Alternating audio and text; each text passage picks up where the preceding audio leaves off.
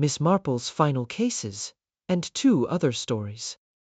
Author Agatha Christie. Part 1. The vicar's wife came round the corner of the vicarage with her arms full of chrysanthemums. A good deal of rich garden soil was attached to her strong brogue shoes, and a few fragments of earth were adhering to her nose. But of that fact she was perfectly unconscious.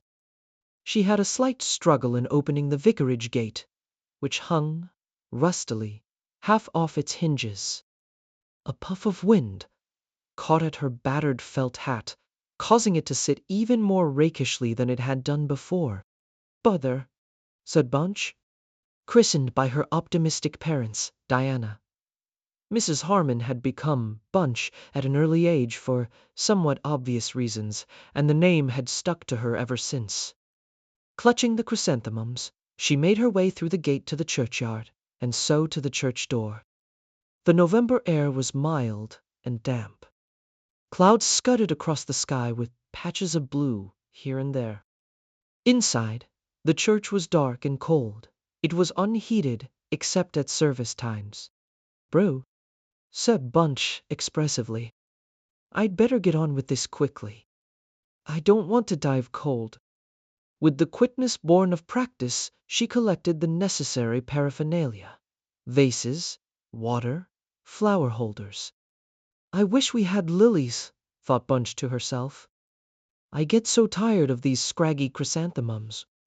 Her nimble fingers arranged the blooms in their holders. There was nothing particularly original or artistic about the decorations. For Bunch Harmon herself was neither original nor artistic, but it was a homely and pleasant arrangement.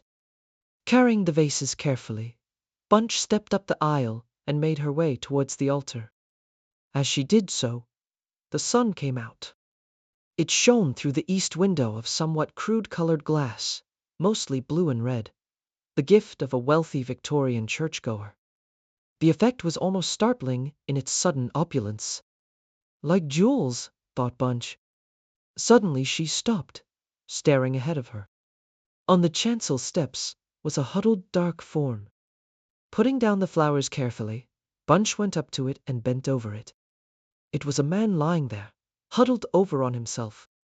Bunch knelt down by him, and slowly, carefully, she turned him over. Her fingers went to his pulse, a pulse so feeble and fluttering that it told its own story, as did the almost greenish pallor of his face. There was no doubt, Bunch thought, that the man was dying. He was a man of about 45, dressed in a dark, shabby suit. She laid down the limp hand she had picked up and looked at his other hand. This seemed clenched, like a fist on his breast.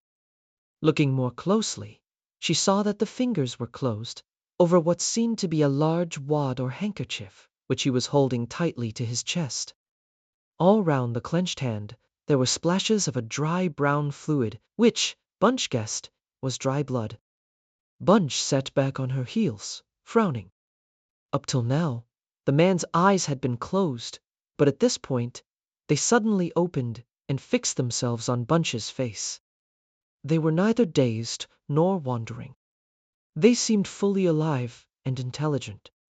His lips moved, and Bunch bent forward to catch the words, or rather the word. It was only one word that he said: sanctuary. There was, she thought, just a very faint smile as he breathed out this word. There was no mistaking it, for after a moment he said it again: sanctuary. Then, with a faint, long-drawn-out sigh, his eyes closed again. Once more, Bunch's fingers went to his pulse.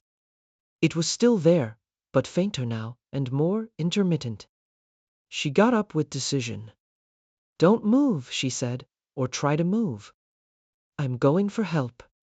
The man's eyes opened again, but he seemed now to be fixing his attention on the colored light that came through the east window. He murmured something that Bunch could not quite catch.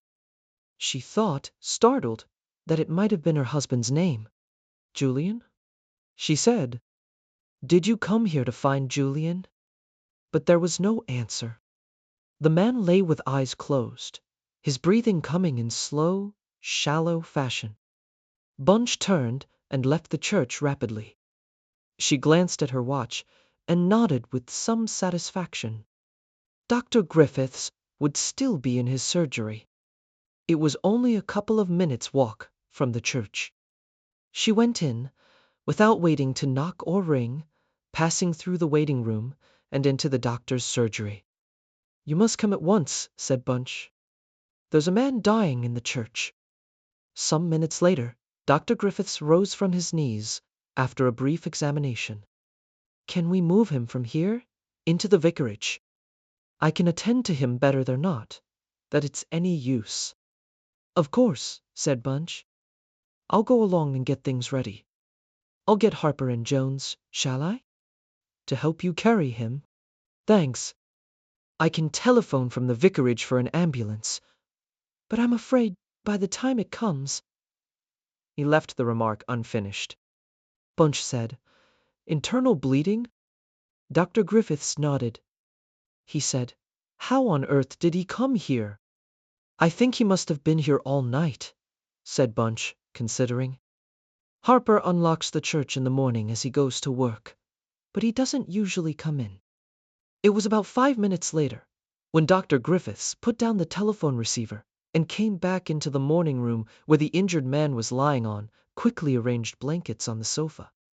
Bunch was moving a basin of water and clearing up after the doctor's examination. "Well, that's that," said Griffiths. "I've sent for an ambulance, and I've notified the police." He stood, frowning, looking down on the patient who lay with closed eyes. His left hand was plucking, in a nervous, spasmodic way at his side. "He was shot," said Griffiths. "Shot at fairly close quarters." He rolled his handkerchief up into a ball and plugged the wound with it, so as to stop the bleeding. "Could he have gone far after that happened?" Bunch asked. "Oh yes, it's quite possible. A mortally wounded man has been known to pick himself up and walk along a street as though nothing had happened, and then suddenly collapse 5 or 10 minutes later. So he needn't have been shot in the church." "Oh no. He may have been shot some distance away. Of course, he may have shot himself, and then dropped the revolver and staggered blindly towards the church. I don't quite know why he made for the church and not for the vicarage." "Oh, I know that," said Bunch. "He said it, sanctuary." The doctor stared at her. "Sanctuary?" "Here's Julian," said Bunch, turning her head as she heard her husband's steps in the hall. "Julian, come here." The Reverend Julian Harmon entered the room. His vague, scholarly manner always made him appear much older than he really was. "Dear me," said Julian Harmon, staring in a mild, puzzled manner at the surgical appliances and the prone figure on the sofa. Bunch explained, with her usual economy of words. "He was in the church, dying. He'd been shot." "Do you know him, Julian?" "I thought he said your name." The vicar came up to the sofa and looked down at the dying man. "Poor fellow," he said, and shook his head.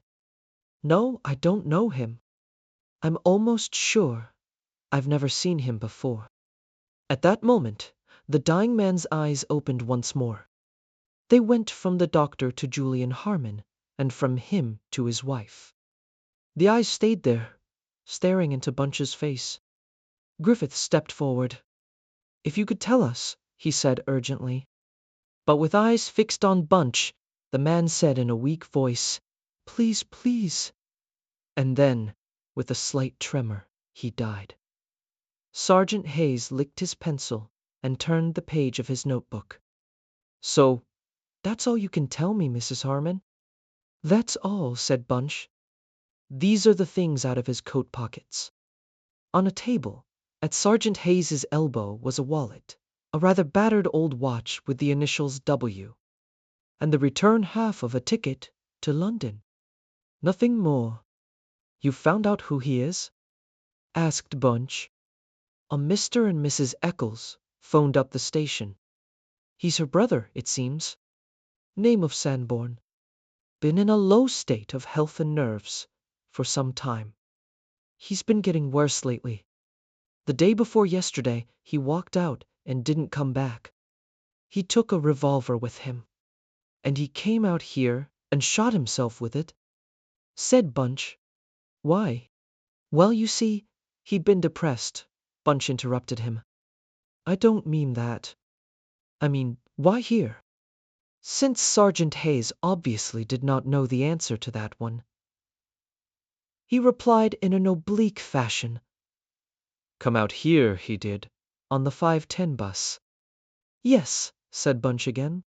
But why? I don't know, Mrs. Harmon, said Sergeant Hayes. There's no accounting. If the balance of the mind is disturbed, Bunch finished for him. They may do it anywhere. But it still seems to me unnecessary to take a bus out to a small country place like this. He didn't know anyone here, did he? Not so far as can be ascertained, said Sergeant Hayes. He coughed in an apologetic manner and said, as he rose to his feet, It may be as Mr. and Mrs. Eccles will come out and see you, ma'am, if you don't mind, that is. Of course I don't mind, said Bunch. It's very natural. I only wish I had something to tell them. I'll be getting along, said Sergeant Hayes. I'm only so thankful, said Bunch, going with him to the front door, that it wasn't murder. A car had driven up at the vicarage gate. Sergeant Hayes, glancing at it, remarked, Looks as though that's Mr. and Mrs. Eccles come here now, ma'am, to talk with you. Bunch braced herself to endure what, she felt, might be rather a difficult ordeal. However, she thought, I can always call Julian to help me. A clergyman's a great help when people are bereaved. Exactly what she had expected Mr. and Mrs. Eccles to be like, Bunch could not have said, but she was conscious, as she greeted them, of a feeling of surprise. Mr. Eccles was a stout, florid man, whose natural manner would have been cheerful and facetious. Mrs. Eccles had a vaguely flashy look about her. She had a small, mean, pursed-up mouth. Her voice was thin and reedy. It's been a terrible shock, Mrs. Harmon, as you can imagine, she said. Oh, I know, said Bunch. It must have been. Do sit down. Can I offer you, well, perhaps it's a little early for tea. Mr. Eccles waved a pudgy hand. No, nothing for us, he said. It's very kind of you, I'm sure. Just wanted to, well, what poor William said and all that, you know. He's been abroad a long time, said Mrs. Eccles, and I think he must have had some very nasty experiences. Very quiet and depressed he's been, ever since he came home. Said the world wasn't fit to live in, and there was nothing to look forward to. Poor Bill, he was always moody.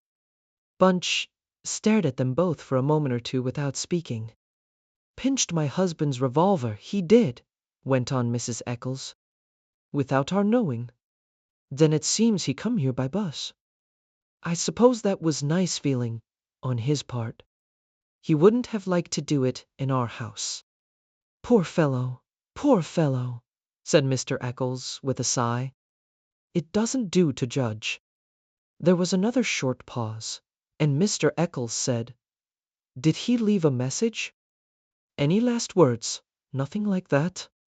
His bright, rather pig-like eyes watched Bunch closely. Mrs. Eccles, too, leaned forward as though anxious for the reply. No, said Bunch quietly. He came into the church when he was dying, for sanctuary. Mrs. Eccles said in a puzzled voice, Sanctuary? I don't think I quite... Mr. Eccles interrupted. Holy place, my dear, he said impatiently. That's what the vicar's wife means. It's a sin-suicide, you know. I expect he wanted to make amends. He tried to say something just before he died, said Bunch. He began, please, but that's as far as he got. Mrs. Eccles put her handkerchief to her eyes and sniffed. Oh dear, she said, It's terribly upsetting, isn't it? There, Pam, said her husband. Don't take on. These things can't be helped. Poor Willie. Still, he's at peace now. Well, thank you very much, Mrs. Harmon. I hope we haven't interrupted you. A vicar's wife is a busy lady, we know that. They shook hands with her. Then Eccles turned back suddenly to say, Oh yes, there's just one other thing. I think you've got his coat here, haven't you? His coat? Bunch frowned. Mrs. Eccles said, We'd like all his things, you know. Sentimental like. He had a watch and a wallet and a railway ticket in the pockets, said Bunch. I gave them to Sergeant Hayes. That's all right then, said Mr. Eccles. He'll hand them over to us, I expect. His private papers would be in the wallet. There was a pound note in the wallet, said Bunch. Nothing else. No letters. Nothing like that. Bunch shook her head. Well, thank you again, Mrs. Harmon. The coat he was wearing, perhaps the sergeant's got that too, has he? Bunch frowned in an effort of remembrance. No, she said. I don't think. Let me see. The doctor and I took his coat off to examine his wound. She looked round the room vaguely. I must have taken it upstairs with the towels and basin. I wonder now, Mrs. Harmon, if you don't mind. We'd like his coat, you know, the last thing he wore.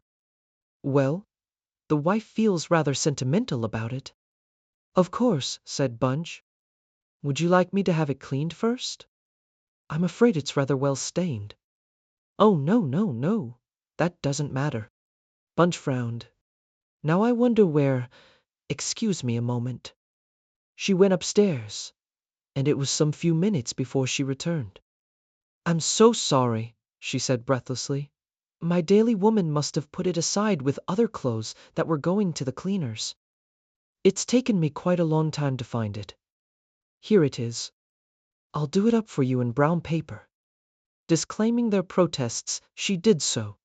Then once more, effusively bidding her farewell, the Eccleses departed. Bunch went slowly back across the hall and entered the study. The Reverend Julian Harmon looked up and his brow cleared.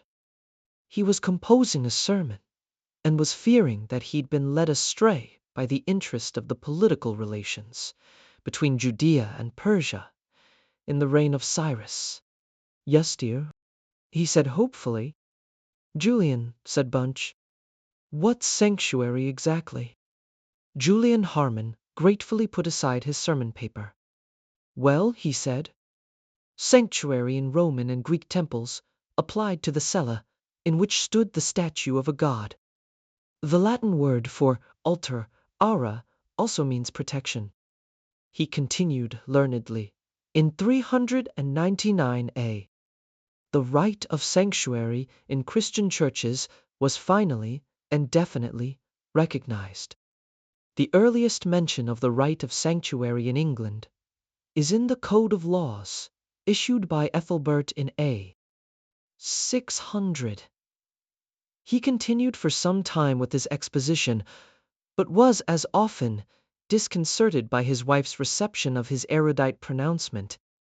Darling, she said, you are sweet. Bending over, she kissed him on the tip of his nose.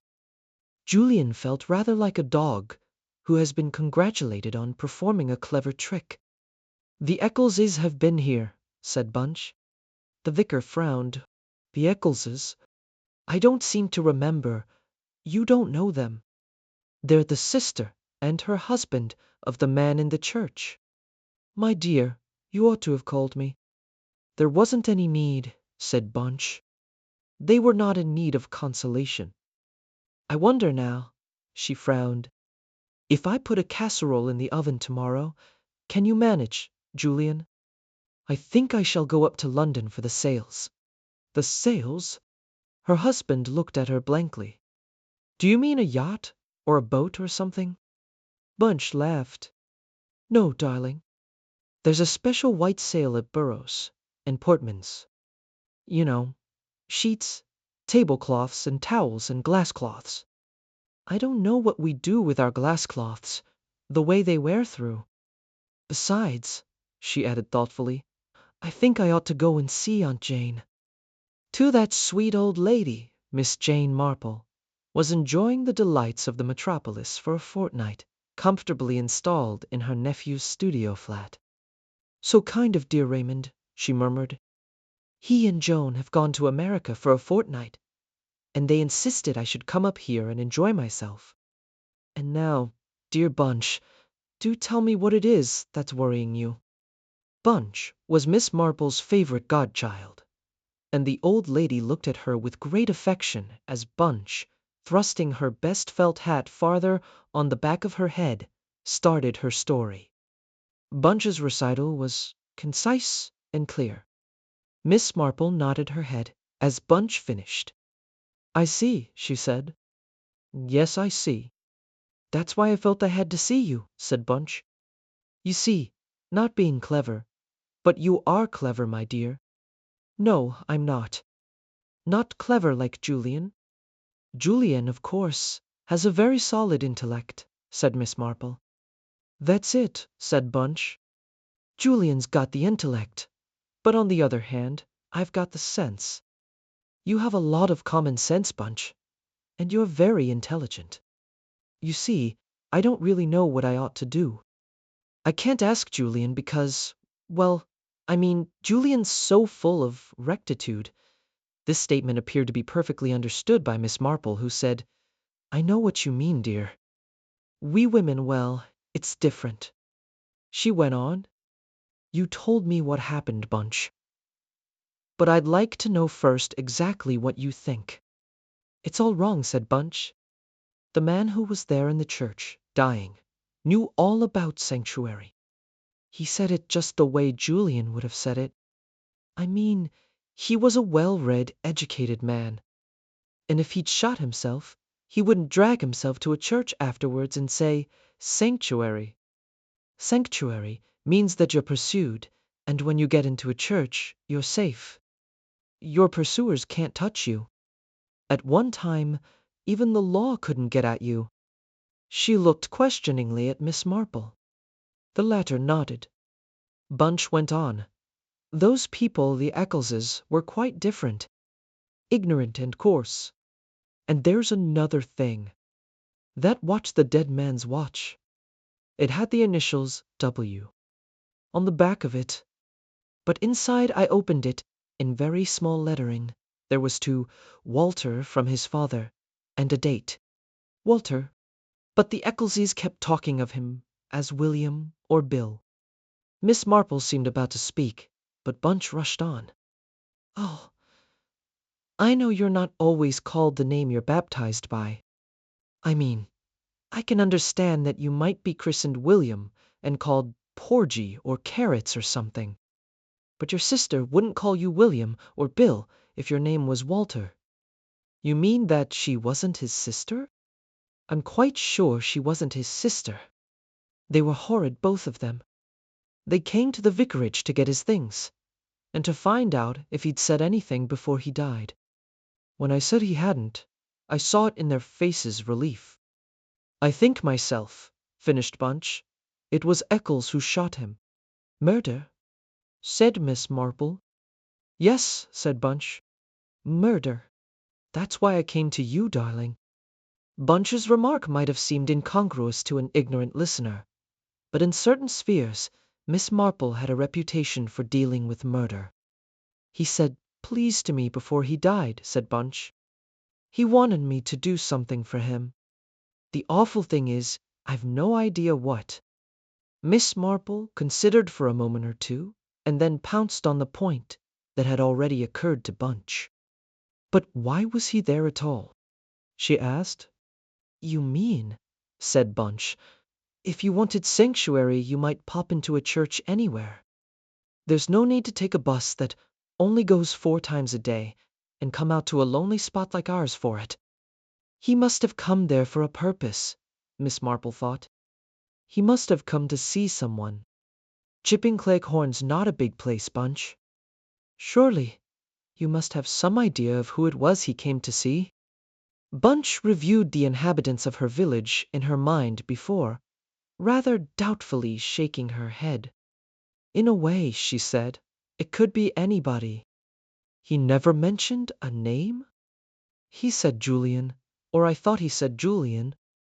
It might have been Julia, I suppose. As far as I know, there isn't any Julia living in Chipping Cleghorn.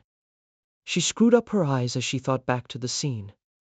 The man lying there on the chancel steps, the light coming through the window with its jewels of red and blue light. Jewels, said Miss Marple thoughtfully. I'm coming now, said Bunch, to the most important thing of all. The reason why I've really come here today. You see, the Eccleses made a great fuss about having his coat. We took it off when the doctor was seeing him. It was an old, shabby sort of coat. There was no reason they should have wanted it. They pretended it was sentimental, but that was nonsense. Anyway, I went up to find it, and as I was just going up the stairs, I remembered how he'd made a kind of picking gesture with his hand, as though he was fumbling with the coat. So when I got hold of the coat, I looked at it very carefully, and I saw that in one place the lining had been sewn up again with a different thread. So I unpicked it, and I found a little piece of paper inside. I took it out, and I sewed it up again properly with thread that matched. I was careful, and I don't really think that the Eccleses would know I've done it. I don't think so, but I can't be sure. And I took the coat down to them, and made some excuse for the delay. The piece of paper? Asked Miss Marple. Bunch opened her handbag. I didn't show it to Julian, she said, because he would have said that I ought to have given it to the Eccleses. But I thought I'd rather bring it to you instead. A cloakroom ticket, said Miss Marple, looking at it. Paddington Station. He had a return ticket to Paddington in his pocket, said Bunch. The eyes of the two women met. This calls for action, said Miss Marple briskly. But it would be advisable, I think, to be careful. Would you have noticed at all, Bunch dear, whether you were followed when you came to London today? Print is followed, exclaimed Bunch.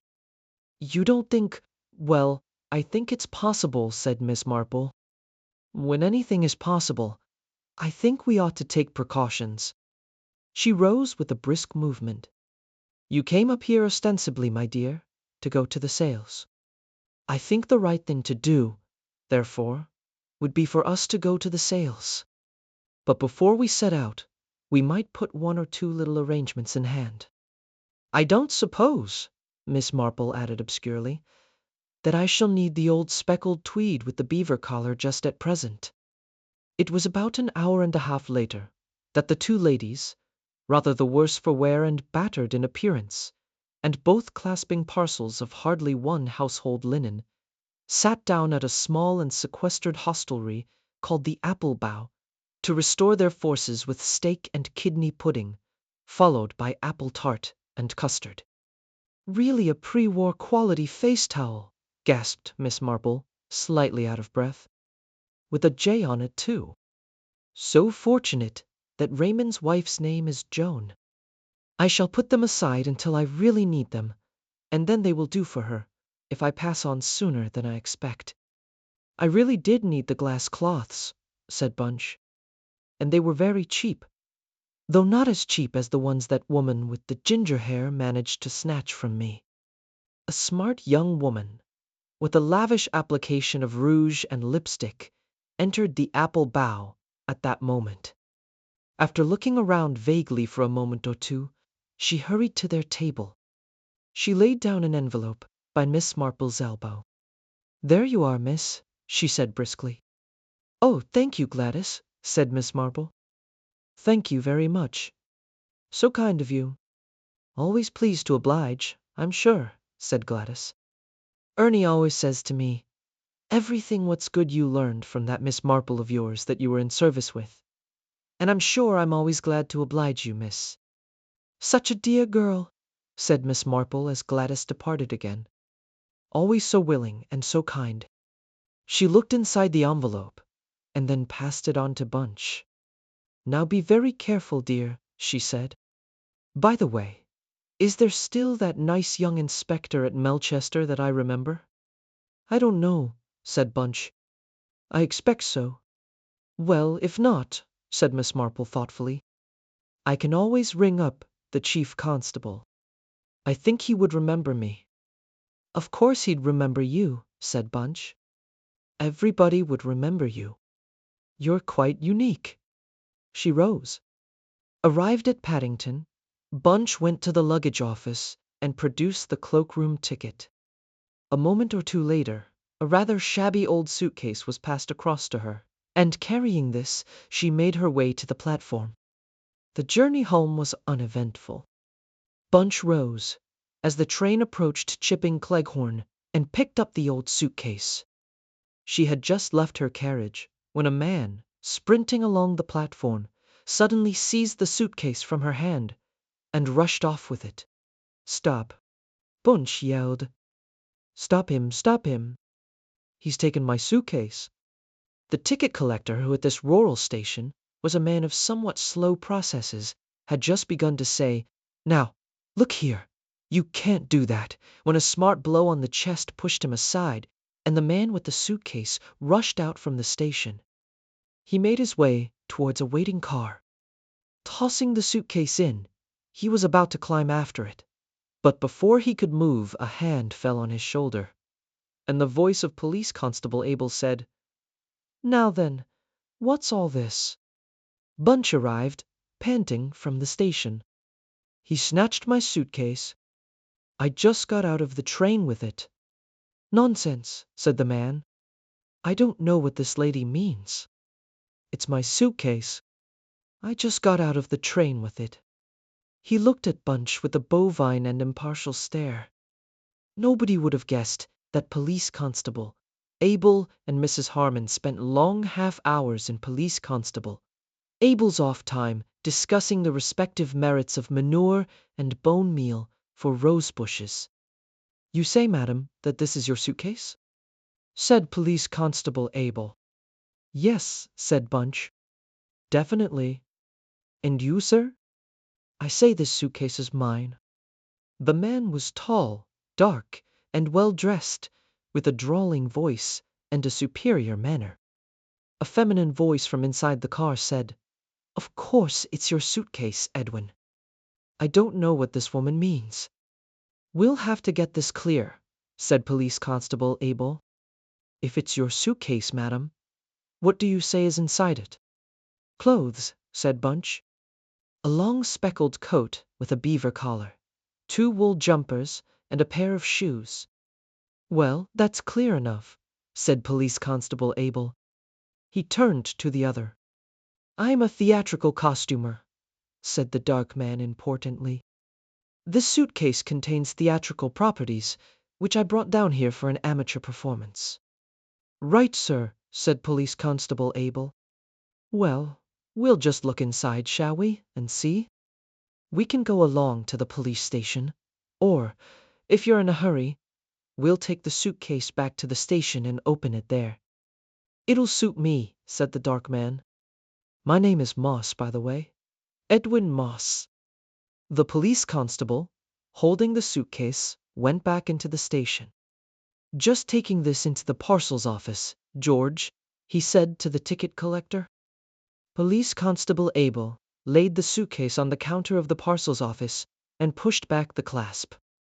The case was not locked. Bunch and Mr. Edwin Moss stood on either side of him, their eyes regarding each other vengefully. "Ah," said Police Constable Abel as he pushed up the lid. Inside, neatly folded, was a long, rather shabby tweed coat with a beaver fur collar.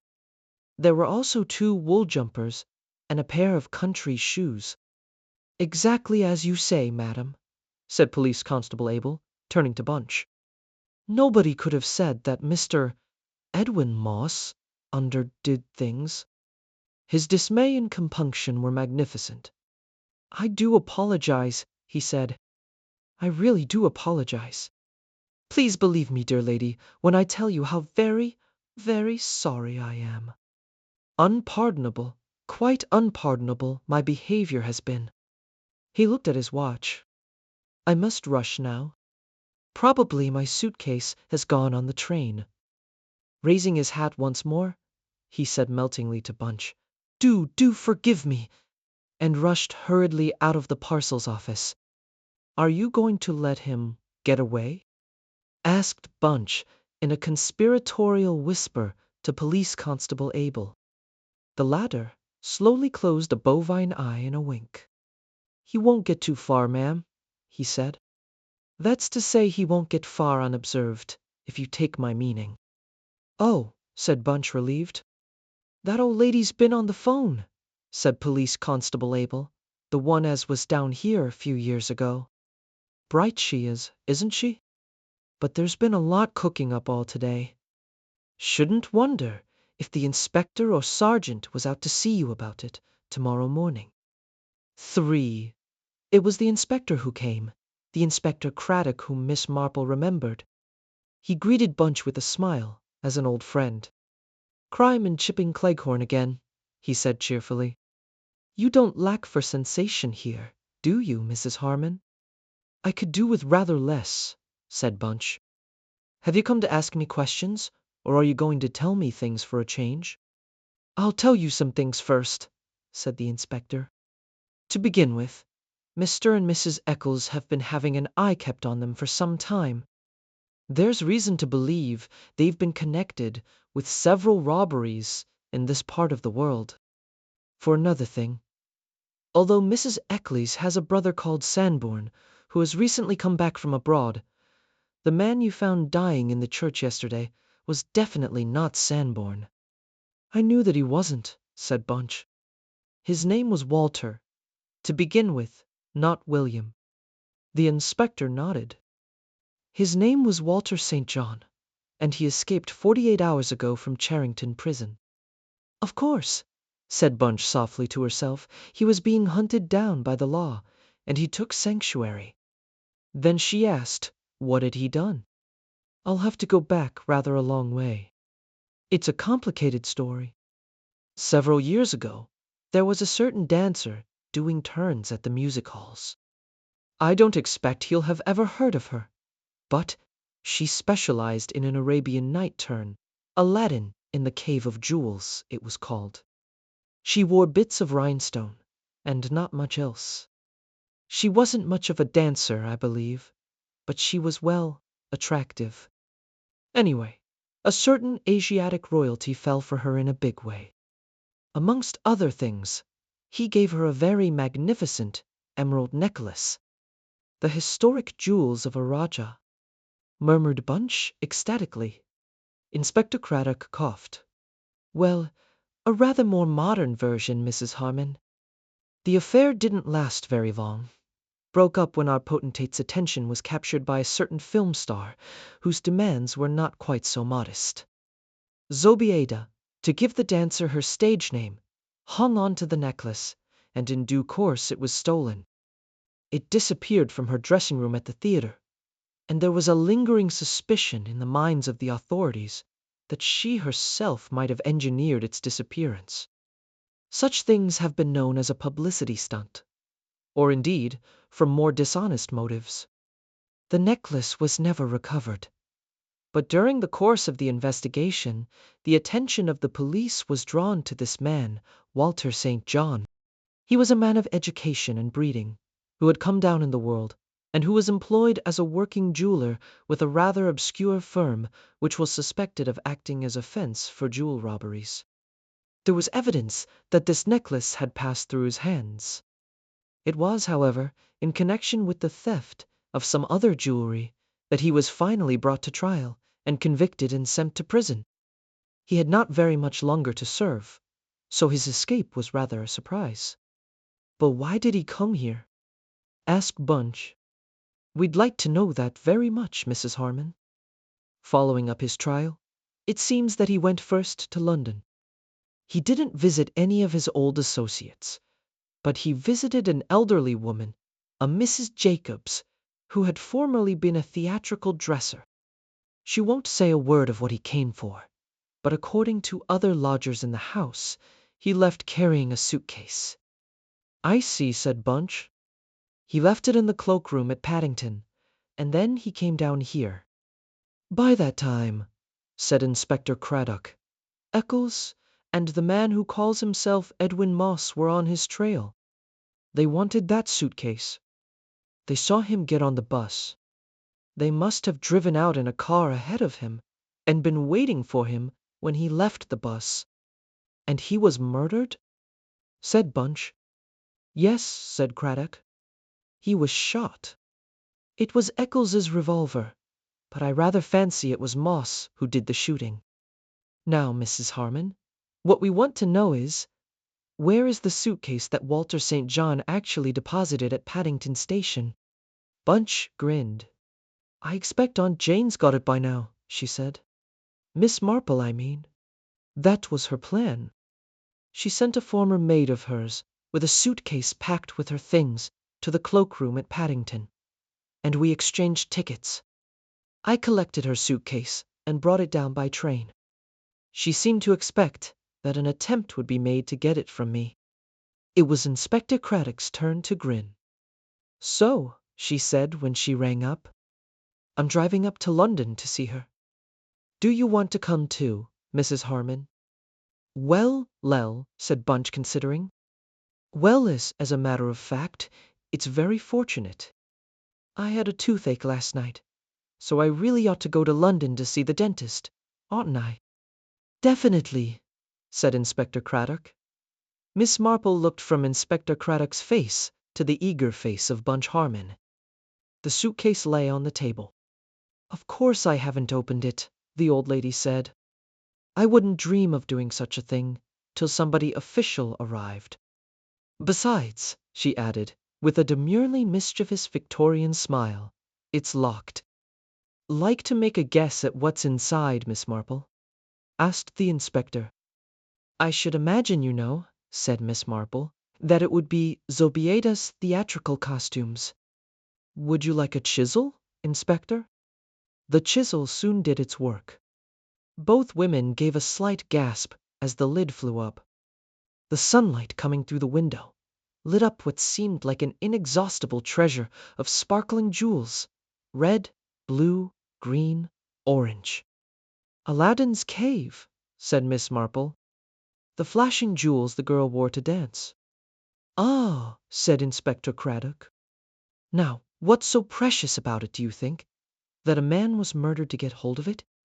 She was a shrewd girl, I expect, said Miss Marple thoughtfully.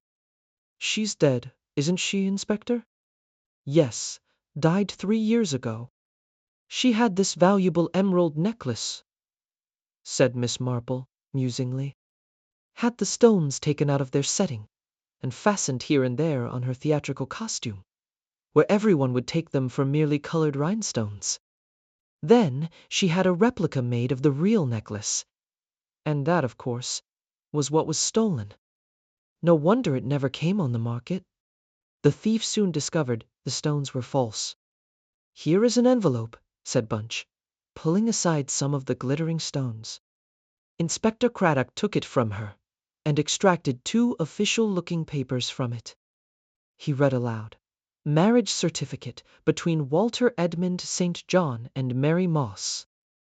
That was Zobeida's real name. So they were married, said Miss Marple. I see. What's the other? Asked Bunch. A birth certificate of a daughter, Jewel. Jewel? Cried Bunch. Why, of course. Jewel. Jill. That's it. I see now why he came to Chipping Cleghorn. That's what he was trying to say to me. Jewel. The Mundys, you know. Laburnum Cottage. They look after a little girl for someone. They're devoted to her. She's been like their own granddaughter. Yes, I remember now. Her name was Jewel, only of course they call her Jill. Mrs. Mundy had a stroke about a week ago, and the old man's been very ill, with pneumonia. They were both going to go to the infirmary. I've been trying hard to find a good home for Jill somewhere. I didn't want her taken away to an institution. I suppose her father heard about it in prison, and he managed to break away and get hold of this suitcase from the old dresser he or his wife left it with. I suppose if the jewels really belong to her mother, they can be used for the child now. I should imagine so, Mrs. Harmon, if they're here. Oh, they'll be here all right, said Miss Marple cheerfully. Ivy, thank goodness you're back, dear, said the Reverend Julian Harmon, greeting his wife with affection and a sigh of content. Mrs. Bird always tries to do her best when you're away, but she really gave me some very peculiar fish cakes for lunch. I didn't want to hurt her feelings, so I gave them to Tiglath-Pileser, but even he wouldn't eat them, so I had to throw them out of the window. Tiglath-Pileser, said Bunch, stroking the vicarage cat, who was purring against her knee, is very particular about what fish he eats. I often tell him he's got a proud stomach. And your tooth, dear? Did you have it seen to? Yes, said Bunch. It didn't hurt much, and I went to see Aunt Jane again, too. Dear old thing, said Julian. I hope she's not failing at all. Not in the least, said Bunch with a grin. The following morning, Bunch took a fresh supply of chrysanthemums to the church. The sun was once more pouring through the east window, and Bunch stood in the jeweled light on the chancel steps. She said very softly under her breath, "Your little girl will be all right." "I'll see that she is. I promise." Then she tidied up the church, slipped into a pew, and knelt for a few moments to say her prayers before returning to the vicarage to attack the piled-up chores of 2 neglected days. "Strange jest I? And this," said Jane Hellier, completing her introductions, "is Miss Marple." Being an actress, she was able to make her point. It was clearly the climax, the triumphant finale. Her tone was equally compounded of reverent awe and triumph. The odd part of it was that the object thus proudly proclaimed was merely a gentle, fussy-looking, elderly spinster. In the eyes of the 2 young people who had just, by Jane's good offices, made her acquaintance, there showed incredulity and a tinge of dismay. They were nice-looking people. The girl, Charmian Stroud, slim and dark; the man, Edward Rossiter, a fair-haired, amiable young giant. Charmian said a little breathlessly, "Oh, we're awfully pleased to meet you." But there was doubt in her eyes. She flung a quick, questioning glance at Jane Hillier. "Darling," said Jane, answering the glance, "she's absolutely marvelous. Leave it all to her. I told you I'd get her here, and I have." She added to Miss Marple, "You'll fix it for them, I know. It will be easy for you." Miss Marple turned her placid, china blue eyes towards Mr. Rossiter. "Won't you tell me," she said, "what all this is about?" "Jane's a friend of ours," Charmian broke in impatiently. "Edward and I are in rather a fix. Jane said if we would come to her party, she'd introduce us to someone who would, who could. Edward came to the rescue. Jane tells us you're the last word in sleuths, Miss Marple." The old lady's eyes twinkled, but she protested modestly. "Oh, no, no. Nothing of the kind. It's just that living in a village as I do, one gets to know so much about human nature. But really, you have made me quite curious. Do tell me your problem." "I'm afraid it's terribly hackneyed, just buried treasure," said Edward. "Indeed? But that sounds most exciting." "I know. Like Treasure Island. But our problem lacks the usual romantic touches. No point on a chart indicated by a skull and crossbones. No directions like 4 paces to the left, west by north. It's horribly prosaic, just where we ought to dig." "Have you tried it all?" "I should say we dug about 2 solid square acres. The whole place is ready to be turned into a market garden. We're just discussing whether to grow vegetable marrows or potatoes." Charmian said rather abruptly, "May we really tell you all about it?" "But of course, my dear." Then let's find a peaceful spot. Come on, Edward. She led the way out of the overcrowded and smoke-laden room, and they went up the stairs to a small sitting room on the second floor. When they were seated, Charmian began abruptly. Well, here goes. The story starts with Uncle Matthew. Uncle, or rather, great-great-uncle to both of us. He was incredibly ancient. Edward and I were his only relations. He was fond of us, and always declared that, when he died, he would leave his money between us. Well, he died last March, and left everything he had to be divided equally between Edward and myself. What I've just said sounds rather callous. I don't mean that it was right that he died. Actually, we were very fond of him. But he'd been ill for some time. The point is that the everything he left turned out to be practically nothing at all. And that, frankly, was a bit of a blow to us both, wasn't it, Edward? The amiable Edward agreed. You see, he said, we'd counted on it a bit.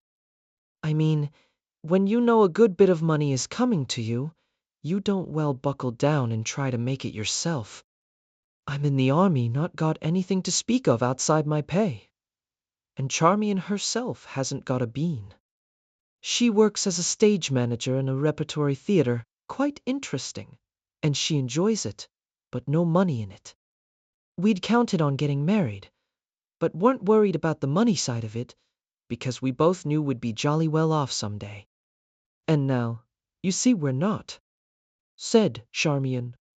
What's more, Anstey's, that's the family place, and Edward and I both love it, will probably have to be sold. And Edward and I feel we just can't bear that. But if we don't find Uncle Matthew's money, we shall have to sell. Edward said, You know, Charmian, we still haven't come to the vital point. Well, you talk then. Edward turned to Miss Marple. It's like this, you see. As Uncle Matthew grew older, he got more and more suspicious. He didn't trust anybody. Very wise of him, said Miss Marple. The depravity of human nature is unbelievable. Well, you may be right. Anyway, Uncle Matthew thought so. He had a friend who lost his money in a bank, and another friend who was ruined by an absconding solicitor, and he lost some money himself in a fraudulent company. He got so that he used to hold forth at great length that the only safe and sane thing to do was to convert your money into solid bullion and bury it. Ah, said Miss Marple, I begin to see. Yes. Friends argued with him, pointed out that he'd get no interest that way, but he held that that didn't really matter. The bulk of your money, he said, should be kept in a box under the bed or buried in the garden. Those were his words. Charmian went on. And when he died, he left hardly anything at all in securities, though he was very rich. So we think that that's what he must have done. Edward explained. We found that he had sold securities and drawn out large sums of money from time to time, and nobody knows what he did with them. But it seems probable that he lived up to his principles, and that he did buy gold and bury it. He didn't say anything before he died? Leave any paper? No letter? That's the maddening part of it. He didn't. He'd been unconscious for some days, but he rallied before he died. He looked at us both and chuckled, a faint, weak little chuckle. He said, You'll be all right, my pretty pair of doves. And then he tapped his eye, his right eye, and winked at us. And then he died. Poor old Uncle Matthew. He tapped his eye, said Miss Marple thoughtfully. Edward said eagerly, Does that convey anything to you? It made me think of an Arsène Lupin story, where there was something hidden in a man's glass eye. But Uncle Matthew didn't have a glass eye. Miss Marple shook her head. No, I can't think of anything at the moment, Charmian said disappointedly.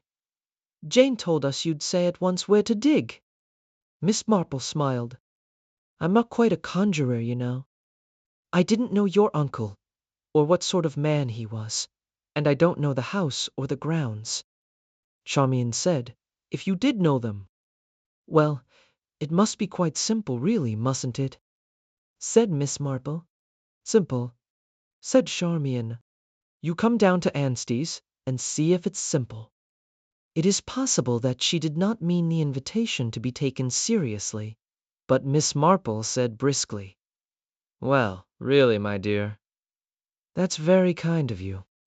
I've always wanted to have the chance of looking for buried treasure. And," she added, looking at them with a beaming late Victorian smile, "with a love interest, too." "Too, you see," said Charmian, gesturing dramatically. They had just completed a grand tour of Anstey's. They had been round the kitchen garden, heavily trenched. They had been through the little woods, where every important tree had been dug round, and had gazed sadly on the pitted surface of the once smooth lawn. They had been up to the attic, where old trunks and chests had been rifled of their contents. They had been down to the cellars, where flagstones had been heaved unwillingly from their sockets. They had measured and tapped walls, and Miss Marple had been shown every antique piece of furniture that contained or could be suspected of containing a secret drawer. On a table in the morning room there was a heap of papers, all the papers that the late Matthew Stroud had left. Not one had been destroyed, and Charmian and Edward were wont to return to them again and again, earnestly perusing bills, invitations, and business correspondence in the hope of spotting a hitherto unnoticed clue. "Can you think of anywhere we haven't looked?" demanded Charmian hopefully. Miss Marple shook her head. "You seem to have been very thorough, my dear. Perhaps, if I may say so, just a little too thorough. I always think, you know, that one should have a plan. It's like my friend, Mrs. Eldridge. She had such a nice little maid, polished linoleum beautifully, but she was so thorough that she polished the bathroom floor too much, and as Mrs. Eldridge was stepping out of the bath, the cork mat slipped from under her, and she had a very nasty fall, and actually broke her leg. Most awkward, because the bathroom door was locked, of course, and the gardener had to get a ladder and come in through the window, terribly distressing to Mrs. Eldridge, who had always been a very modest woman." Edward moved restlessly. Miss Marple said quickly, "Please forgive me. So apt, I know, to fly off at a tangent. But one thing does remind one of another, and sometimes that is helpful. All I was trying to say was that perhaps, if we tried to sharpen our wits and think of a likely place—" Edward said crossly, "You think of one, Miss Marple. Charmian's brains and mine are now only beautiful blanks. Dear, dear, of course most tiring for you. If you don't mind, I'll just look through all this." She indicated the papers on the table. "That is, if there's nothing private, I don't want to appear to pry." "Oh, that's all right. But I'm afraid you won't find anything." She sat down by the table and methodically worked through the sheaf of documents. As she replaced each one, she sorted them automatically into tidy little heaps. When she had finished, she sat staring in front of her for some minutes. Edward asked, not without a touch of malice, "Well, Miss Marple?" Miss Marple came to herself with a little start. "I beg your pardon. Most helpful. You found something relevant?" "Oh no, nothing like that. But I do believe I know what sort of man your Uncle Matthew was. Rather like my own Uncle Henry, I think. Fond of rather obvious jokes. A bachelor. Evidently, I wonder why, perhaps an early disappointment. Methodical up to a point, but not very fond of being tied up, so few bachelors are." Behind Miss Marple's back, Charmian made a sign to Edward. It said, "She's gaga." Miss Marple was continuing happily to talk of her deceased Uncle Henry. Very fond of puns, he was. And to some people, puns are most annoying. A mere play upon words may be very irritating. He was a suspicious man, too. Always was convinced the servants were robbing him. And sometimes, of course they were, but not always. It grew upon him, poor man. Towards the end, he suspected them of tampering with his food, and finally refused to eat anything but boiled eggs. Said nobody could tamper with the inside of a boiled egg. Dear Uncle Henry. He used to be such a merry soul at one time, very fond of his coffee after dinner. He always used to say, "This coffee is very Moorish," meaning, that he'd like a little more. Edward felt that if he heard any more about Uncle Henry, he'd go mad. Fond of young people, too, went on Miss Marple, but inclined to tease them a little, if you know what I mean. Used to put bags of sweets where a child just couldn't reach them. Casting politeness aside, Charmian said, "I think he sounds horrible." "Oh, no, dear. Just an old bachelor, and not used to children. And he wasn't at all stupid, really. He used to keep a good deal of money in the house, and he had a safe put in. Made a great fuss about it, and how very secure it was. As a result of his talking so much, burglars broke in one night and actually cut a hole in the safe with a chemical device." "Served him right," said Edward. "Oh, but there was nothing in the safe," said Miss Marple. "You see, he really kept the money somewhere else behind some volumes of sermons in the library, as a matter of fact. He said people never took a book of that kind out of the shelf." Edward interrupted excitedly. "I say, that's an idea. What about the library?" But Charmian shook a scornful head. "Do you think I hadn't thought of that? I went through all the books Tuesday of last week, when you went off to Portsmouth. Took them all out, shook them. Nothing there." Edward sighed. Then, rousing himself, he endeavored to rid himself tactfully of their disappointing guest. "It's been awfully good of you to come down as you have, and try to help us. Sorry it's been all a washout. Feel we trespassed a lot on your time. However, I'll get the car out, and you'll be able to catch the 3:30. "Oh," said Miss Marple, "but we've got to find the money, haven't we? You mustn't give up, Mr. Rossiter. If at first you don't succeed, try again." "You mean you're going to go on trying?" "Strictly speaking," said Miss Marple, "I haven't begun yet.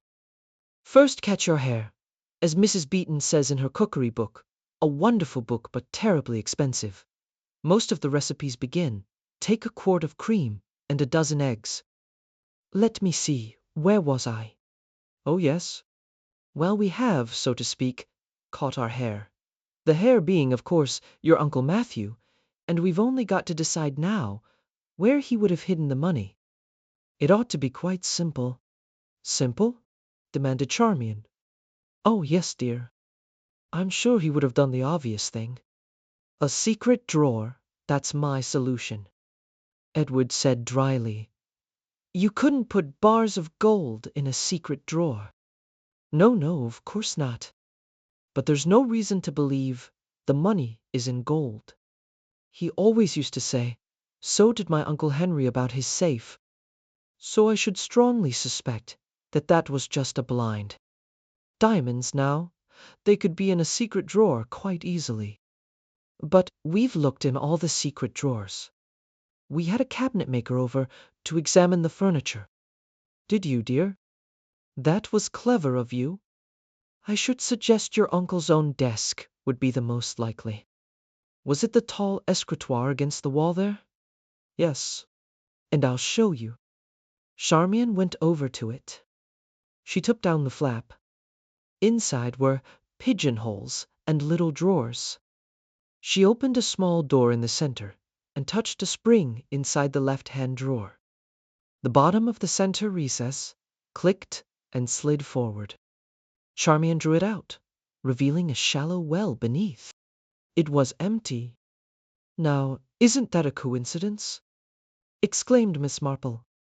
Uncle Henry had a desk just like this, only his was burr walnut and this is mahogany. At any rate, said Charmian, there's nothing there, as you can see. I expect, said Miss Marple, your cabinet maker was a young man. He didn't know everything. People were very artful when they made hiding places in those days. There's such a thing as a secret inside a secret. She extracted a hairpin from her neat bun of gray hair. Straightening it out, she stuck the point into what appeared to be a tiny wormhole in one side of the secret recess. With a little difficulty, she pulled out a small drawer. In it was a bundle of faded letters and a folded paper. Edward and Charmian pounced on the find together. With trembling fingers, Edward unfolded the paper. He dropped it with an exclamation of disgust. A damned cookery recipe. Baked ham. Charmian was untying a ribbon that held the letters together. She drew one out and glanced at it. Love letters. Miss Marple reacted with Victorian gusto. How interesting. Perhaps the reason your uncle never married. Charmian read aloud. My ever dear Matthew, I must confess that the time seems long indeed since I received your last letter. I try to occupy myself with the various tasks allotted to me, and often say to myself that I am indeed fortunate to see so much of the globe, though little did I think when I went to America that I should voyage off to these far islands. Dishtum Charmaine broke off. Where is it from? Oh, Hawaii, she went on. Alas, these natives are still far from seeing the light. They are in an unclothed and savage state, and spend most of their time swimming and dancing, adorning themselves with garlands of flowers. Mr. Gray has made some converts, but it is uphill work, and he and Mrs. Gray get sadly discouraged. I try to do all I can to cheer and encourage him, but I, too, am often sad for a reason you can guess, dear Matthew. Alas, absence is a severe trial for a loving heart. Your renewed vows and protestations of affection cheered me greatly. Now and always you have my faithful and devoted heart, dear Matthew. And I remain, your true love, Betty Martin. P.S. I address my letter, under cover, to our mutual friend, Matilda Graves, as usual. I hope heaven will pardon this little subterfuge. Edward whistled. A female missionary. So that was Uncle Matthew's romance. I wonder why they never married. She seems to have gone all over the world, said Charmian, looking through the letters. Mauritius, all sorts of places. Probably died of yellow fever or something. A gentle chuckle made them start. Miss Marple was apparently much amused. Well, well, she said. Fancy that now. She was reading the recipe for baked ham. Seeing their inquiring glances, she read out, baked ham with spinach. Take a nice piece of gammon, stuff with cloves, and cover with brown sugar. Bake in a slow oven. Serve with a border of pureed spinach. What do you think of that? Now, I think it sounds filthy, said Edward. No, actually it would be very good. But what do you think of the whole thing?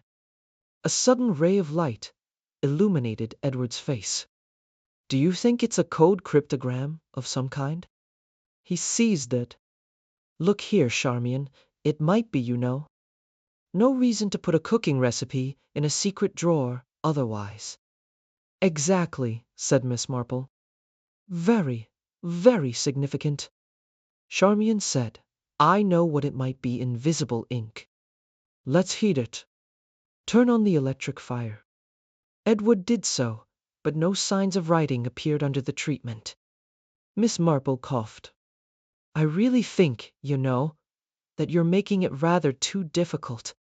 The recipe is only an indication, so to speak. It is, I think, the letters that are significant. The letters. Especially, said Miss Marple, the signature. But Edward hardly heard her. He called excitedly, Charmian, come here. She's right. See, the envelopes are old, right enough, but the letters themselves were written much later. Exactly, said Miss Marple. They're only fake old. I bet anything old Uncle Matt faked them himself. Precisely, said Miss Marple. The whole thing's a sell. There never was a female missionary. It must be a code. My dear, dear children, there's really no need to make it all so difficult. Your uncle was really a very simple man. He had to have his little joke, that was all. For the first time, they gave her their full attention. Just exactly what do you mean, Miss Marple? Asked Charmian. I mean, dear, that you're actually holding the money in your hand this minute. Charmian stared down. The signature, dear. That gives the whole thing away. The recipe is just an indication. Shorn of all the cloves and brown sugar and the rest of it, what is it actually? Why, gammon and spinach, to be sure. Gammon and spinach. Meaning nonsense. So, it's clear that it's the letters that are important. And then, if you take into consideration what your uncle did just before he died. He tapped his eye, you said. Well, there you are, that gives you the clue, you see. Charmian said, Are we mad, or are you? Surely, my dear, you must have heard the expression meaning that something is not a true picture, or has it quite died out nowadays? Oh, my eye, and Betty Martin. Edward gasped, his eyes falling to the letter in his hand. Betty Martin, of course, Mr. Rossiter. As you have just said, there wasn't any such person. The letters were written by your uncle, and I dare say he got a lot of fun out of writing them. As you say, the writing on the envelopes is much older. In fact, the envelope couldn't belong to the letters anyway, because the postmark of one you are holding is 1851. She paused. She made it very emphatic. 1851. And that explains everything, doesn't it? Not to me, said Edward. Well, of course, said Miss Marple. I dare say it wouldn't to me if it weren't for my great-nephew Lionel. Such a dear little boy, and a passionate stamp collector. Knows all about stamps. It was he who told me about the rare and expensive stamps, and that a wonderful new find had come up for auction. And I actually remember his mentioning one stamp, an 1851 blue 2-cent. It realized something like $25,000, I believe. Fancy. I should imagine that the other stamps are something also rare and expensive. No doubt your uncle bought through dealers, and was careful to cover his tracks, as they say in detective stories. Edward groaned. He sat down and buried his face in his hands. What's the matter?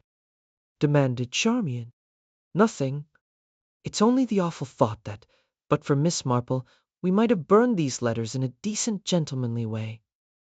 Ah, said Miss Marple, that's just what these old gentlemen who are fond of their jokes never realize. Uncle Henry, I remember, sent a favorite niece a 5-pound note for a Christmas present. He put it in a Christmas card, gummed the card together, and wrote on it, Love and best wishes. Afraid this is all I can manage this year. She, poor girl, was annoyed at what she thought was his meanness, and threw it all straight into the fire. Then, of course, he had to give her another. Edward's feelings towards Uncle Henry had suffered an abrupt and complete change. Miss Marple, he said, I'm going to get a bottle of champagne. We'll all drink the health of your Uncle Henry. Tape measure murder. I, Miss Pollitt, took hold of the knocker and rapped politely on the cottage door. After a discreet interval, she knocked again.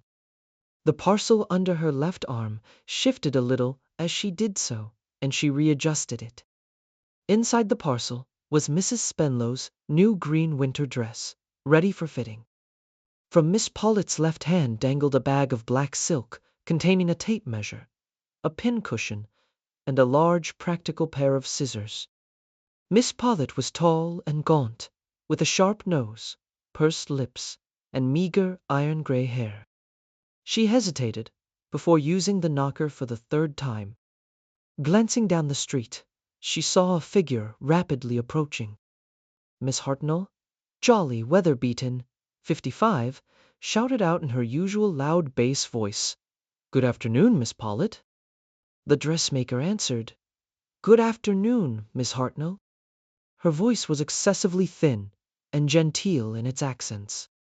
She had started life as a lady's maid. "Excuse me," she went on, "but do you happen to know if by any chance Mrs. Spenlow isn't at home?" "Not the least idea," said Miss Hartnell. "It's rather awkward, you see. I was to fit on Mrs. Spenlow's new dress this afternoon." 3:30, she said. Miss Hartnell consulted her wristwatch. "It's a little past the half hour now." "Yes. I have knocked 3 times, but there doesn't seem to be any answer. So I was wondering if perhaps Mrs. Spenlow might have gone out and forgotten. She doesn't forget appointments as a rule, and she wants the dress to wear the day after tomorrow." Miss Hartnell entered the gate and walked up the path to join Miss Pollitt outside the door of Laburnum Cottage. "Why doesn't Gladys answer the door?" she demanded. "Oh no, of course. It's Thursday, Gladys's day out. I expect Mrs. Spenlow has fallen asleep. I don't expect you've made enough noise with this thing." Seizing the knocker, she executed a deafening rat-a-tat-tat, and in addition, thumped upon the panels of the door. She also called out in a stentorian voice, "What ho, within there?" There was no response. Miss Pollitt murmured, "Oh, I think Mrs. Spenlow must have forgotten and gone out. I'll call round some other time." She began, edging away down the path. "Nonsense," said Miss Hartnell firmly. "She can't have gone out. I'd have met her. I'll just take a look through the windows and see if I can find any signs of life." She laughed in her usual hearty manner, to indicate that it was a joke, and applied a perfunctory glance to the nearest window-pane perfunctory, because she knew quite well that the front room was seldom used, Mr. and Mrs. Spenlow preferring the small back sitting-room. Perfunctory as it was, though, it succeeded in its object. Miss Hartnell, it is true, saw no signs of life. On the contrary, she saw through the window Mrs. Spenlow lying on the hearthrug, dead. "Of course," said Miss Hartnell, telling the story afterwards, "I managed to keep my head. That Pollitt creature wouldn't have had the least idea of what to do. 'Got to keep our heads,' I said to her. 'You stay here, and I'll go for Constable Polk.' She said something about not wanting to be left. But I paid no attention at all. One has to be firm with that sort of person. I've always found they enjoy making a fuss. So I was just going off, when at that very moment Mr. Spenlow came round the corner of the house." Here Miss Hartnell made a significant pause. It enabled her audience to ask breathlessly, "Tell me, how did he look?" Miss Hartnell would then go on, "Frankly, I suspected something at once. He was far too calm. He didn't seem surprised in the least. And you may say what you like. It isn't natural for a man to hear that his wife is dead and display no emotion whatever." Everybody agreed with this statement. The police agreed with it too. So suspicious did they consider Mr. Spenlow's detachment, that they lost no time in ascertaining how that gentleman was situated as a result of his wife's death. When they discovered that Mrs. Spenlow had been the moneyed partner, and that her money went to her husband under a will made soon after their marriage, they were more suspicious than ever. Miss Marple, that sweet-faced, and some said vinegar-tongued elderly spinster, who lived in the house next to the rectory, was interviewed very early within half an hour of the discovery of the crime. She was approached by Police Constable Polk, importantly thumbing a notebook. "If you don't mind, ma'am, I have a few questions to ask you," Miss Marple said. "In connection with the murder of Mrs. Spenlow?" Polk was startled. "May I ask, madam, how you got to know of it?" "The fish," said Miss Marple. The reply was perfectly intelligible to Constable Polk. He assumed correctly that the fishmonger's boy had brought it, together with Miss Marple's evening meal. Miss Marple continued gently. "Lying on the floor in the sitting room, strangled possibly by a very narrow belt. But whatever it was taken away." Polk's face was wrathful. "How that young Fred gets to know everything!" Miss Marple cut him short adroitly. She said, "There's a pin in your tunic." Constable Polk looked down, startled. He said, "They do say, 'See a pin and pick it up, all the day you'll have good luck.' I hope that will come true. Now, what is it you want me to tell you?" Constable Polk cleared his throat, looked important, and consulted his notebook.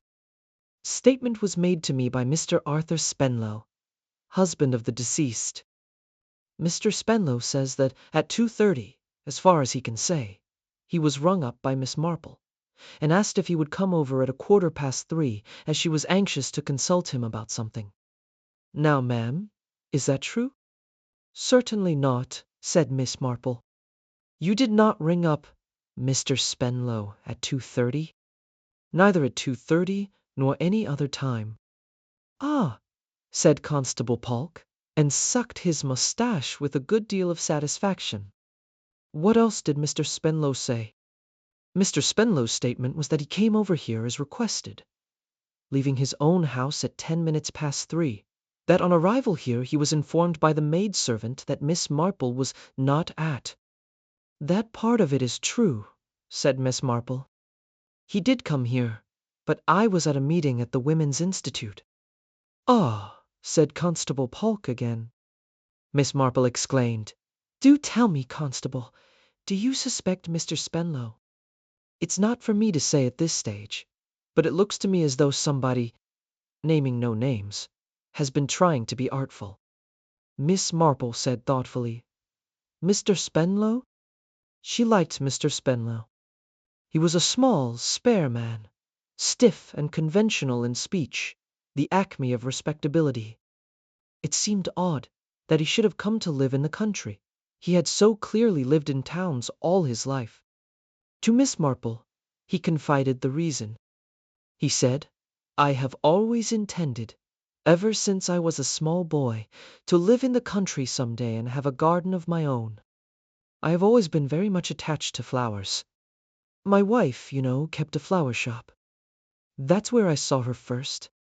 A dry statement, but it opened up a vista of romance. A younger, prettier Mrs. Spenlow, seen against a background of flowers. Mr. Spenlow, however, really knew nothing about flowers. He had no idea of seeds, of cuttings, of bedding out, of annuals or perennials. He had only a vision of a small cottage garden, thickly planted with sweet-smelling, brightly colored blossoms. He had asked, almost pathetically, for instruction, and had noted down Miss Marple's replies to questions in a little book. He was a man of quiet method. It was, perhaps, because of this trait that the police were interested in him when his wife was found murdered. With patience and perseverance, they learned a good deal about the late Mrs. Spenlow, and soon all St. Mary Mead knew it too. The late Mrs. Spenlow had begun life as a between maid in a large house. She had left that position to marry the second gardener, and with him had started a flower shop in London. The shop had prospered. Not so the gardener, who before long had sickened and died. His widow carried on the shop and enlarged it in an ambitious way. She had continued to prosper. Then she had sold the business at a handsome price and embarked upon matrimony for the second time with Mr. Spenlow. a middle-aged jeweler who had inherited a small and struggling business. Not long afterwards, they had sold the business and came down to St. Mary Mead. Mrs. Spenlow was a well-to-do woman. The profits from her florist's establishment she had invested under spirit guidance, as she explained to all and sundry. The spirits had advised her with unexpected acumen. All her investments had prospered, some in quite a sensational fashion. Instead, however, of this increasing her belief in spiritualism, Mrs. Spenlow basely deserted mediums and sittings, and made a brief but wholehearted plunge into an obscure religion with Indian affinities which was based on various forms of deep breathing. When, however, she arrived at St. Mary Mead, she had relapsed into a period of Orthodox Church of England beliefs. She was a good deal at the vicarage, and attended church services with assiduity. She patronized the village shops, took an interest in the local happenings, and played village bridge, a humdrum, everyday life. And suddenly, murder. Colonel Melchett, the chief constable, had summoned Inspector Slack. Slack was a positive type of man. When he had made up his mind, he was sure. He was quite sure now. "Husband did it, sir," he said. "You think so?" "Quite sure of it. You've only got to look at him. Guilty as hell. Never showed a sign of grief or emotion. He came back to the house, knowing she was dead. Wouldn't he at least have tried to act the part of the distracted husband? Not him, sir. Too pleased with himself. Some gentlemen can't act. Too stiff. Any other woman in his life?" Colonel Melchett asked. "Haven't been able to find any trace of one. Of course, he's the artful kind. He'd cover his tracks. As I see it, he was just fed up with his wife. She'd got the money, and I should say was a trying woman to live with, always taking up with some ism or other. He cold-bloodedly decided to do away with her and live comfortably on his own. Yes, that could be the case, I suppose. Depend upon it, that was it. Made his plans careful. Pretended to get a phone call," Melchett interrupted him. "No call been traced?" "No, sir. That means either that he lied, or that the call was put through from a public telephone booth. The only two public phones in the village are at the station and the post office." "Post office it certainly wasn't. Mrs. Blade sees everyone who comes in. Station it might be. Train arrives at 2:27, and there's a bit of a bustle then. But the main thing is, he says it was Miss Marple who called him up, and that certainly isn't true. The call didn't come from her house, and she herself was away at the Institute. You're not overlooking the possibility that the husband was deliberately got out of the way by someone who wanted to murder Mrs. Spenlow. You're thinking of young Ted Gerard, aren't you, sir? I've been working on him. What we're up against, there is lack of motive. He doesn't stand to gain anything. He's an undesirable character, though. Quite a pretty little spot of embezzlement to his credit. I'm not saying he isn't a wrong. Still, he did go to his boss and own up to that embezzlement, and his employers weren't wise to it." "An Oxford grouper," said Melchett. "Yes, sir. Became a convert and went off to do the straight thing and own up to having pinched money. I'm not saying, mind you, that it mayn't have been astuteness. He may have thought he was suspected and decided to gamble on honest repentance." "You have a skeptical mind, Slack," said Colonel Melchett. "By the way, have you talked to Miss Marple at all?" "What's she got to do with it, sir?" "Oh, nothing. But she hears things, you know. Why don't you go and have a chat with her? She's a very sharp old lady." Slack changed the subject. "One thing I've been meaning to ask you, sir. That domestic service job, where the deceased started her career, Sir Robert Abercrombie's place. That's where that jewel robbery was, emeralds worth a packet. Never got them. I've been looking it up. Must have happened when the Spenlow woman was there, though she'd have been quite a girl at the time. Don't think she was mixed up in it, do you, sir? Spenlow, you know, was one of those little tuppenny halfpenny jewelers, just the chap for offence. Melchett shook his head. Don't think there's anything in that. She didn't even know Spenlow at the time. I remember the case. Opinion in police circles was that a son of the house was mixed up in it. Jim Abercrombie, awful young waster. Had a pile of debts, and just after the robbery, they were all paid off some rich woman. So they said. But I don't know old Abercrombie. Hedged a bit about the case. Tried to call the police off. It was just an idea, sir, said Slack. Miss Marple received Inspector Slack with gratification, especially when she heard that he had been sent by Colonel Melchett. Now really, that is very kind of Colonel Melchett. I didn't know he remembered me.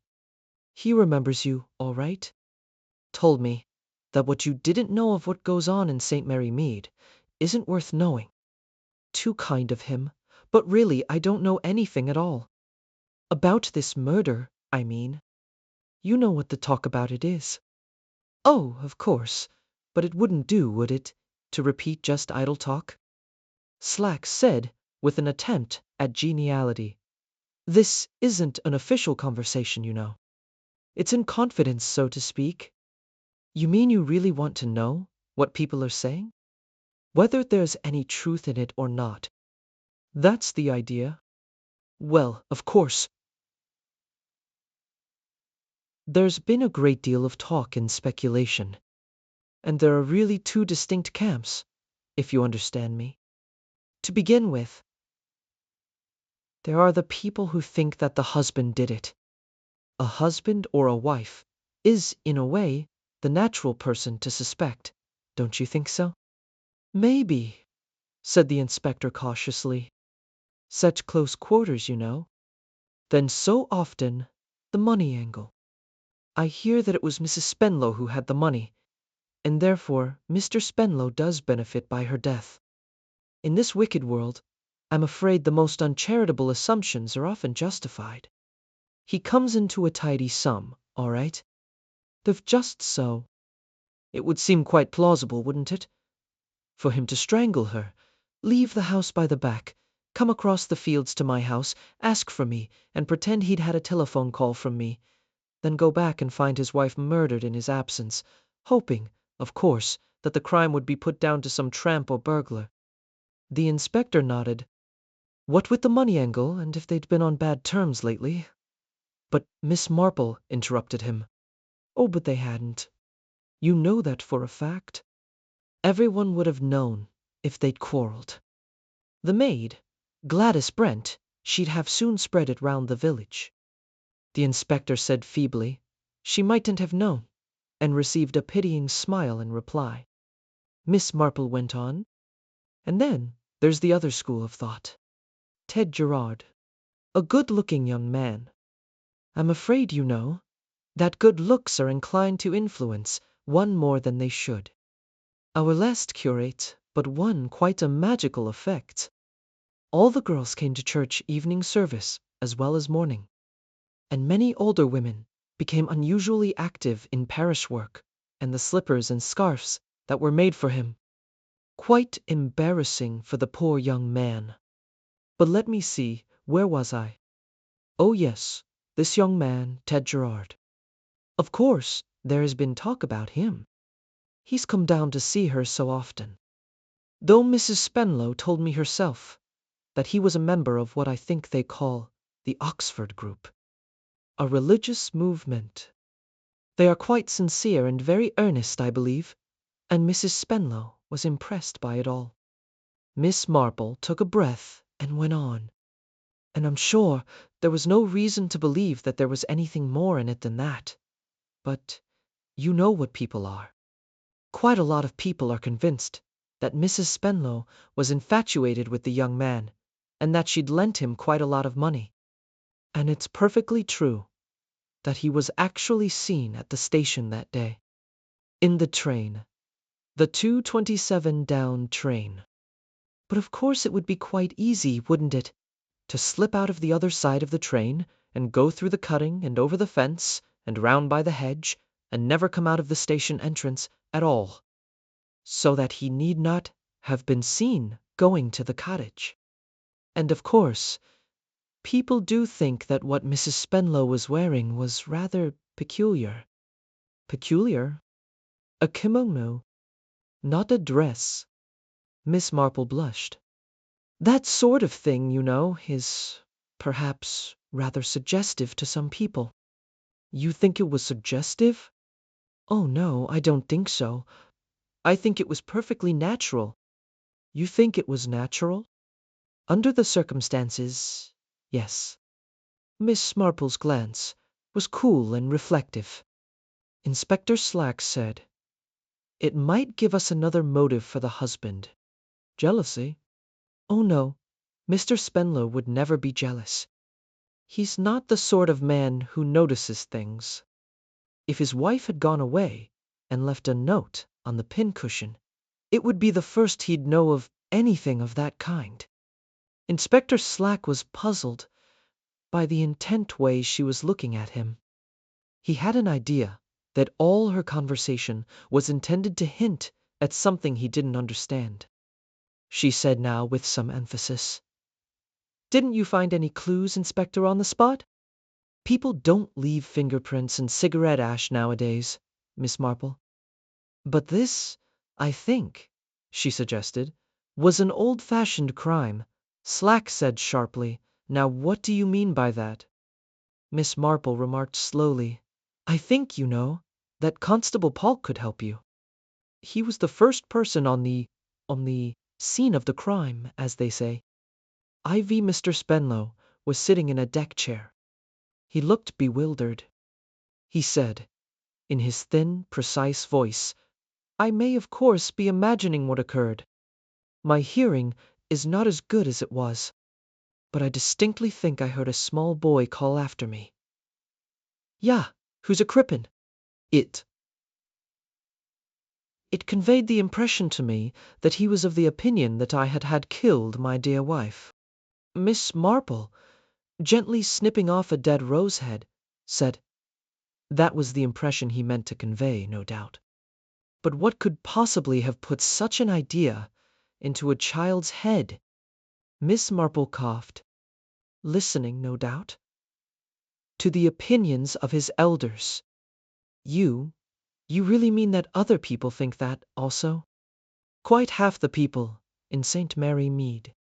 But, my dear lady, what can possibly have given rise to such an idea? I was sincerely attached to my wife. She did not, alas, take to living in the country as much as I had hoped she would do, but perfect agreement on every subject is an impossible idea. I assure you, I feel her loss very keenly." "Probably. But if you will excuse my saying so, you don't sound as though you do." Mr. Spenlow drew his meager frame up to its full height. "My dear lady, many years ago I read of a certain Chinese philosopher who, when his dearly loved wife was taken from him, continued calmly to beat a gong in the street, a customary Chinese pastime. I presume exactly as usual. The people of the city were much impressed by his fortitude." "But," said Miss Marple, "the people of St. Mary Mead react rather differently. Chinese philosophy does not appeal to them." "But you understand?" Miss Marple nodded. "My Uncle Henry," she explained, "was a man of unusual self-control. His motto was, 'Never display emotion.' He, too, was very fond of flowers." "I was thinking," said Mr. Spenlow with something like eagerness, "that I might perhaps have a pergola on the west side of the cottage. Pink roses and perhaps wisteria.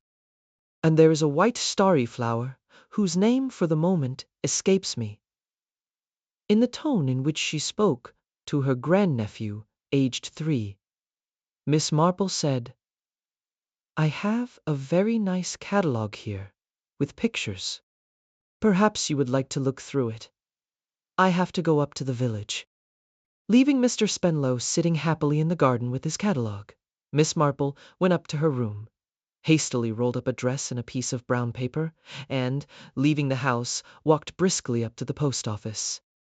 Miss Pollitt, the dressmaker, lived in the rooms over the post office, but Miss Marple did not at once go through the door and up the stairs. It was just 2:30, and a minute late, the Much Benham bus drew up outside the post office door. It was one of the events of the day in St. Mary Mead. The postmistress hurried out with parcels connected with the shop side of her business, for the post office also dealt in sweets, cheap books, and children's toys. For some 4 minutes, Miss Marple was alone in the post office. Not till the postmistress returned to her post did Miss Marple go upstairs and explain to Miss Pollitt that she wanted her old gray crepe altered and made more fashionable if that were possible. Miss Pollitt promised to see what she could do. The chief constable was rather astonished when Miss Marple's name was brought to him. She came in with many apologies. "So sorry, so very sorry to disturb you. You are so busy, I know. But then you have always been so very kind, Colonel Melchett, and I felt I would rather come to you instead of Inspector Slack. For one thing, you know, I should hate Constable Polk to get into any trouble. Strictly speaking, I suppose he shouldn't have touched anything at all." Colonel Melchett was slightly bewildered. He said, "Polk? That's the St. Mary Mead constable, isn't it? What has he been doing?" "He picked up a pin, you know. It was in his tunic. And it occurred to me at the time that it was quite probable he had actually picked it up in Mrs. Spenlow's house. Quite. But after all, you know, what's a pin? Matter of fact, he did pick the pin up just by Mrs. Spenlow's body. Came and told Slack about it yesterday. You put him up to that, I gather? Oughtn't to have touched anything, of course, but, as I said, what's a pin? It was only a common pin. Sort of thing. Any woman might use." "Oh, no, Colonel Melchett, that's where you're wrong. To a man's eye, perhaps, it looked like an ordinary pin, but it wasn't. It was a special pin, a very thin pin, the kind you buy by the box, the kind used mostly by dressmakers." Melchett stared at her, a faint light of comprehension breaking in on him. Miss Marple nodded her head several times, eagerly. "Yes, of course. It seems to me so obvious. She was in her kimono because she was going to try on her new dress, and she went into the front room, and Miss Pollitt just said something about measurements and put the tape measure round her neck, and then all she'd have to do was to cross it and pull quite easy, so I've heard. And then, of course, she'd go outside and pull the door to and stand there knocking as though she'd just arrived. But the pin shows she'd already been in the house. And it was Miss Pollitt who telephoned to Spenlow." Yes. From the post office at 2:30, just when the bus comes, and the post office would be empty." Colonel Melchett said, "But my dear Miss Marple, why? In heaven's name, why? You can't have a murder without a motive." "Well, I think you know, Colonel Melchett, from all I've heard, that the crime dates from a long time back. It reminds me, you know, of my 2 cousins, Anthony and Gordon. Whatever Anthony did always went right for him, and with poor Gordon it was just the other way about. Racehorses went lame, and stocks went down, and property depreciated. As I see it, the 2 women were in it together." "In what?" "The robbery. Long ago. Very valuable emeralds, so I've heard. The lady's maid and the tweenie. Because one thing hasn't been explained: how, when the tweenie married the gardener, did they have enough money to set up a flower shop? The answer is, it was her share of the The swag, I think, is the right expression. Everything she did turned out well. Money made money. But the other one, the lady's maid, must have been unlucky. She came down to being just a village dressmaker. Then they met again. Quite all right at first, I expect, until Mr. Ted Gerard came on the scene. Mrs. Spenlow, you see, was already suffering from conscience and was inclined to be emotionally religious. This young man no doubt urged her to face up and to come clean, and I dare say she was strung up to do it. But Miss Pollitt didn't see it that way. All she saw was that she might go to prison for a robbery she had committed years ago. So she made up her mind to put a stop to it all. I'm afraid, you know, that she was always rather a wicked woman. I don't believe she'd have turned a hair if that nice stupid Mr. Spenlow had been hanged. Colonel Melchett said slowly, we can verify your theory up to a point. The identity of the Pollitt woman with the lady's maid at the Abercrombies. But Miss Marple reassured him. It will be all quite easy. She's the kind of woman who will break down at once when she's taxed with the truth. And then, you see, I've got a tape measure. I abstracted it yesterday when I was trying on. When she misses it and thinks the police have got it well, she's quite an ignorant woman, and she'll think it will prove the case against her in some way. She smiled at him encouragingly. You'll have no trouble, I can assure you. It was the tone in which his favorite aunt had once assured him that he could not fail to pass his entrance examination into Sandhurst. And he had passed. The case of the caretaker, I well, demanded Dr. Haydock of his patient. And how goes it today? Miss Marple smiled at him wanly from pillows. I suppose, really, that I'm better, she admitted, but I feel so terribly depressed. I can't help feeling how much better it would have been if I had died. After all, I'm an old woman. Nobody wants me or cares about me. Dr. Haydock interrupted with his usual brusqueness. Yes, typical after reaction of this type of flu. What you need is something to take you out of yourself. A mental tonic. Miss Marple sighed and shook her head. And what's more, continued Dr. Haydock, I've brought my medicine with me. He tossed a long envelope onto the bed. Just the thing for you. The kind of puzzle that is right up your street. A puzzle? Miss Marple looked interested. Literary effort of mine? Said the doctor, blushing a little. Tried to make a regular story of it. He said, she said, the girl thought, etc. Facts of the story are true. But why a puzzle? Asked Miss Marple. Dr. Haydock grinned. Because the interpretation is up to you. I want to see if you're as clever as you always make out. With that Parthian shot he departed. Miss Marple picked up the manuscript and began to read. And where is the bride? Asked Miss Harmon genially. The village was all agog to see the rich and beautiful young wife that Harry Laxton had brought back from abroad. There was a general indulgent feeling that Harry wicked young scapegrace had had all the luck. Everyone had always felt indulgent towards Harry. Even the owners of windows that had suffered from his indiscriminate use of a catapult had found their indignation dissipated by young Harry's abject expression of regret. He had broken windows, robbed orchards, poached rabbits, and later had run into debt, got entangled with the local tobacconist's daughter, been disentangled and sent off to Africa, and the village, as represented by various aging spinsters, had murmured indulgently. Well, wild oats. He'll settle down. And now, sure enough, the prodigal had returned not in affliction, but in triumph. Harry Laxton had made good, as the saying goes.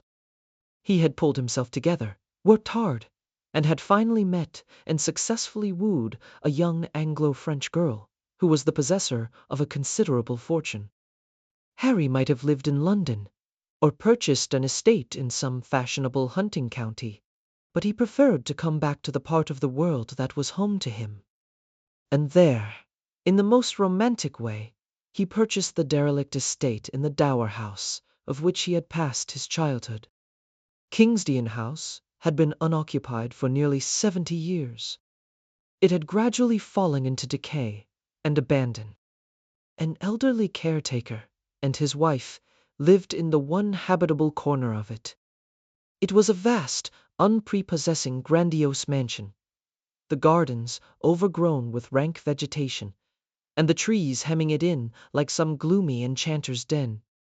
The Dower House was a pleasant, unpretentious house, and had been let for a long term of years to Major Laxton, Harry's father. As a boy, Harry had roamed over the Kingsdean estate, and knew every inch of the tangled woods, and the old house itself had always fascinated him. Major Laxton had died some years ago, so it might have been thought that Harry would have had no ties to bring him back. Nevertheless, it was to the home of his boyhood that Harry brought his bride. The ruined old Kingsdean house was pulled down. An army of builders and contractors swooped down upon the place, and in almost a miraculously short space of time, so marvelously does wealth tell, the new house rose white and gleaming among the trees. Next came a posse of gardeners, and after them a procession of furniture vans. The house was ready. Servants arrived. Lastly, a costly limousine deposited Harry and Mrs. Harry at the front door. The village rushed to call, and Mrs. Price, who owned the largest house, and who considered herself to lead society in the place, sent out cards of invitation for a party to meet the bride. It was a great event.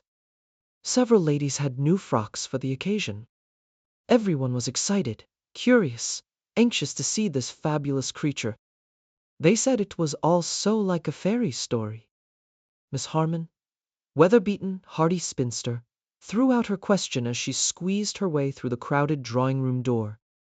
Little Miss Brent, a thin, acidulated spinster, fluttered out information. "Oh, my dear, quite charming. Such pretty manners. And quite young. Really, you know, it makes one feel quite envious to see someone who has everything like that. Good looks and money and breeding most distinguished. Nothing in the least common about her and dear Harry so devoted." "Ah," said Miss Harmon, "it's early days yet." Miss Brent's thin nose quivered appreciatively. "Oh, my dear, do you really think— We all know what Harry is," said Miss Harmon. "We know what he was. But I expect now—" "Ah," said Miss Harmon, "men are always the same. Once a gay deceiver, always a gay deceiver. I know them. Dear, dear, poor young thing." Miss Brent looked much happier. "Yes, I expect she'll have trouble with him. Someone ought really to warn her. I wonder if she's heard anything of the old story. It seems so very unfair," said Miss Brent, "that she should know nothing. So awkward, especially with only the one chemist's shop in the village." For the erstwhile tobacconist's daughter was now married to Mr. Edge, the chemist. "It would be so much nicer," said Miss Brent, "if Mrs. Laxton were to deal with boots in Much Benham." "I dare say," said Miss Harmon, "that Harry Laxton will suggest that himself."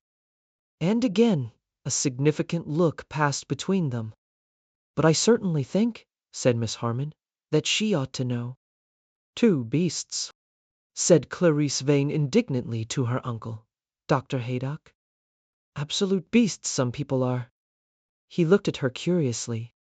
She was a tall, dark girl, handsome, warm-hearted, and impulsive. Her big brown eyes were alight now with indignation as she said, "All these cats saying things, hinting things." "About Harry Laxton?" "Yes, about his affair with the tobacconist's daughter." "Oh, that." The doctor shrugged his shoulders. A great many young men have affairs of that kind. Of course they do. And it's all over. So why harp on it? And bring it up years after? It's like ghouls feasting on dead bodies. I dare say, my dear, it does seem like that to you. But you see, they have very little to talk about down here, and so I'm afraid they do tend to dwell upon past scandals. But I'm curious to know why it upsets you so much. Clarice Vane bit her lip and flushed. She said, in a curiously muffled voice, They look so happy. The Laxtons, I mean. They're young and in love, and it's all so lovely for them. I hate to think of it being spoiled by whispers, and hints, and innuendos and general beastliness. I see. Clarice went on. He was talking to me just now. He's so happy and eager and excited and yes, thrilled at having got his heart's desire and rebuilt Kingsdean. He's like a child about it all. And she will. I don't suppose anything has ever gone wrong in her whole life. She's always had everything. You've seen her. What did you think of her? The doctor did not answer at once. For other people, Louise Laxton might be an object of envy, a spoiled darling of fortune. To him, she had brought only the refrain of a popular song, heard many years ago. Poor little rich girl, a small, delicate figure, with flaxen hair curled rather stiffly round her face, and big, wistful blue eyes. Louise was drooping a little. The long stream of congratulations had tired her. She was hoping it might soon be time to go. Perhaps even now Harry might say so. She looked at him sideways. So tall and broad-shouldered, with his eager pleasure in this horrible, dull party. Poor little rich girl, Thriof. It was a sigh of relief. Harry turned to look at his wife amusedly. They were driving away from the party. She said, Darling, what a frightful party. Harry laughed. Yes, pretty terrible. Never mind, my sweet. It had to be done, you know. All these old pussies knew me when I lived here as a boy. They'd have been terribly disappointed not to have got a look at you close up. Louise made a grimace. She said, Shall we have to see a lot of them? What? Oh no. They'll come and make ceremonious calls with card cases, and you'll return the calls, and then you needn't bother any more. You can have your own friends down, or whatever you like. Louise said, after a minute or two, Isn't there anyone amusing living down here? Oh yes. There's the county, you know. Though you may find them a bit dull, too. Mostly interested in bulbs, and dogs, and horses. You'll ride, of course. You'll enjoy that. There's a horse over at Eglinton I'd like you to see. A beautiful animal, perfectly trained, no vice in him but plenty of spirit. The car slowed down to take the turn into the gates of Kingsdean. Harry wrenched the wheel and swore as a grotesque figure sprang up in the middle of the road, and he only just managed to avoid it. It stood there, shaking a fist and shouting after them. Louise clutched his arm. Who's that horrible old woman? Harry's brow was black. That's old Murgatroyd. She and her husband were caretakers in the old house. They were there for nearly 30 years. Why does she shake her fist at you? Harry's face got red. She resented the house being pulled down. And she got the sack, of course. Her husband's been dead 2 years. They say she got a bit queer after he died. Is she isn't starving? Louise's ideas were vague and somewhat melodramatic. Riches prevented you coming into contact with reality. Harry was outraged. Good Lord, Louise, what an idea. I pensioned her off, of course, and handsomely, too. Found her a new cottage and everything. Louise asked, bewildered. Then why does she mind? Harry was frowning, his brows drawn together. Oh, how should I know? Craziness? She loved the house. But it was a ruin, wasn't it? Of course, it was crumbling to pieces, roof leaking, more or less unsafe. All the same, I suppose it meant something to her. She'd been there a long time. Oh, I don't know. The old devil's cracked, I think, Louise said uneasily. I think she cursed us. Oh, Harry, I wish she hadn't. It seemed to Louise that her new home was tainted and poisoned by the malevolent figure of one crazy old woman. When she went out in the car, when she rode, when she walked out with the dogs, there was always the same figure waiting, crouched down on herself, a battered hat over wisps of iron-gray hair, and the slow muttering of imprecations. Louise came to believe that Harry was right. The old woman was mad. Nevertheless, that did not make things easier. Mrs. Murgatroyd never actually came to the house, nor did she use definite threats, nor offer violence. Her squatting figure remained always just outside the gates. To appeal to the police would have been useless, and in any case, Harry Laxton was averse to that course of action. It would, he said, arouse local sympathy for the old brute. He took the matter more easily than Louise did. Don't worry about it, darling. She'll get tired of this silly cursing business. Probably she's only trying it on. She isn't, Harry. She hates us. I can feel it. She says ill, wishing us. She's not a witch, darling, although she may look like one. Don't be morbid about it all. Louise was silent. Now that the first excitement of settling in was over, she felt curiously lonely and at a loose end. She had been used to life in London and the Riviera. She had no knowledge of or taste for English country life.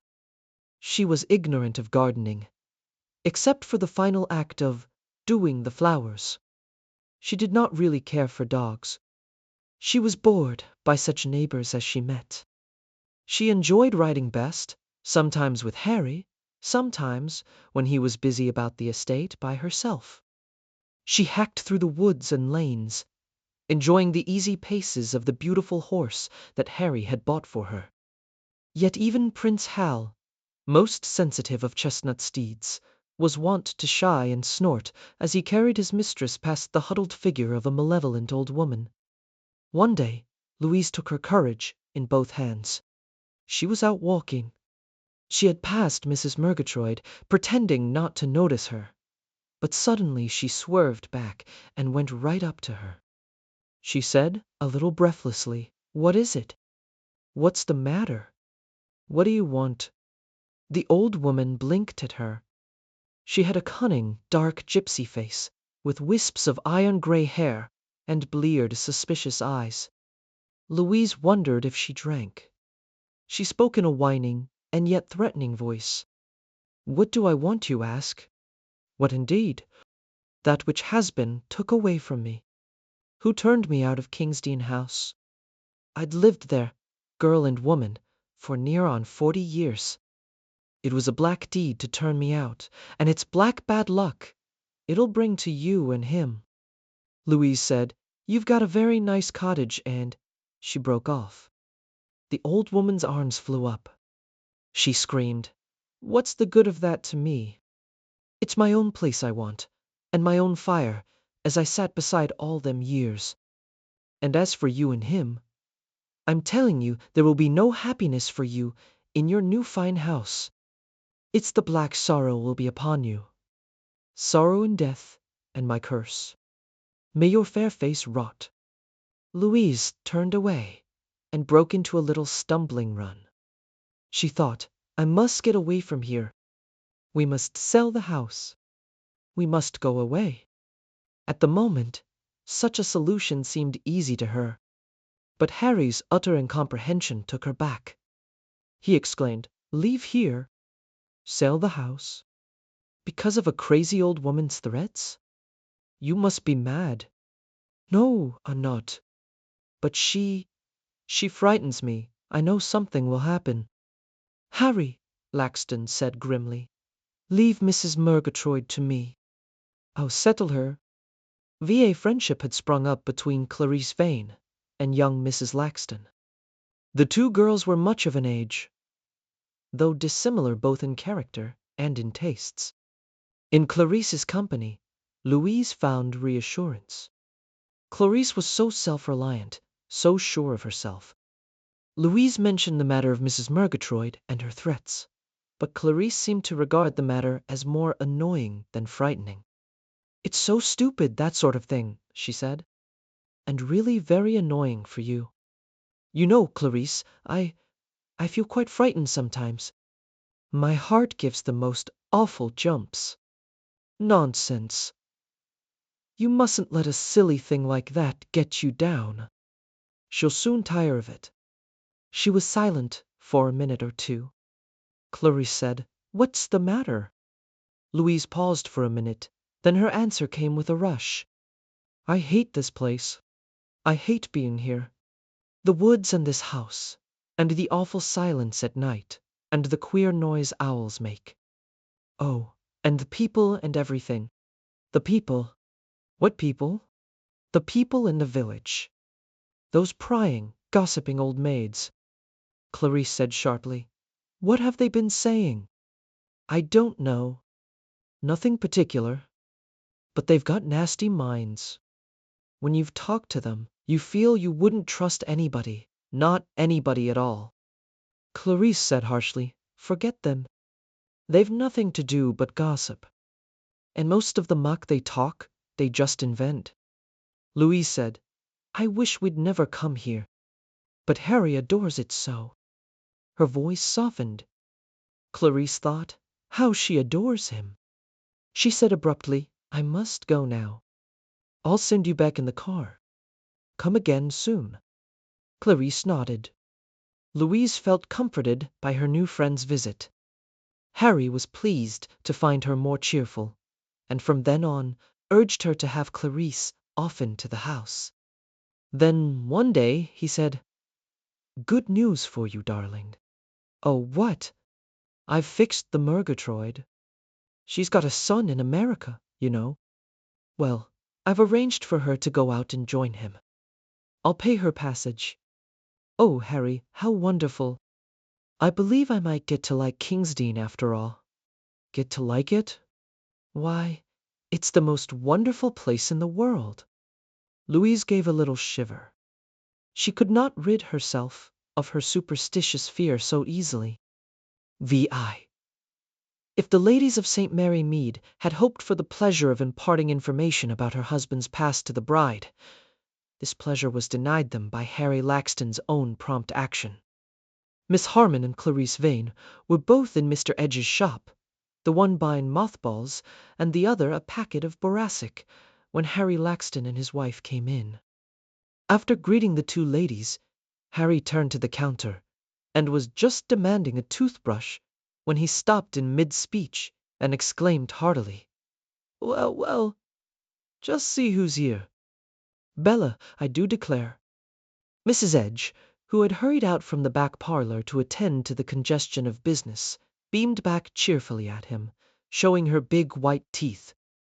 She had been a dark, handsome girl, and was still a reasonably handsome woman, though she had put on weight and the lines of her face had coarsened.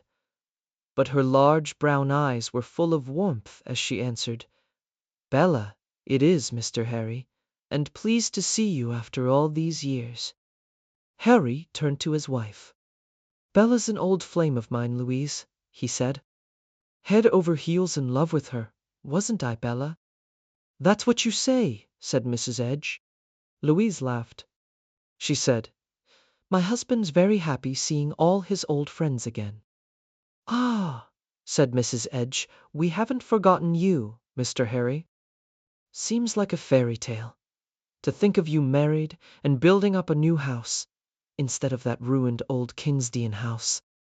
"You look very well and blooming," said Harry. And Mrs. Edge laughed and said there was nothing wrong with her, and what about that toothbrush? Clarice, watching the baffled look on Miss Harmon's face, said to herself exultantly, "Oh, well done, Harry. You've spiked their guns. Dr. Haydock said abruptly to his niece. What's all this nonsense about old Mrs. Murgatroyd hanging about King's Dean and shaking her fist and cursing the new regime? It isn't nonsense. It's quite true. It's upset Louise a good deal. Tell her she needn't worry when the Murgatroyds were caretakers. They never stopped grumbling about the place. They only stayed because Murgatroyd drank and couldn't get another job. I'll tell her, said Clarice doubtfully. But I don't think she'll believe you. The old woman fairly screams with rage. Always used to be fond of Harry as a boy. I can't understand it. Clarice said, Oh, well, they'll be rid of her soon. Harry's paying her passage to America. 3 days later, Louise was thrown from her horse and killed. 2 men in a baker's van were witnesses of the accident. They saw Louise ride out of the gates, saw the old woman spring up, and stand in the road, waving her arms and shouting, saw the horse start, swerve, and then bolt madly down the road, flinging Louise Laxton over his head. One of them stood over the unconscious figure, not knowing what to do, while the other rushed to the house to get help. Harry Laxton came running out, his face ghastly. They took off a door of the van and carried her on it to the house. She died without regaining consciousness, and before the doctor arrived. Vai! When Dr. Haydock arrived the following day, he was pleased to note that there was a pink flush in Miss Marple's cheek, and decidedly more animation in her manner. Well, he said, what's the verdict? What's the problem, Dr. Haydock? Countered Miss Marple. Oh, my dear lady, do I have to tell you that? I suppose, said Miss Marple, that it's the curious conduct of the caretaker. Why did she behave in that very odd way? People do mind being turned out of their old homes.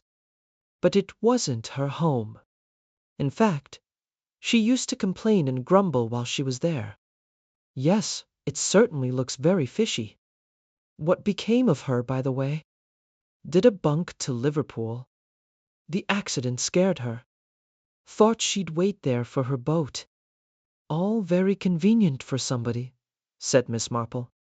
Yes, I think the problem of the caretaker's conduct can be solved easily enough. Bribery, was it not? That's your solution? Well, if it wasn't natural for her to behave in that way, she must have been putting on an act, as people say, and that means that somebody paid her to do what she did. And you know who that somebody was? Oh, I think so. Money again, I'm afraid. And I've always noticed that gentlemen always tend to admire the same type. Now I'm out of my depth. No, it all hangs together. Harry Laxton admired Bella Edge, a dark, vivacious type. Your niece Clarice was the same. But the poor little wife was quite a different type, fair-haired and clinging, not his type at all. So he must have married her for her money, and murdered her for her money too. You use the word murder? Well, he sounds the right type. Attractive to women and quite unscrupulous. I suppose he wanted to keep his wife's money and marry your niece. He may have been seen talking to Mrs. Edge, but I don't fancy he was attached to her any more. Though I dare say he made the poor woman think he was, for ends of his own. He soon had her well under his thumb, I fancy. How exactly did he murder her, do you think? Miss Marple stared ahead of her for some minutes, with dreamy blue eyes. It was very well timed, with the baker's van as witness. They could see the old woman, and of course they'd put down the horse's fright to that. But I should imagine myself that an air gun, or perhaps a catapult. Yes, just as the horse came through the gates. The horse bolted, of course, and Mrs. Laxton was thrown. She paused, frowning. The fall might have killed her, but he couldn't be sure of that. And he seems the sort of man who would lay his plans carefully and leave nothing to chance. After all, Mrs. Edge could get him something suitable without her husband knowing. Otherwise, why would Harry bother with her? Yes, I think he had some powerful drug handy that could be administered before you arrived. After all, if a woman is thrown from her horse and has serious injuries and dies without recovering consciousness, well, a doctor wouldn't normally be suspicious, would he? He'd put it down to shock or something. Dr. Haydock nodded. Why did you suspect?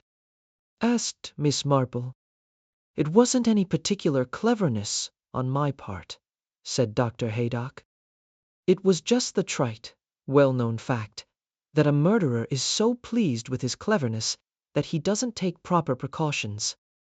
I was just saying a few consolatory words to the bereaved husband, and feeling damned sorry for the fellow too when he flung himself down on the settee to do a bit of play acting and a hypodermic syringe fell out of his pocket. He snatched it up and looked so scared that I began to think. Harry Laxton didn't drug. He was in perfect health. What was he doing with the hypodermic syringe? I did the autopsy with a view to certain possibilities. I found strophanthine. The rest was easy. There was strophanthine in Laxton's possession, and Bella Edge, questioned by the police, broke down and admitted to having got it for him. And finally, old Mrs. Murgatroyd confessed that it was Harry Laxton who had put her up to the cursing stunt. And your niece got over it? Yes, she was attracted by the fellow, but it hadn't gone far. The doctor picked up his manuscript. Full marks to you, Miss Marple, and full marks to me for my prescription. You're looking almost yourself again. The case of the perfect maid I.O. If you please, madam, could I speak to you a moment? It might be thought that this request was in the nature of an absurdity, since Edna, Miss Marple's little maid, was actually speaking to her mistress at the moment. Recognizing the idiom, however, Miss Marple said promptly, Certainly, Edna, come in and shut the door. What is it? Obediently shutting the door, Edna advanced into the room, pleated the corner of her apron between her fingers, and swallowed once or twice. Yes, Edna? Said Miss Marple encouragingly. Oh, please, ma'am, it's my cousin Gladys. Dear me, said Miss Marple, her mind leaping to the worst, and alas, the most usual conclusion. Not in trouble. Edna hastened to reassure her. Oh no, ma'am, nothing of that kind. Gladys not that kind of girl. It's just that she's upset. You see, she's lost her place. Dear me, I am sorry to hear that. She was at Old Hall, wasn't she, with the Mrs. Skinner? Yes, ma'am, that's right, ma'am. And Gladys very upset about it. Very upset indeed. Gladys has changed places rather often before, though, hasn't she? Oh, yes, ma'am. She's always one for a change, Gladys is. She never seems to get really settled, if you know what I mean. But she's always been the one to give the notice, you see. And this time, it's the other way round? Asked Miss Marple dryly. Yes, ma'am, and it's upset Gladys something awful. Miss Marple looked slightly surprised. Her recollection of Gladys, who had occasionally come to drink tea in the kitchen on her days out, was a stout, giggling girl of unshakably equable temperament. Edna went on. You see, ma'am, it's the way it happened, the way Miss Skinner looked. How? Inquired Miss Marple patiently. Did Miss Skinner look? This time Edna got well away with her news bulletin. Oh, ma'am, it was ever such a shock to Gladys. You see, one of Miss Emily's brooches was missing, and such a hue and cry for it as never was. And of course, nobody likes a thing like that to happen. It's upsetting, ma'am, if you know what I mean. And Gladys helped search everywhere. And there was Miss Lavinia saying she was going to the police about it. And then it turned up again, pushed right to the back of a drawer in the dressing table, and very thankful Gladys was. And the very next day, as ever was a plate got broken. And Miss Lavinia, she bounced out right away and told Gladys to take a month's notice. Miss Marple nodded. Though having no particular liking for the bouncing, self-opinionated Gladys, she was quite sure of the girl's intrinsic honesty and could well imagine that the affair must have upset her. Edna said wistfully, I suppose, ma'am, there isn't anything you could do about it. Gladys in ever such a taking. Tell her not to be silly, said Miss Marple crisply. If she didn't take the brooch, which I'm sure she didn't, then she has no cause to be upset. It'll get about, said Edna dismally. Miss Marple said, I can't am going up that way this afternoon. I'll have a word with the Mrs. Skinner. Oh, thank you, madam, said Edna. My old hall was a big Victorian house surrounded by woods and parkland.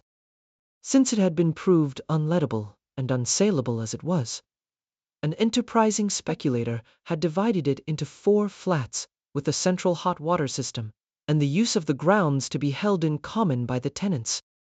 The experiment had been satisfactory. A rich and eccentric old lady and her maid occupied 1 flat. The old lady had a passion for birds, and entertained a feathered gathering to meals every day. A retired Indian judge and his wife rented a second. A very young couple, recently married, occupied the 3rd, and the 4th had been taken only 2 months ago by 2 maiden ladies of the name of Skinner. The 4 sets of tenants were only on the most distant terms with each other, since none of them had anything in common. The landlord had been heard to say that this was an excellent thing. What he dreaded were friendships followed by estrangements and subsequent complaints to him. Miss Marple was acquainted with all the tenants, though she knew none of them well. The elder Miss Skinner, Miss Lavinia, was what might be termed the working member of the firm. Miss Emily, the younger, spent most of her time in bed suffering from various complaints which, in the opinion of St. Mary Mead, were largely imaginary. Only Miss Lavinia believed devoutly in her sister's martyrdom and patience under affliction, and willingly ran errands and trotted up and down to the village for things that my sister had suddenly fancied. It was the view of St. Mary Mead that if Miss Emily suffered half as much as she said she did, she would have sent for Dr. Haydock long ago. But Miss Emily, when this was hinted to her, shut her eyes in a superior way and murmured that her case was not a simple one. The best specialists in London had been baffled by it, and that a wonderful new man had put her on a most revolutionary course of treatment, and that she really hoped her health would improve under it. No humdrum GP could possibly understand her case. And it's my opinion, said the outspoken Miss Hartnell, that she's very wise not to send for him. Dear Dr. Haydock, in that breezy manner of his, would tell her that there was nothing the matter with her, and to get up and not make a fuss. Do her a lot of good. Failing such arbitrary treatment, however, Miss Emily continued to lie on sofas, to surround herself with strange little pill-boxes, and to reject nearly everything that had been cooked for her, and ask for something else, usually something difficult and inconvenient to get. The door was opened to Miss Marple by Gladys, looking more depressed than Miss Marple had ever thought possible. In the sitting-room, Miss Lavinia rose to greet Miss Marple. Lavinia Skinner was a tall, gaunt, bony female of 50. She had a gruff voice and an abrupt manner. Nice to see you, she said. Emily's lying down feeling low today. Poor dear. Hope she'll see you. It would cheer her up. But there are times when she doesn't feel up to seeing anybody. Poor dear, she's wonderfully patient. Miss Marple responded politely. Servants were the main topic of conversation in St. Mary Mead, so it was not difficult to lead the conversation in that direction. Miss Marple said she had heard that that nice girl, Gladys Holmes, was leaving. Miss Lavinia nodded. Wednesday week. Broke things, you know. Can't have that. Miss Marple sighed and said, we all had to put up with things nowadays. It was so difficult to get girls to come to the country. Did Miss Skinner really think it was wise to part with Gladys? No, it's difficult to get servants, admitted Miss Lavinia. The Devereaux haven't got anybody, but then, I don't wonder always quarreling. Jazz on all-night meals any time that girl knows nothing of housekeeping. I pity her husband. Then the Larkins have just lost their maid. Of course, what with the judge's Indian temper and his wanting chota-hazri, as he calls it, at 6 in the morning, and Mrs. Larkin always fussing, I don't wonder at that either. Mrs. Carmichael's Janet is a fixture, of course, though in my opinion she's the most disagreeable woman and absolutely bullies the old lady. Then, don't you think you might reconsider your decision about Gladys? She really is a nice girl. I know all her family, very honest and superior. Miss Lavinia shook her head. I've got my reasons, she said, importantly. Miss Marple murmured, You missed a brooch. I understand. Now, who has been talking? I suppose the girl has. Quite frankly, I'm almost certain she took it. And then got frightened and put it back, but of course, one can't say anything unless one is sure. She changed the subject. Do come and see Emily, Miss Marple. I'm sure it would do her good. Miss Marple followed meekly to where Miss Lavinia knocked on a door, was bidden enter, and ushered her guest into the best room in the flat, most of the light of which was excluded by half-drawn blinds. Miss Emily was lying in bed, apparently enjoying the half-gloom and her own indefinite sufferings. The dim light showed her to be a thin, indecisive-looking creature, with a good deal of grayish-yellow hair untidily wound around her head and erupting into curls, the whole thing looking like a bird's nest of which no self-respecting bird could be proud. There was a smell in the room of eau de cologne, stale biscuits, and camphor. With half-closed eyes and a thin, weak voice, Emily Skinner explained that this was one of her bad days. The worst of ill health is, said Miss Emily in a melancholy tone, that one knows what a burden one is to everyone around one. Lavinia is very good to me. Lavy dear, I do so hate giving trouble. But if my hot water bottle could only be filled in the way I like it too. Full it weighs on me so, on the other hand. If it is not sufficiently filled, it gets cold immediately. I'm sorry, dear. Give it to me. I will empty a little out. Perhaps, if you're doing that, it might be refilled. There are no rusks in the house, I suppose. No, it doesn't matter. I can do without. Some weak tea and a slice of lemon, no lemons? No, really. I couldn't drink tea without lemon. I think the milk was slightly turned this morning. It has put me against milk in my tea. It doesn't matter. I can do without my tea. Only I do feel so weak. Oysters, they say, are nourishing. I wonder if I could fancy a few. No. Too much bother to get hold of them so late in the day. I can fast until tomorrow. Lavinia left the room, murmuring something incoherent about bicycling down to the village. Miss Emily smiled feebly at her guest, and remarked that she did hate giving anyone any trouble. Miss Marple told Edna that evening that she was afraid her embassy had met with no success. She was rather troubled to find that rumors as to Gladys's dishonesty were already going around the village. In the post office, Miss Weatherby tackled her. My dear Jane, they gave her a written reference saying she was willing and sober and respectable, but saying nothing about honesty. That seems to me most significant.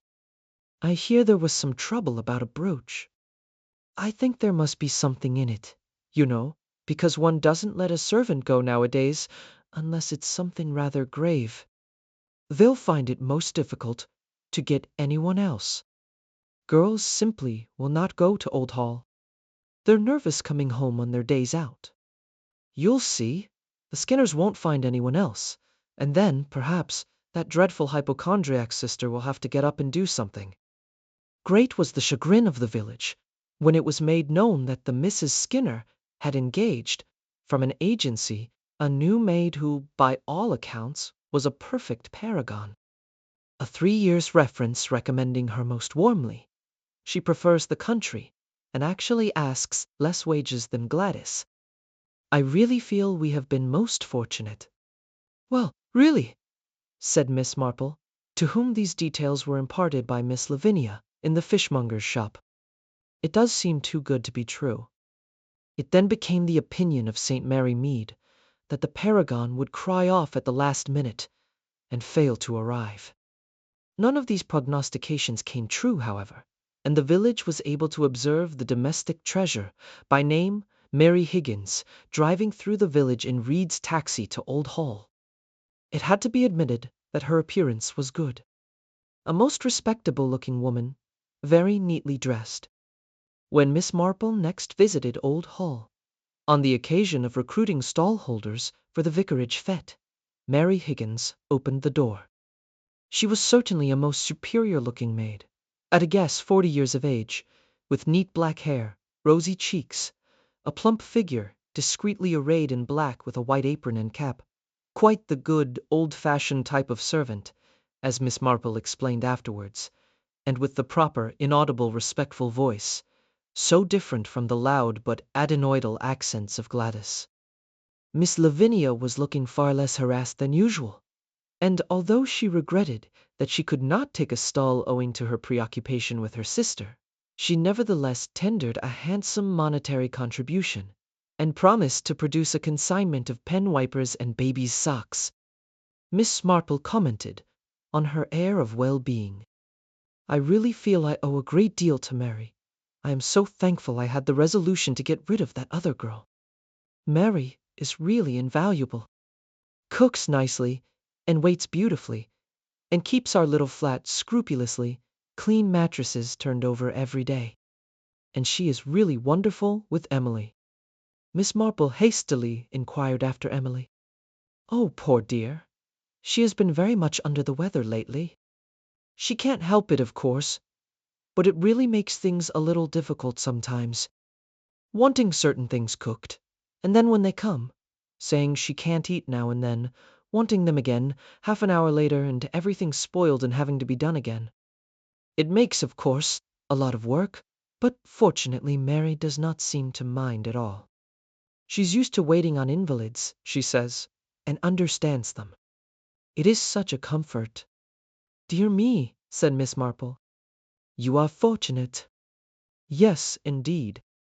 I really feel Mary has been sent to us as an answer to prayer. She sounds to me, said Miss Marple, almost too good to be true. I should be a little careful if I were you. Lavinia Skinner failed to perceive the point of this remark. She said, Oh, I assure you, I do all I can to make her comfortable. I don't know what I should do if she left. I don't expect she'll leave until she's ready to leave, said Miss Marple, and stared very hard at her hostess. Miss Lavinia said, If one has no domestic worries, it takes such a load off one's mind, doesn't it? How is your little Edna shaping? She's doing quite nicely. Not much head, of course. Not like your Mary. Still, I do know all about Edna because she's a village girl. As she went out into the hall, she heard the invalid's voice fretfully raised. This compress has been allowed to get quite dry, Dr. Allerton, particularly said moisture, continually renewed. There, leave it. I want a cup of tea, and a boiled egg, boiled only 3 minutes and a half, remember, and send Miss Lavinia to me. The efficient Mary emerged from the bedroom, and saying to Lavinia, Miss Emily is asking for you, madam, proceeded to open the door for Miss Marple, helping her into her coat, and handing her her umbrella in the most irreproachable fashion. Miss Marple took the umbrella, dropped it, tried to pick it up, and dropped her bag, which flew open. Mary politely retrieved various odds and ends a handkerchief, an engagement book, an old-fashioned leather purse, 2 shillings, 3 pennies, and a striped piece of peppermint rock. Miss Marple received the last, with some signs of confusion. Oh dear, that must have been Mrs. Clement's little boy. He was sucking it, I remember, and he took my bag to play with. He must have put it inside. It's terribly sticky, isn't it? Shall I take it, madam? Oh, would you? Thank you so much. Mary stooped to retrieve the last item, a small mirror, upon recovering which Miss Marple exclaimed fervently, "How lucky! Now that isn't broken." She thereupon departed, Mary standing politely by the door, holding a piece of striped rock with a completely expressionless face. Ivy for 10 days longer. St. Mary Mead had to endure hearing of the excellencies of Miss Lavinia's and Miss Emily's treasure. On the 11th day, the village awoke to its big thrill. Mary, the paragon, was missing. Her bed had not been slept in, and the front door was found ajar. She had slipped out quietly during the night. And not Mary alone was missing. 2 brooches and 5 rings of Miss Lavinia's. 3 rings, a pendant, a bracelet, and 4 brooches of Miss Emily's were missing, also. It was the beginning of a chapter of catastrophe. Young Mrs. Devereux had lost her diamonds, which she kept in an unlocked drawer, and also some valuable furs given to her as a wedding present. The judge and his wife also had had jewelry taken and a certain amount of money. Mrs. Carmichael was the greatest sufferer. Not only had she some very valuable jewels, but she also kept in the flat a large sum of money which had gone. It had been Janet's evening out, and her mistress was in the habit of walking round the gardens at dusk, calling to the birds and scattering crumbs. It seemed clear that Mary, the perfect maid, had had keys to fit all the flats. There was, it must be confessed, a certain amount of ill-natured pleasure in St. Mary Mead. Miss Lavinia had boasted so much of her marvelous Mary. And all the time, my dear, just a common thief. Interesting revelations followed.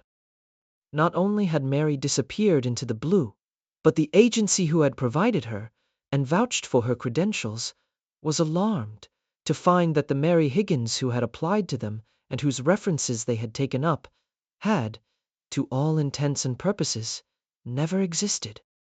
It was the name of a bona fide servant who had lived with the bona fide sister of a dean. But the real Mary Higgins was existing peacefully in a place in Cornwall. Damned clever, the whole thing, Inspector Slack was forced to admit. And if you ask me, that woman works with a gang. There was a case of much the same kind in Northumberland a year ago. Stuff was never traced, and they never caught her. However, we'll do better than that in Much Benham. Inspector Slack was always a confident man. Nevertheless, weeks passed, and Mary Higgins remained triumphantly at large. In vain, Inspector Slack redoubled that energy that so belied his name. Miss Lavinia remained tearful. Miss Emily was so upset, and felt so alarmed by her condition that she actually sent for Dr. Haydock. The whole of the village was terribly anxious to know what he thought of Miss Emily's claims to ill health, but naturally could not ask him. Satisfactory data came to hand on the subject, however, through Mr. Meek, the chemist's assistant, who was walking out with Clara, Mrs. Price Ridley's maid. It was then known that Dr. Haydock had prescribed a mixture of asafoetida and valerian, which, according to Mr. Meek, was the stock remedy for malingerers in the army. Soon afterwards, it was learned that Miss Emily, not relishing the medical attention she had had, was declaring that in the state of her health, she felt it her duty to be near the specialist in London who understood her case. It was, she said, only fair to Lavinia. The flat was put up for subletting. It was a few days after that Miss Marple, rather pink and flustered, called at the police station in Much Benham and asked for Inspector Slack. Inspector Slack did not like Miss Marple, but he was aware that the chief constable, Colonel Melchett, did not share that opinion. Rather grudgingly, therefore, he received her. "Good afternoon, Miss Marple. What can I do for you?" "Oh, dear," said Miss Marple, "I'm afraid you're in a hurry." "Lots of work on," said Inspector Slack, "but I can spare a few moments." "Oh, dear," said Miss Marple, "I hope I shall be able to put what I say properly. So difficult, you know, to explain oneself, don't you think?" "No, perhaps you don't. But you see, not having been educated in the modern style, just a governess, you know, who taught one the dates of the kings of England and general knowledge. Dr. Brewer, 3 kinds of diseases of wheat blight, mildew. Now what was the third? Was it smut?" "Do you want to talk about smut?" asked Inspector Slack, and then blushed. "Oh, no, no." Miss Marple hastily disclaimed any wish to talk about smut. "Just an illustration, you know, and how needles are made, and all that. Discursive, you know, but not teaching one to keep to the point, which is what I want to do. It's about Miss Skinner's maid, Gladys, you know." "Mary Higgins," said Inspector Slack. "Oh, yes, the second maid. But it's Gladys Holmes. I mean, rather an impertinent girl, and far too pleased with herself, but really strictly honest. And it's so important that should be recognized. No charge against her, so far as I know," said the inspector. "No, I know there isn't a charge, but that makes it worse. Because you see, people go on thinking things. Oh, dear, I knew I should explain things badly. What I really mean is that the important thing is to find Mary Higgins." "Certainly," said Inspector Slack. "Have you any ideas on the subject?" "Well, as a matter of fact, I have," said Miss Marple. "May I ask you a question? Are fingerprints of no use to you?" "Ah," said Inspector Slack, "that's where she was a bit too artful for us. Did most of her work in rubber gloves, or housemaid's gloves, it seems. And she'd been careful, wiped off everything in her bedroom and on the sink. Couldn't find a single fingerprint in the place. If you did have fingerprints, would it help?" "It might, madam. They may be known at the yard. This isn't her first job, I'd say." Miss Marple nodded brightly. She opened her bag and extracted a small cardboard box. Inside it, wedged in cotton wool, was a small mirror. "From my handbag," said Miss Marple. "The maid's prints are on it. I think they should be satisfactory." She touched an extremely sticky substance a moment previously. Inspector Slack stared. "Did you get her fingerprints on purpose?" "Of course. You suspected her then?" "Well, you know, it did strike me that she was a little too good to be true. I practically told Miss Lavinia so. But she simply wouldn't take the hint. I'm afraid, you know, Inspector, that I don't believe in paragons. Most of us have our faults, and domestic service shows them up very quickly." "Well," said Inspector Slack, recovering his balance, "I'm obliged to you, I'm sure. We'll send these up to the yard and see what they have to say." He stopped. Miss Marple had put her head a little on one side and was regarding him with a good deal of meaning. "You wouldn't consider, I suppose, Inspector, looking a little nearer home?" "What do you mean, Miss Marple?" "It's very difficult to explain, but when you come across a peculiar thing, you notice it. Although often, peculiar things may be the merest trifles. I've felt that all along, you know. I mean about Gladys and the brooch. She's an honest girl. She didn't take that brooch." "Then why did Miss Skinner think she did?" "Miss Skinner's not a fool. Far from it. Why was she so anxious to let a girl go who was a good servant, when servants are hard to get? It was peculiar, you know. So I wondered. I wondered a good deal. And I noticed another peculiar thing. Miss Emily's a hypochondriac, but she's the first hypochondriac who hasn't sent for some doctor or other at once. Hypochondriacs love doctors. Miss Emily didn't. What are you suggesting, Miss Marple? Well, I'm suggesting, you know, that Miss Lavinia and Miss Emily are peculiar people. Miss Emily spends nearly all her time in a dark room. And if that hair of hers isn't a wig, I'll eat my own back switch. And what I say is this. It's perfectly possible for a thin, pale, gray-haired, whining woman to be the same as a black-haired, rosy-cheeked, plump woman. And nobody that I can find ever saw Miss Emily and Mary Higgins at one and the same time. Plenty of time to get impressions of all the keys. Plenty of time to find out all about the other tenants, and then get rid of the local girl. Miss Emily takes a brisk walk across country one night and arrives at the station as Mary Higgins next day.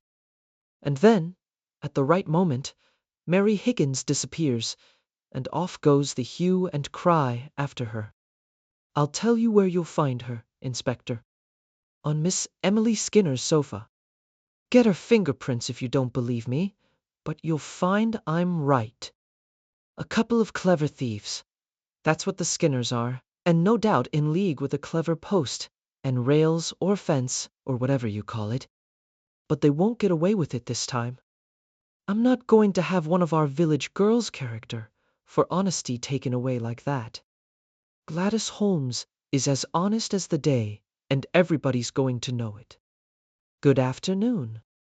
Miss Marple had stalked out before Inspector Slack had recovered. "Oh?"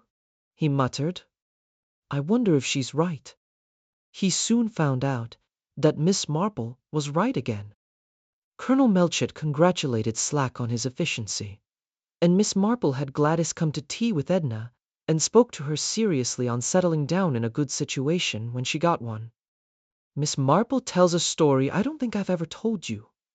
My dears, you, Raymond, and you, Joan, about the rather curious little business that happened some years ago now. I don't want to seem vain.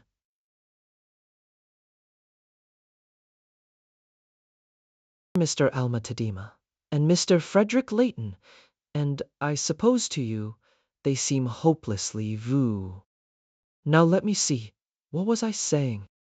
Oh, yes, that I didn't want to appear vain, but I couldn't help being just a teeny-weeny bit pleased with myself, because, just by applying a little common sense, I believe I really did solve a problem that had baffled cleverer heads than mine. Though really, I should have thought the whole thing was obvious from the beginning. Well, I'll tell you my little story, and if you think I'm inclined to be conceited about it, you must remember that I did at least help a fellow creature who was in very grave distress. The first I knew of this business was one evening about 9 o'clock, when Gwen came in and told me that Mr. Petherick and a gentleman had called to see me. Gwen had shown them into the drawing room, quite rightly.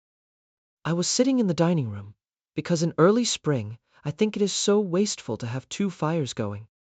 I directed Gwen to bring in the cherry brandy and some glasses, and I hurried into the drawing room. I don't know whether you remember Mr. Petherick. He died 2 years ago, but he had been a friend of mine for many years, as well as attending to all my legal business. A very shrewd man, and a really clever solicitor. His son does my business for me now. A very nice lad, and very up-to-date, but somehow I don't feel quite the confidence I had with Mr. Petherick. I explained to Mr. Petherick about the fires, and he said at once that he and his friend would come into the dining room, and then he introduced his friend, a Mr. Rhodes. He was a youngish man, not much over 40, and I saw at once there was something very wrong. His manner was most peculiar. One might have called it rude, if one hadn't realized that the poor fellow was suffering from strain. When we were settled in the dining room, and Gwen had brought the cherry brandy, Mr. Petherick explained the reason for his visit. "Miss Marple," he said, "you must forgive an old friend for taking a liberty. What I have come here for is a consultation." I couldn't understand at all what he meant, and he went on. "In a case of illness, one likes two points of view, that of the specialist and that of the family physician. It is the fashion to regard the former as of more value, but I am not sure that I agree. The specialist has experience only in his own subject. The family doctor has, perhaps, less knowledge but a wider experience." I knew just what he meant, because a young niece of mine not long before had hurried her child off to a very well-known specialist in skin diseases without consulting her own doctor, whom she considered an old dodderer, and the specialist had ordered some very expensive treatment, and later found that all the child was suffering from was a rather unusual form of measles. I just mention this, though I have a horror of digressing, to show that I appreciate Mr. Petherick's point, but I still hadn't any idea what he was driving at. "If Mr. Rhodes is ill," I said, and stopped because the poor man gave a most dreadful laugh. He said, "I expect to die of a broken neck in a few months' time." And then it all came out. There had been a case of murder lately in Barnchester, a town about 20 miles away. I'm afraid I hadn't paid much attention to it at the time, because we had been having a lot of excitement in the village about our district nurse, and outside occurrences like an earthquake in India and a murder in Barnchester, although of course far more important really had given way to our own little local excitements. I'm afraid villages are like that. Still, I did remember having read about a woman having been stabbed in a hotel, though I hadn't remembered her name. But now it seemed that this woman had been Mr. Rhodes's wife, and as if that wasn't bad enough, he was actually under suspicion of having murdered her himself. All this Mr. Petherick explained to me very clearly, saying that, although the coroner's jury had brought in a verdict of murder by a person or persons unknown, Mr. Rhodes had reason to believe that he would probably be arrested within a day or two, and that he had come to Mr. Petherick and placed himself in his hands. Mr. Petherick went on to say that they had that afternoon consulted Sir Malcolm O'Day, and that, in the event of the case coming to trial, Sir Malcolm had been briefed to defend Mr. Rhodes. Sir Malcolm was a young man, Mr. Petherick said, very up-to-date in his methods, and he had indicated a certain line of defense. But with that line of defense, Mr. Petherick was not entirely satisfied.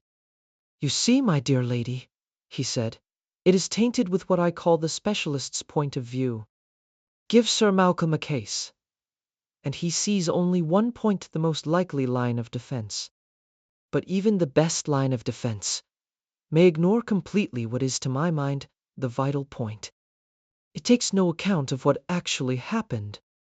Then he went on to say some very kind and flattering things about my acumen and judgment and my knowledge of human nature, and asked permission to tell me the story of the case in the hopes that I might be able to suggest some explanation.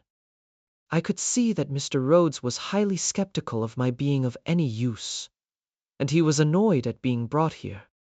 But Mr. Petherick took no notice, and proceeded to give me the facts of what occurred on the night of March 8th.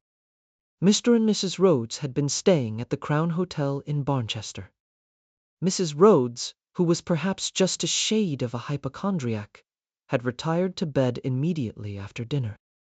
She and her husband occupied adjoining rooms with a connecting door.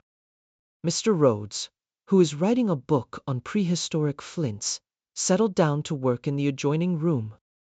At 11 o'clock, he tidied up his papers and prepared to go to bed. Before doing so, he just glanced into his wife's room to make sure that there was nothing she wanted. He discovered the electric light on, and his wife, lying in bed, stabbed through the heart. She had been dead at least an hour, probably longer. The following were the points made. There was another door in Mrs. Rhodes's room leading into the corridor. This door was locked and bolted on the inside. The only window in the room was closed and latched. According to Mr. Rhodes, nobody had passed through the room in which he was sitting, except a chambermaid bringing hot water bottles. The weapon found in the wound was a stiletto dagger, which had been lying on Mrs. Rhodes's dressing table. She was in the habit of using it as a paper knife. There were no fingerprints on it. The situation boiled down to this: no one but Mr. Rhodes and the chambermaid had entered the victim's room. I inquired about the chambermaid. "That was our first line of inquiry," said Mr. Petherick. "Mary Hill is a local woman. She had been chambermaid at the Crown for 10 years. There seems absolutely no reason why she should commit a sudden assault on a guest. She is, in any case, extraordinarily stupid, almost half-witted. Her story has never varied. She brought Mrs. Rhodes her hot water bottle, and says the lady was drowsy, just dropping off to sleep. Frankly, I cannot believe, and I am sure no jury would believe, that she committed the crime." Mr. Petherick went on to mention a few additional details.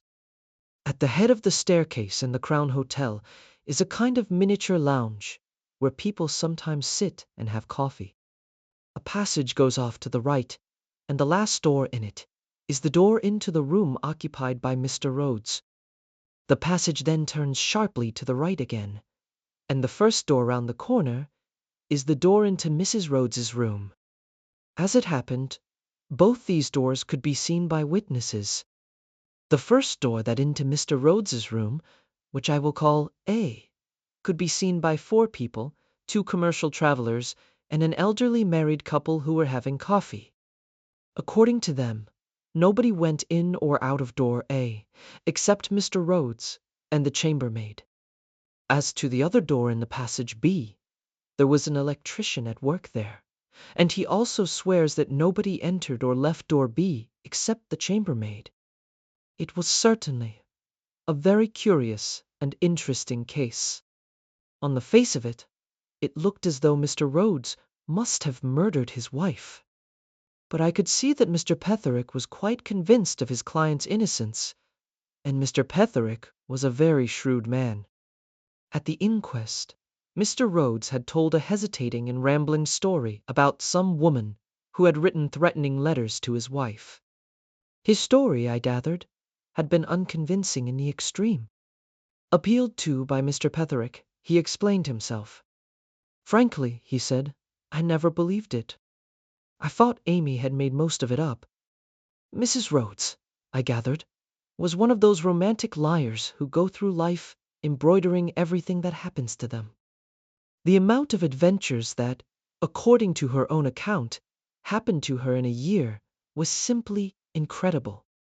If she slipped on a bit of banana peel, it was a case of near escape from death. If a lampshade caught fire, she was rescued from a burning building at the hazard of her life. Her husband got into the habit of discounting her statements. Her tale as to some woman whose child she had injured in a motor accident, and who had vowed vengeance on her Mr. Rhodes, had simply not taken any notice of it.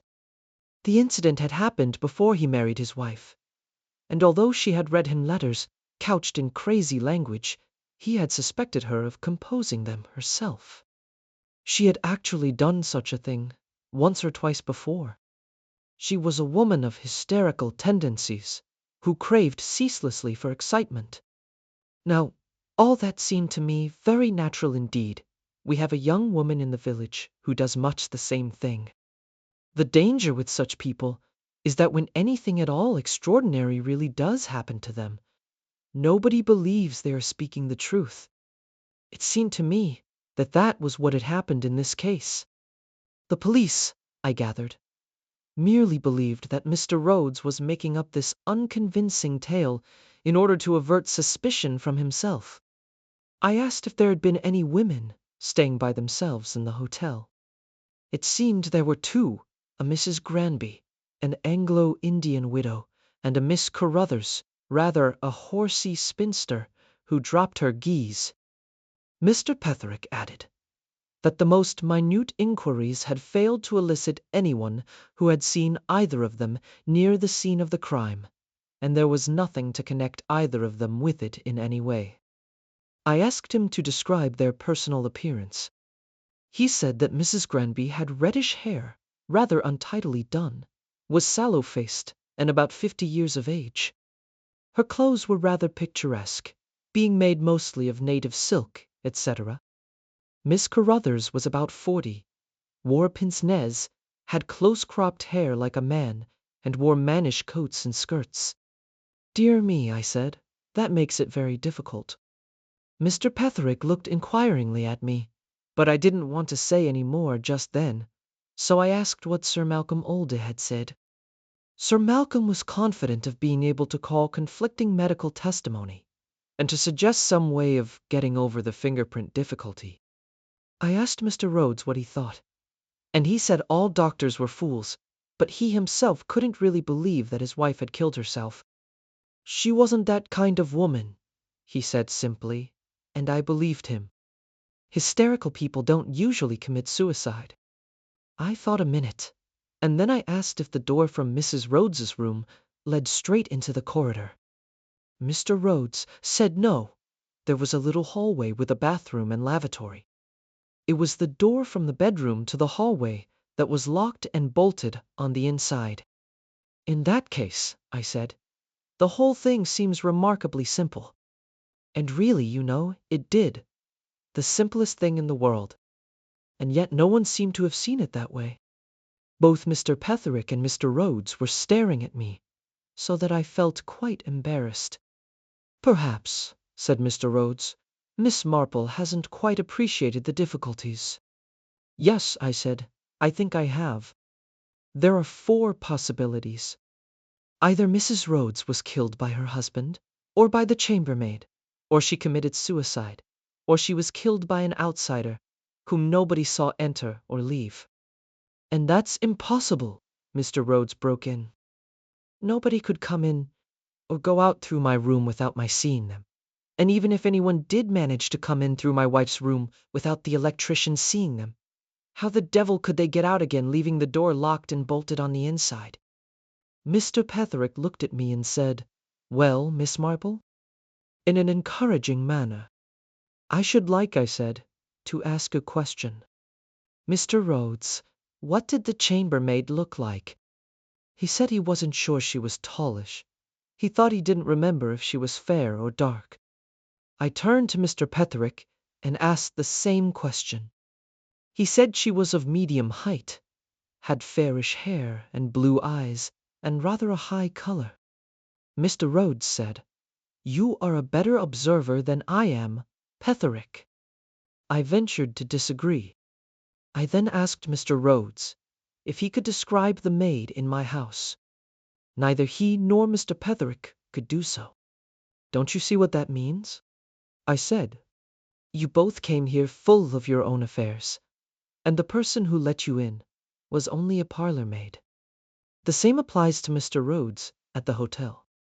He saw her uniform and her apron. He was engrossed by his work. But Mr. Petherick has interviewed the same woman in a different capacity. He has looked at her as a person. That's what the woman who did the murder counted upon." As they still didn't see, I had to explain. "I think," I said, "that this is how it went. The chambermaid came in by door A, passed through Mr. Rhodes's room into Mrs. Rhodes's room with the hot water bottle, and went out through the hallway into passage B. X, as I will call our murderess, came in by door B into the little hallway, concealed herself in a certain apartment, ahem, and waited until the chambermaid had passed out.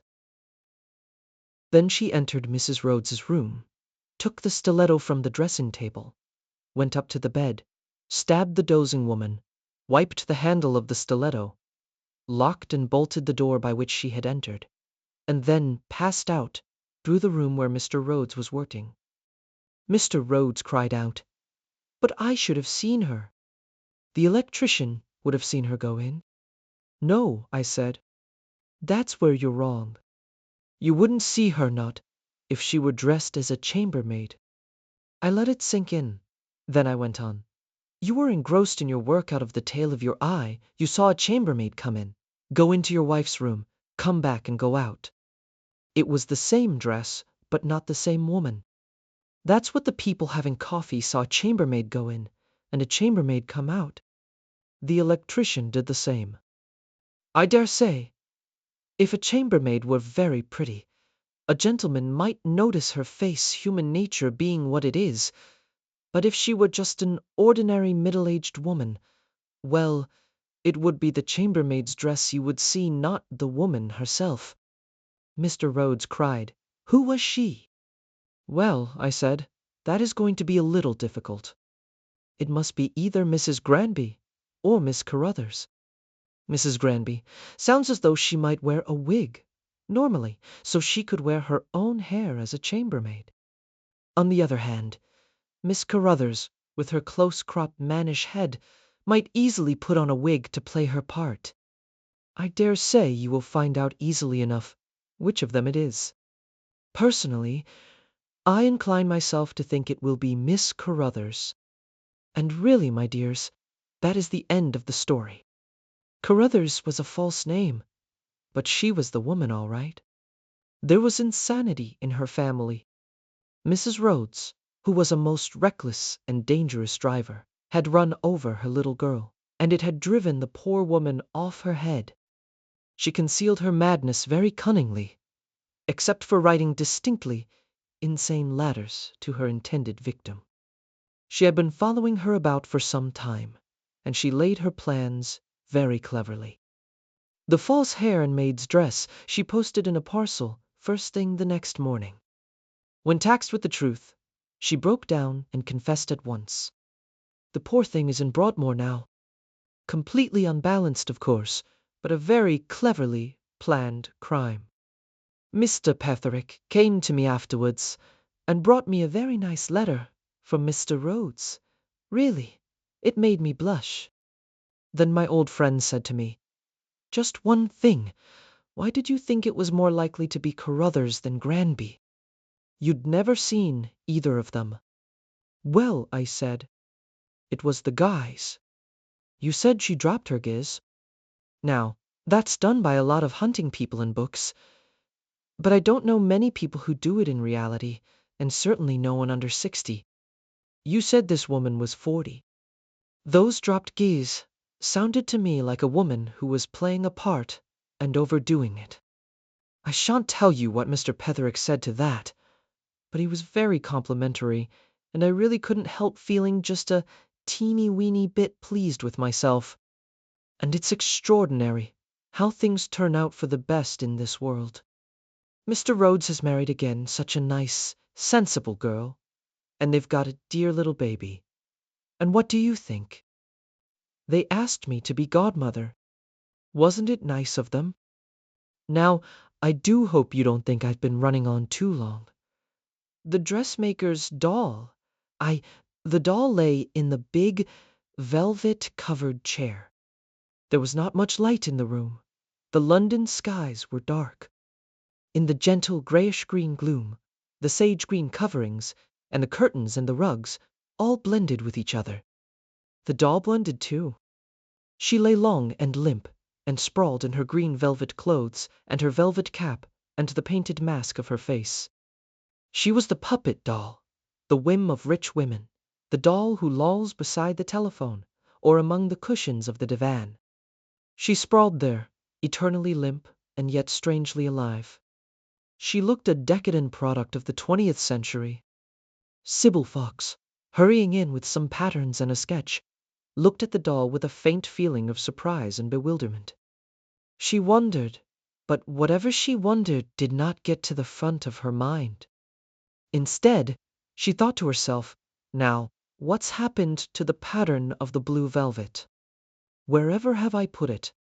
I'm sure I had it here just now. She went out on the landing and called up to the workroom. Elspeth, have you the blue pattern up there? Mrs. Fellows Brown will be here any minute now. She went in again, switching on the lights. Again, she glanced at the doll. Now where on earth there it is. She picked the pattern up from where it had fallen from her hand. There was the usual creak outside on the landing as the elevator came to a halt, and in a minute or two Mrs. Fellows Brown, accompanied by her Pekingese, came puffing into the room rather like a fussy local train arriving at a wayside station. "It's going to pour," she said. "Simply pour." She threw off her gloves and a fur. Alicia Coombe came in. She didn't always come in nowadays, only when special customers arrived, and Mrs. Fellows Brown was such a customer. Elspeth, the forewoman of the workroom, came down with the frock, and Sybil pulled it over Mrs. Fellows Brown's head. "There," she said, "I think it's good. Yes, it's definitely a success." Mrs. Fellows Brown turned sideways and looked in the mirror.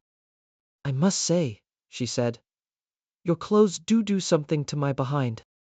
"You're much thinner than you were 3 months ago," Sybil assured her.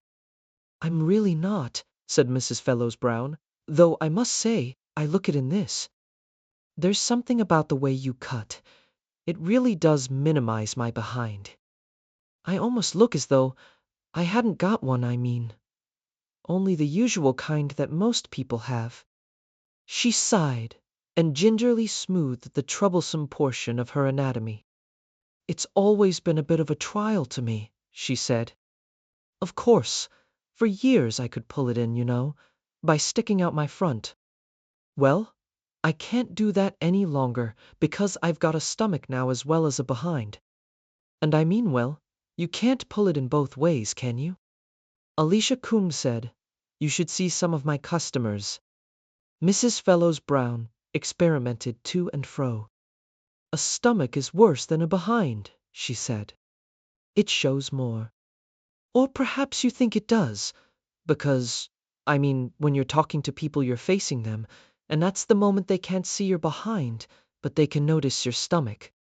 Anyway, I've made it a rule to pull in my stomach and let my behind look after itself." She craned her neck round still farther, then said suddenly, "Oh, that doll of yours. She gives me the creeps. How long have you had her?" Sybil glanced uncertainly at Alicia Coombe, who looked puzzled but vaguely distressed. "I don't know exactly. Sometime I think I never can remember things. It's awful nowadays. I simply cannot remember." "Sybil, how long have we had her?" Sybil said shortly, "I don't know." "Well," said Mrs. Fellows Brown, "she gives me the creeps. Uncanny. She looks, you know, as though she was watching us all, and perhaps laughing in that velvet sleeve of hers. I'd get rid of her if I were you." She gave a little shiver. Then she plunged once more into dressmaking details. Should she, or should she not have the sleeves an inch shorter? And what about the length? When all these important points were settled satisfactorily, Mrs. Fellows Brown resumed her own garments and prepared to leave. As she passed the doll, she turned her head again. "No," she said, "I don't like that doll. She looks too much as though she belonged here. It isn't healthy." Now what did she mean by that? demanded Sybil, as Mrs. Fellows Brown departed down the stairs. Before Alicia Coombe could answer, Mrs. Fellows Brown returned, poking her head round the door. "Good gracious, I forgot all about Fu Ling. Where are you, Duxie?" "Well, I never." She stared, and the other 2 women stared too. The Pekingese was sitting by the green velvet chair, staring up at the limp doll sprawled on it. There was no expression, either of pleasure or resentment, on his small, pop-eyed face. He was merely looking. "Come along, Mum's darling," said Mrs. Fellows Brown. Mum's darling paid no attention whatever. "He gets more disobedient every day," said Mrs. Fellows Brown, with the air of one cataloguing a virtue. "Come on, Fu Ling. Dindins. Lovely liver." Fu Ling turned his head about an inch and a half towards his mistress, then with disdain resumed his appraisal of the doll. "She certainly made an impression on him," said Mrs. Fellows Brown. "I don't think he's ever noticed her before." "I haven't either. Was she here last time I came?" The other two women looked at each other. Sybil now had a frown on her face, and Alicia Coombs said, wrinkling up her forehead, "I told you I simply can't remember anything nowadays. How long have we had her, Sybil?" "Where did she come from?" demanded Mrs. Fellows Brown. "Did you buy her?" "Oh, no." Somehow, Alicia Coombs was shocked at the idea. "Oh, no. I suppose someone gave her to me." She shook her head. "Maddening," she exclaimed. "Absolutely maddening, when everything goes out of your head the very moment after it's happened." "Now don't be stupid, Fu Ling," said Mrs. Fellows Brown sharply. "Come on. I'll have to pick you up." She picked him up. Fu Ling uttered a short bark of agonized protest. They went out of the room, with Fu Ling's pop-eyed face turned over his fluffy shoulder, still staring with enormous attention at the doll on the chair. "That there doll," said Mrs. Groves, "fair gives me the creeps, it does." Mrs. Groves was the cleaner. She had just finished a crab-like progress, backwards, along the floor. Now she was standing up and working slowly round the room with a duster. "Funny thing," said Mrs. Groves, "never noticed it really until yesterday. And then it hit me all of a sudden, as you might say." "You don't like it?" asked Sybil. "I tell you, Mrs. Fox, it gives me the creeps," said the cleaning woman. "It ain't natural, if you know what I mean. All those long hanging legs, and the way she slouched down there, and the cunning look she has in her eye. It doesn't look healthy, that's what I say." "You've never said anything about her before," said Sybil. "I tell you, I never noticed her not till this morning. Of course I know she's been here some time, but—" She stopped, and a puzzled expression flitted across her face. "Sort of thing you might dream of at night," she said. And gathering up various cleaning implements, she departed from the fitting room and walked across the landing to the room on the other side. Sybil stared at the relaxed doll. An expression of bewilderment was growing on her face. Alicia Coombs entered, and Sybil turned sharply. "Miss Coombs, how long have you had this creature?" "What, the doll?" "My dear, you know I can't remember things. Yesterday, why, it's too silly. I was going out to that lecture, and I hadn't gone halfway down the street when I suddenly found I couldn't remember where I was going. I thought, and I thought. Finally, I told myself, it must be Fortnum's. I knew there was something I wanted to get at Fortnum's. Well, you won't believe me. It wasn't till I actually got home and was having some tea that I remembered about the lecture. Of course, I've always heard that people go gaga as they get on in life, but it's happening to me much too fast. I've forgotten now where I've put my handbag and my spectacles too. Where did I put those spectacles? I had them just now. I was reading something in the Times. The spectacles are on the mantelpiece here," said Sybil, handing them to her. "How did you get the doll?" "Who gave her to you?" "That's a blank, too," said Alicia Coombs. "Somebody gave her to me or sent her to me, I suppose. However, she does seem to match the room very well, doesn't she?" "Rather too well, I think," said Sybil. "Funny thing is, I can't remember when I first noticed her here." "Now, don't you get the same way as I am," Alicia Coombs admonished her. "After all, you're young still." "But really, Miss Coombs, I don't remember. I mean, I looked at her yesterday and thought there was something, well, Mrs. Groves is quite right. Something creepy about her. And then I thought, I'd already thought so, and then I tried to remember when I first thought so, and well, I just couldn't remember anything. In a way, it was as if I'd never seen her before, only it didn't feel like that." It felt as though she'd been here a long time, but I'd only just noticed her. Perhaps she flew in through the window one day on a broomstick, said Alicia Coombe. Anyway, she belongs here now, all right. She looked round. You could hardly imagine the room without her, could you? No, said Sybil, with a slight shiver, but I rather wish I could. Could what? Imagine the room without her. Are we all going barmy about this doll? Demanded Alicia Coombe impatiently. What's wrong with the poor thing? Looks like a decayed cabbage to me. But perhaps, she added, that's because I haven't got spectacles on. She put them on her nose and looked firmly at the doll. Yes, she said, I see what you mean. She is a little creepy. Sad-looking, but well, sly and rather determined, too. Funny, said Sybil. Mrs. Fellows Brown taking such a violent dislike to her. She's one who never minds speaking her mind, said Alicia Coombe. But it's odd, persisted Sybil, that this doll should make such an impression on her. Well, people do take dislikes very suddenly sometimes.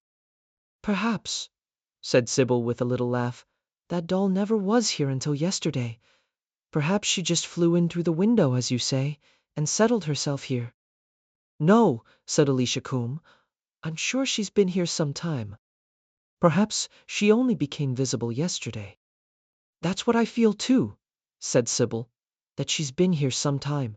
All the same, I don't remember really seeing her till yesterday. Now, dear, said Alicia Coombe briskly, do stop it. You're making me feel quite peculiar, with shivers running up and down my spine. You're not going to work up a great deal of supernatural hoo-ha about that creature, are you? She picked up the doll, shook it out, rearranged its shoulders, and sat it down again on another chair. Immediately, the doll flopped slightly and relaxed. It's not a bit lifelike, said Alicia Coombe, staring at the doll. And yet, in a funny way, she does seem alive, doesn't she?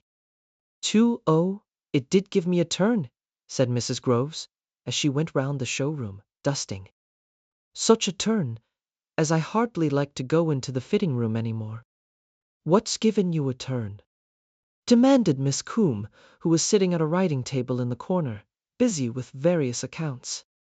This woman, she added more for her own benefit than that of Mrs. Groves, thinks she can have 2 evening dresses, 3 cocktail dresses, and a suit every year without ever paying me a penny for them. Really, some people? It's that doll, said Mrs. Groves. What, our doll again? Yes, sitting up there at the desk, like a human. Ooh, it didn't half give me a turn. What are you talking about? Alicia Coombe got up, strode across the room, across the landing outside, and into the room opposite the fitting room. There was a small Sheraton desk in one corner of it, and there, sitting in a chair drawn up to it, her long, floppy arms on the desk, sat the doll. Somebody seems to have been having fun, said Alicia Coombe. Fancy sitting her up like that. Really, she looks quite natural. Sybil Fox came down the stairs at this moment, carrying a dress that was to be tried on that morning. Come here, Sybil. Look at our doll sitting at my private desk and writing letters now. The 2 women looked. Really, said Alicia Coombe, it's too ridiculous. I wonder who propped her up there. Did you? No, I didn't, said Sybil. It must have been one of the girls from upstairs. A silly sort of joke, really, said Alicia Coombe. She picked up the doll from the desk and threw her back on the sofa. Sybil laid the dress over a chair, carefully. Then she went out and up the stairs to the workroom. You know the doll, she said. The velvet doll in Miss Coombe's room downstairs in the fitting room? The 4 women and 3 girls looked up. Yes, miss, of course we know. Who set her up at the desk this morning for a joke? The 3 girls looked at her. Then Elspeth, the 4-woman, said, Sat her up at the desk? I didn't. Nor did I, said one of the girls. Did you, Marlene? Marlene shook her head. This your bit of fun, Elspeth? No, indeed, said Elspeth, a stern woman who looked as though her mouth should always be filled with pins. I've more to do than going about playing with dolls and sitting them up at desks. Look here, said Sybil, and to her surprise her voice shook slightly. It was quite a good joke, only I'd just like to know who did it. The three girls bristled. We've told you, Mrs. Fox. None of us did it, did we, Marlene? I didn't, said Marlene, and if Nellie and Margaret say they didn't, well then, none of us did. You've heard what I had to say, said Elspeth. What's this all about, anyway, Mrs. Fox? Perhaps it was Mrs. Groves, said Marlene. Sybil shook her head. It wouldn't be Mrs. Groves. It gave her quite a turn. I'll come down and see for myself, said Elspeth. She's not there now, said Sybil. Miss Combe took her away from the desk and threw her back on the sofa. While she paused, what I mean is, someone must have stuck her up there in the chair at the writing desk, thinking it was funny, I suppose. And I don't see why they won't say so. I've told you twice, Mrs. Fox, said Margaret. I don't see why you should go on accusing us of telling lies. None of us would do a silly thing like that. I'm sorry, said Sybil. I didn't mean to upset you. But who else could possibly have done it? Perhaps she got up and walked there herself, said Marlene, and giggled. For some reason, Sybil didn't like the suggestion. Oh, it's all a lot of nonsense anyway, she said, and went down the stairs again. Alicia Combe was humming quite cheerfully. She looked round the room. I've lost my spectacles again, she said, but it doesn't really matter. I don't want to see anything this moment. The trouble is, of course, when you're as blind as I am, that when you have lost your spectacles, unless you've got another pair to put on and find them with, well then, you can't find them, because you can't see to find them. I'll look round for you, said Sybil. You had them just now? I went into the other room when you went upstairs. I expect I took them back in there. She went across to the other room. It's such a bother, said Alicia Combe. I want to get on with these accounts. How can I, if I haven't my spectacles? I'll go up and get your second pair from the bedroom, said Sybil. I haven't a second pair at present, said Alicia Combe. Why, what's happened to them? Well, I think I left them yesterday when I was out at lunch. I've rung up there, and I've rung up the 2 shops I went into too. Oh dear, said Sybil. You'll have to get 3 pairs, I suppose. If I had 3 pairs of spectacles, said Alicia Combe, I should spend my whole life looking for one or the other of them. I really think it's best to have only one.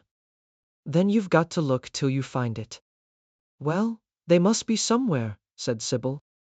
You haven't been out of these 2 rooms. They're certainly not here, so you must have laid them down in the fitting room. She went back, walking round, looking quite closely. Finally, as a last idea, she took up the doll from the sofa. I've got them, she called. Oh, where were they, Sybil? Under our precious doll. I suppose you must have thrown them down when you put her back on the sofa. I didn't. I'm sure I didn't. Oh, said Sybil with exasperation. Then I suppose the doll took them and was hiding them from you. Really, you know, said Alicia, looking thoughtfully at the doll. I wouldn't put it past her. She looks very intelligent, don't you think, Sybil? I don't think I like her face, said Sybil. She looks as though she knew something that we didn't. You don't think she looks sort of sad and sweet? Said Alicia Combe pleadingly, but without conviction. I don't think she's in the least sweet, said Sybil. No, perhaps you're right. Oh, well, let's get on with things. Lady Lee will be here in another 10 minutes. I just want to get these invoices done and posted. 30, Mrs. Fox. Mrs. Fox. Yes, Margaret, said Sybil. What is it? Sybil was busy leaning over a table, cutting a piece of satin material. Oh, Mrs. Fox, it's that doll again. I took down the brown dress like you said, and there's that doll sitting up at the desk again. And it wasn't me. It wasn't any of us. Please, Mrs. Fox, we really wouldn't do such a thing. Sybil's scissors slid a little. There, she said angrily, look what you've made me do. Oh well, it'll be all right, I suppose. Now, what's this about the doll? She's sitting at the desk again. Sybil went down and walked into the fitting room. The doll was sitting at the desk exactly as she had sat there before. You're very determined, aren't you? Said Sybil, speaking to the doll. She picked her up unceremoniously and put her back on the sofa. That's your place, my girl, she said. You stay there. She walked across to the other room. Miss Coombe. Yes, Sybil? Somebody is having a game with us, you know. That doll was sitting at the desk again. Who do you think it is? It must be one of those three upstairs, said Sybil. Thinks it's funny, I suppose. Of course they all swear to high heaven it wasn't them. Who do you think it is, Margaret? No, I don't think it's Margaret. She looked quite queer when she came in and told me. I expect it's that giggling Marlene. Anyway, it's a very silly thing to do. Of course it is idiotic, said Sybil. However, she added grimly, I'm going to put a stop to it. What are you going to do?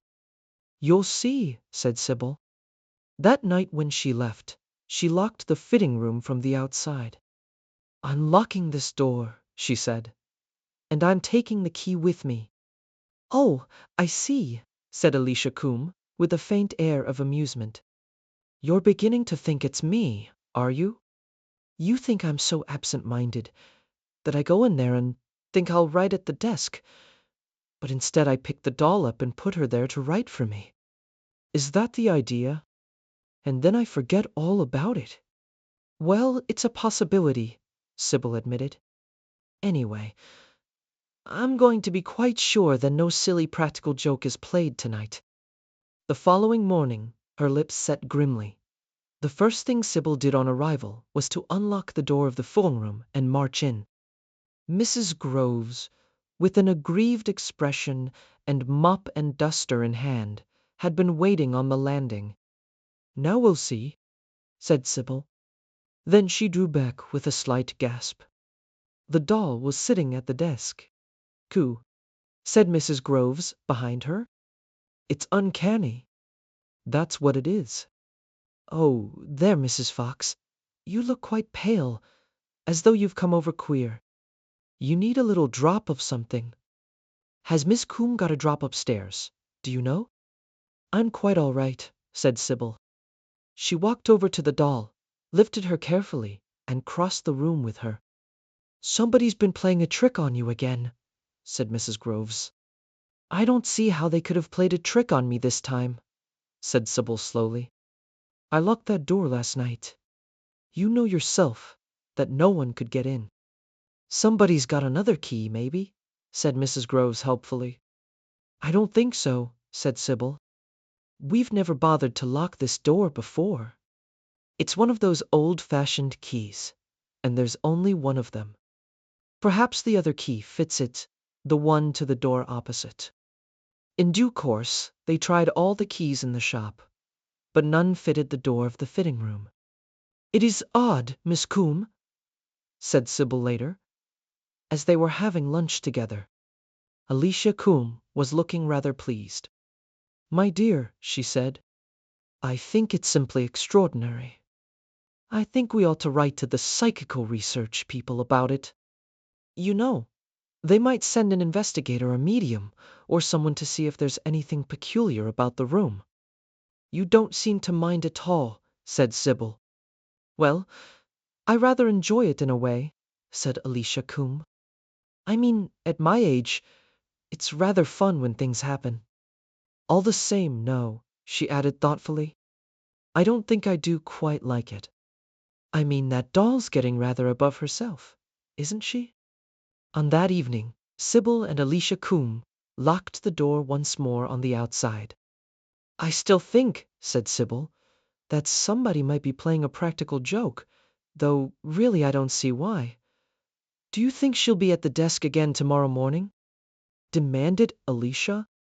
Yes, said Sybil, I do. But they were wrong. The doll was not at the desk. Instead, she was on the windowsill, looking out into the street. And again, there was an extraordinary naturalness about her position. It's all frightfully silly, isn't it?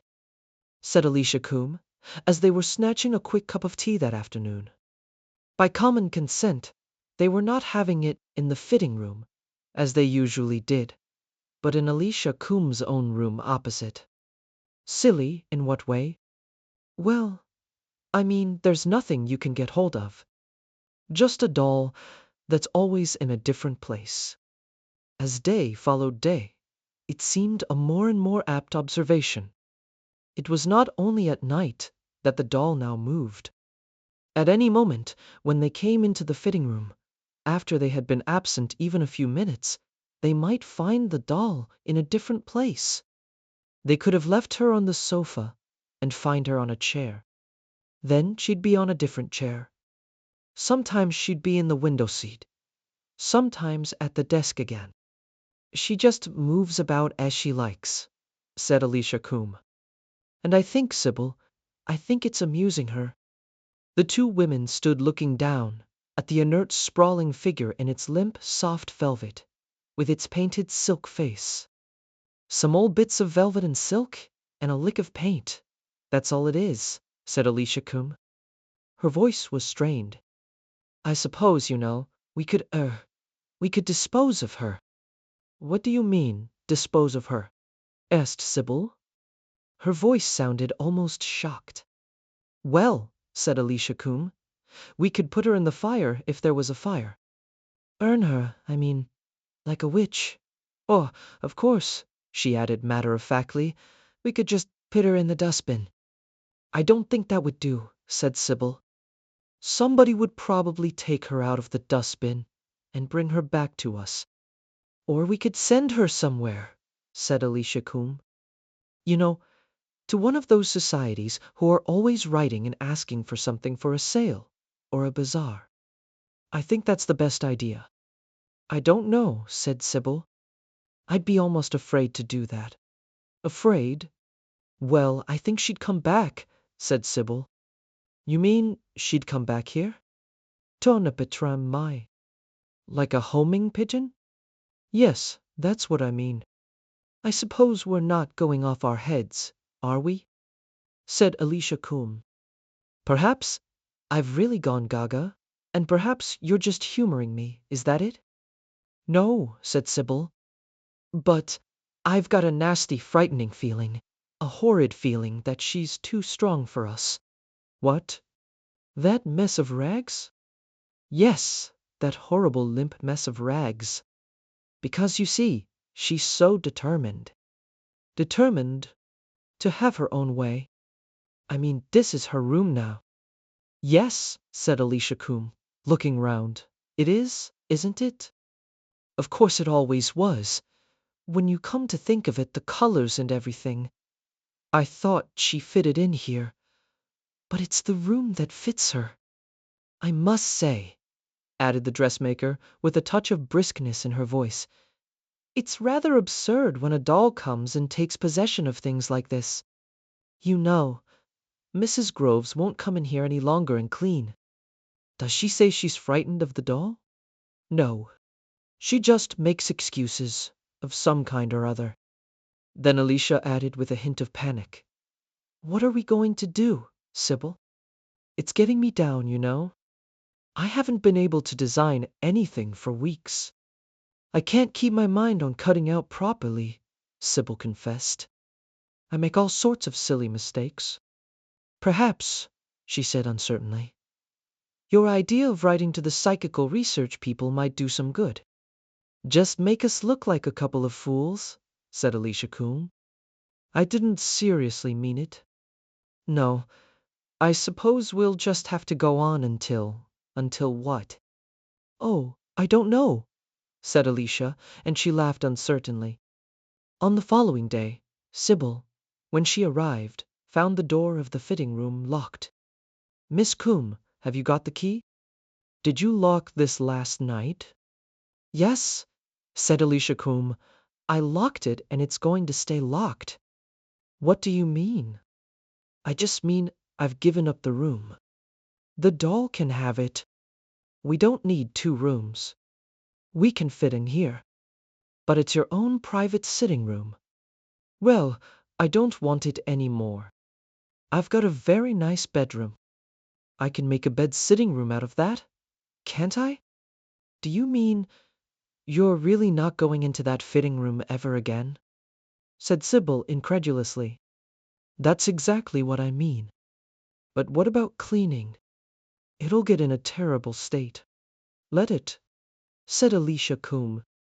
If this place is suffering from some kind of possession by a doll, all right, let her keep possession. And clean the room herself.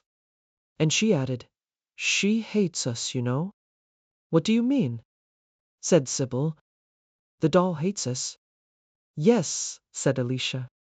Didn't you know? You must have known. You must have seen it when you looked at her. Yes, said Sybil thoughtfully. I suppose I did.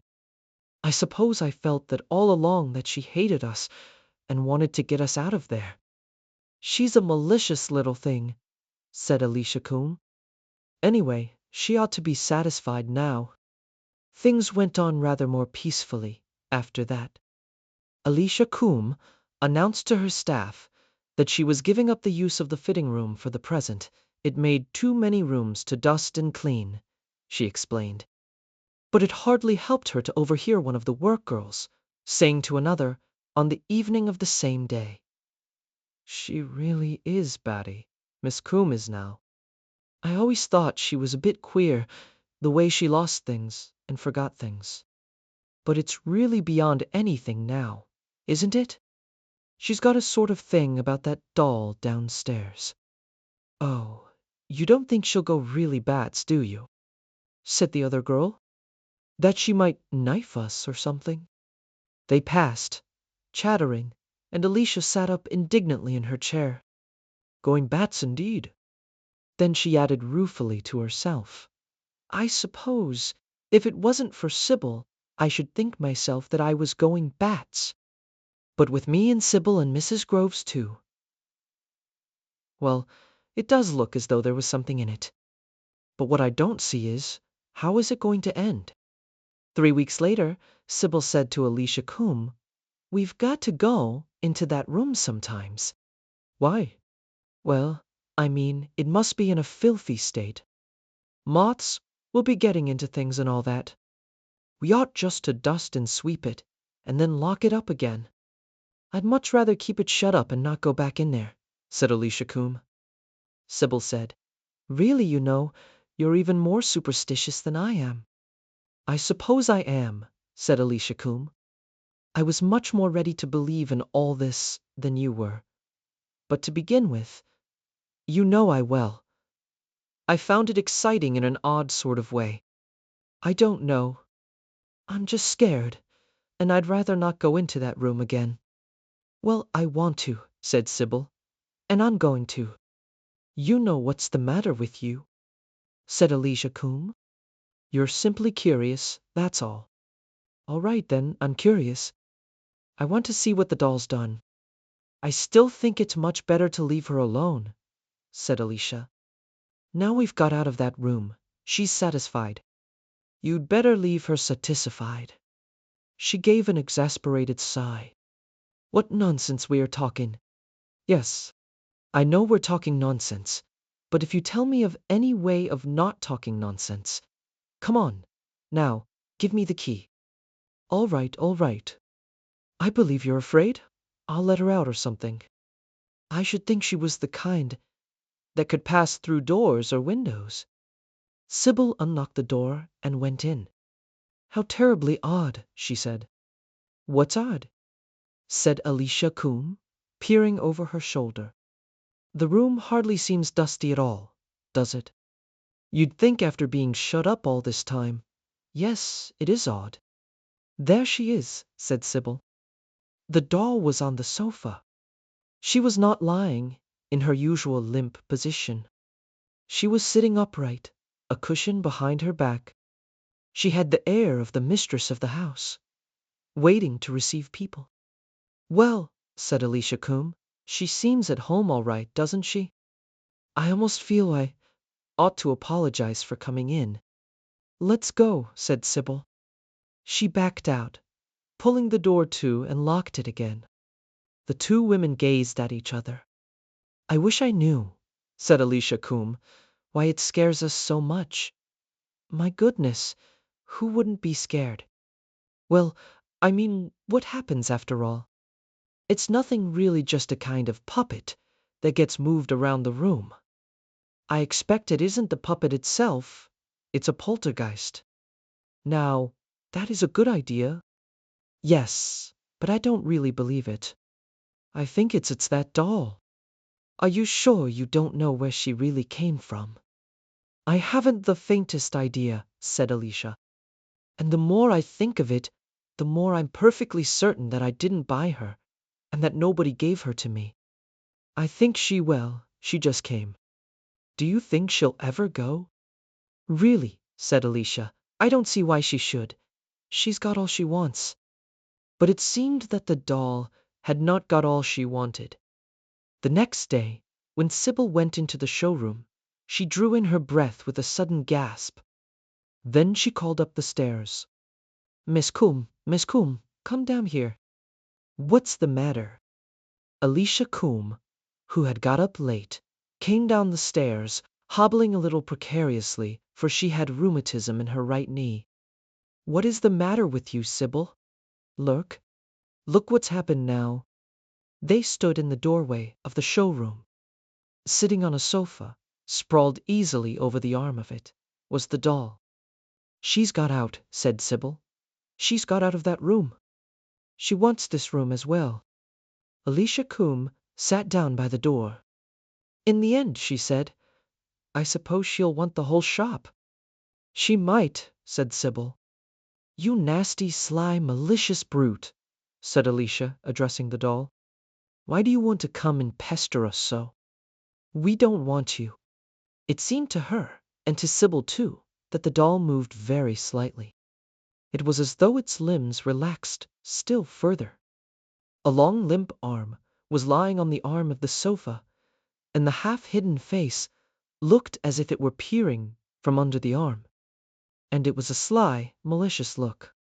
Horrible creature, said Alicia. I can't bear it. I can't bear it any longer.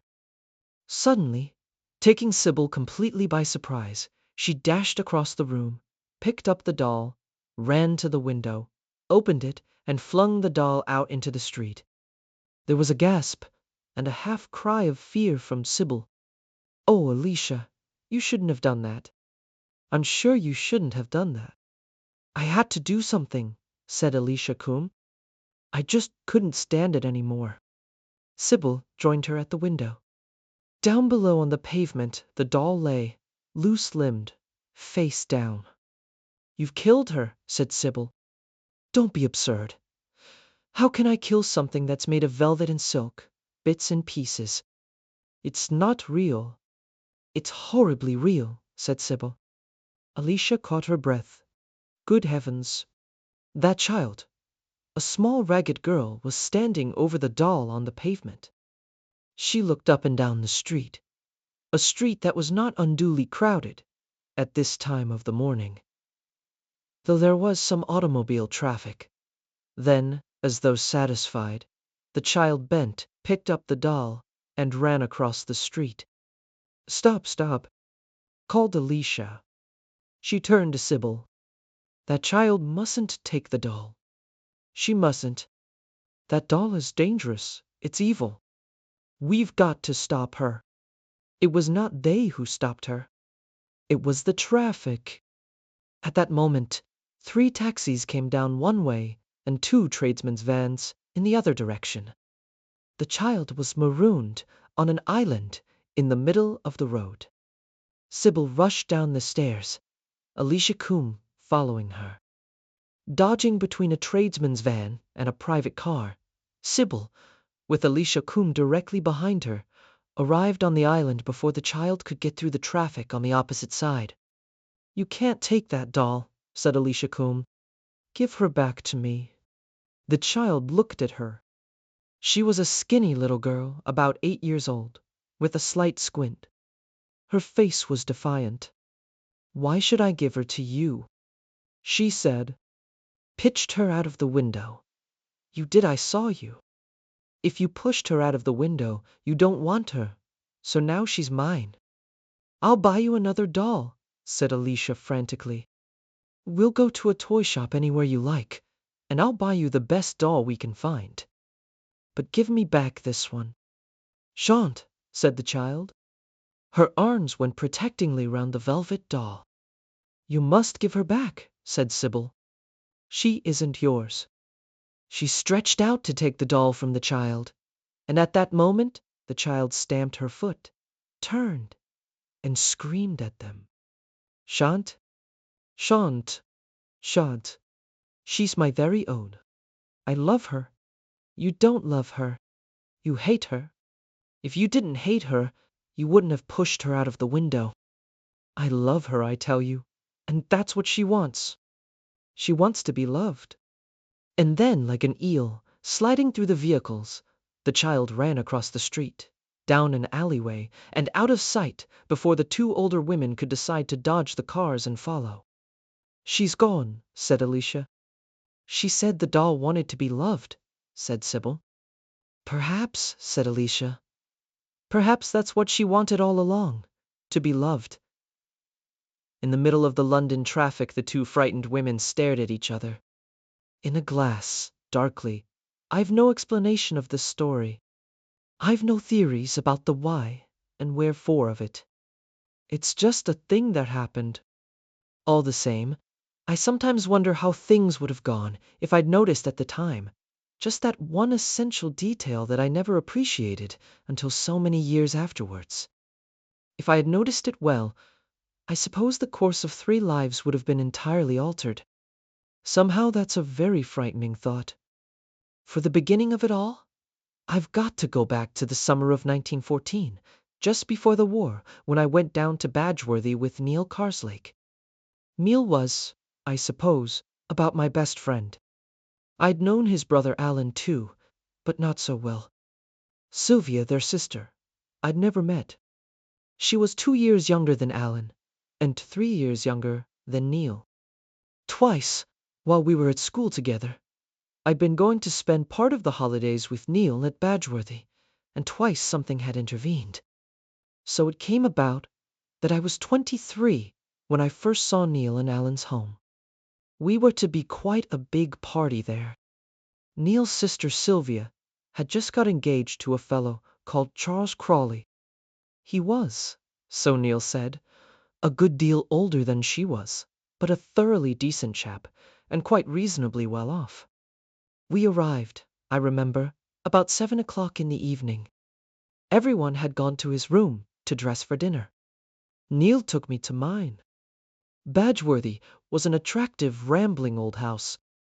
It had been added to freely in the last 3 centuries, and was full of little steps up and down, and unexpected staircases. It was the sort of house in which it's not easy to find your way about. I remember Neil promised to come and fetch me on his way down to dinner. I was feeling a little shy at the prospect of meeting his people for the first time.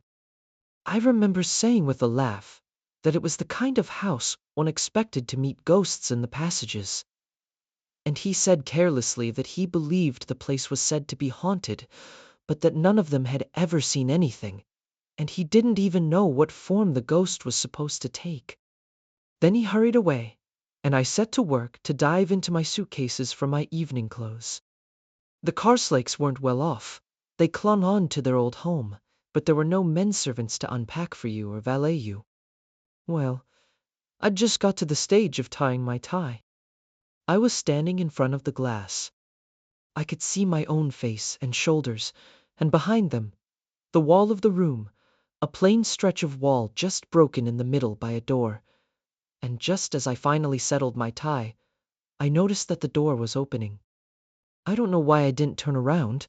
I think that would have been the natural thing to do. Anyway, I didn't. I just watched the door swing slowly open, and as it swung, I saw into the room beyond. It was a bedroom, a larger room than mine with 2 bedsteads in it, and suddenly I caught my breath.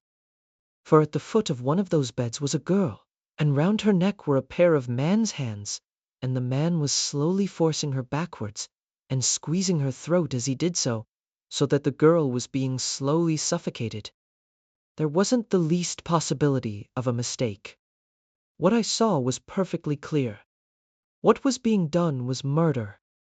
I could see the girl's face clearly, her vivid golden hair, the agonized terror of her beautiful face, slowly suffusing with blood. Of the man I could see his back, his hands, and a scar that ran down the left side of his face towards his neck. It's taken some time to tell, but in reality, only a moment or two passed while I stared dumbfounded. Then I wheeled round to the rescue, and on the wall behind me, the wall reflected in the glass, there was only a Victorian mahogany wardrobe. No door open, no scene of violence. I swung back to the mirror. The mirror reflected only the wardrobe. I passed my hands across my eyes. Then I sprang across the room and tried to pull forward the wardrobe. And at that moment, Neil entered by the other door from the passage and asked me what the hell I was trying to do. He must have thought me slightly barmy, as I turned on him and demanded whether there was a door behind the wardrobe. He said yes, there was a door. It led into the next room. I asked him who was occupying the next room, and he said people called Oldham a Major Oldham and his wife. I asked him then if Mrs. Oldham had very fair hair, and when he replied dryly that she was dark, I began to realize that I was probably making a fool of myself. I pulled myself together, made some lame explanation, and we went downstairs together. I told myself that I must have had some kind of hallucination and felt generally rather ashamed and a bit of an ass. And then, Neil said, "My sister Sylvia," and I was looking into the lovely face of the girl I had just seen being suffocated to death, and I was introduced to her fiancé, a tall, dark man with a scar down the left side of his face. Well, that's that. I'd like you to think and say what you'd have done in my place. Here was the girl, the identical girl, and here was the man I'd seen throttling her, and they were to be married in about a month's time. Had I or had I not had a prophetic vision of the future? Would Sylvia and her husband come down here to stay some time in the future and be given that room, and would that scene I'd witnessed take place in grim reality? What was I to do about it? Could I do anything? Would anyone kneel? Or the girl herself, would they believe me? I turned the whole business over and over in my mind the week I was down there. To speak or not to speak? And almost at once, another complication set in. You see, I fell in love with Sylvia Carslake the first moment I saw here. I wanted her more than anything on earth, and in a way that tied my hands. And yet, if I didn't say anything, Sylvia would marry Charles Crawley, and Crawley would kill her. And so, the day before I left, I blurted it all out to her. I said I expect she'd think me touched in the intellect or something. But I swore solemnly that I'd seen the thing just as I told it to her, and that I felt if she was determined to marry Crawley, I ought to tell her my strange experience. She listened very quietly. There was something in her eyes I didn't understand. She wasn't angry at all. When I'd finished, she just thanked me gravely. I kept repeating like an idiot, "I did see it. I really did see it," and she said, "I'm sure you did if you say so. I believe you." Well, the upshot was that I went off not knowing whether I'd done right or been a fool. And a week later, Sylvia broke off her engagement to Charles Crawley. After that, the war happened, and there wasn't much leisure for thinking of anything else. Once or twice when I was on leave, I came across Sylvia, but as far as possible, I avoided her. I loved her, and wanted her just as badly as ever, but I felt somehow that it wouldn't be playing the game. It was owing to me that she'd broken off her engagement to Crawley, and I kept saying to myself that I could only justify the action I had taken by making my attitude a purely disinterested one. Then, in 1916, Neil was killed, and it fell to me to tell Sylvia about his last moments. We couldn't remain on formal footing after that. Sylvia had adored Neil, and he had been my best friend. She was sweet, adorably sweet in her grief. I just managed to hold my tongue, and went out again, praying that a bullet might end the whole miserable business. Life without Sylvia wasn't worth living. But there was no bullet with my name on it. One nearly got me below the right ear, and one was deflected by a cigarette case in my pocket. But I came through unscathed. Charles Crawley was killed in action at the beginning of 1918. Somehow that made a difference. I came home in the autumn of 1918, just before the armistice, and I went straight to Sylvia and told her that I loved her. I hadn't much hope that she'd care for me straight away, and you could have knocked me down with a feather when she asked me why I hadn't told her sooner. I stammered out something about Crawley, and she said, "But why did you think I broke it off with him?" And then she told me that she'd fallen in love with me just as I'd done with her from the very first minute. I said I thought she'd broken off her engagement because of the story I told her. And she laughed scornfully and said that if you loved a man, you wouldn't be as cowardly as that. And we went over that old vision of mine again, and agreed that it was queer, but nothing more. Well, there's nothing much to tell for some time after that. Sylvia and I were married, and we were very happy. But I realized, as soon as she was really mine, that I wasn't cut out for the best kind of husband. I loved Sylvia devotedly, but I was jealous, absurdly jealous of anyone she so much as smiled at. It amused her at first. I think she even rather liked it. It proved, at least, how devoted I was.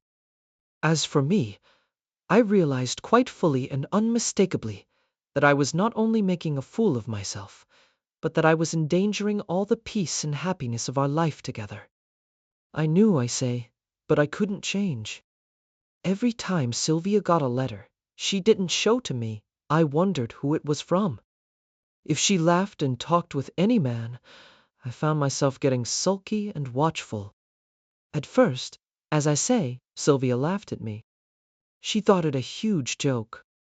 Then she didn't think the joke so funny.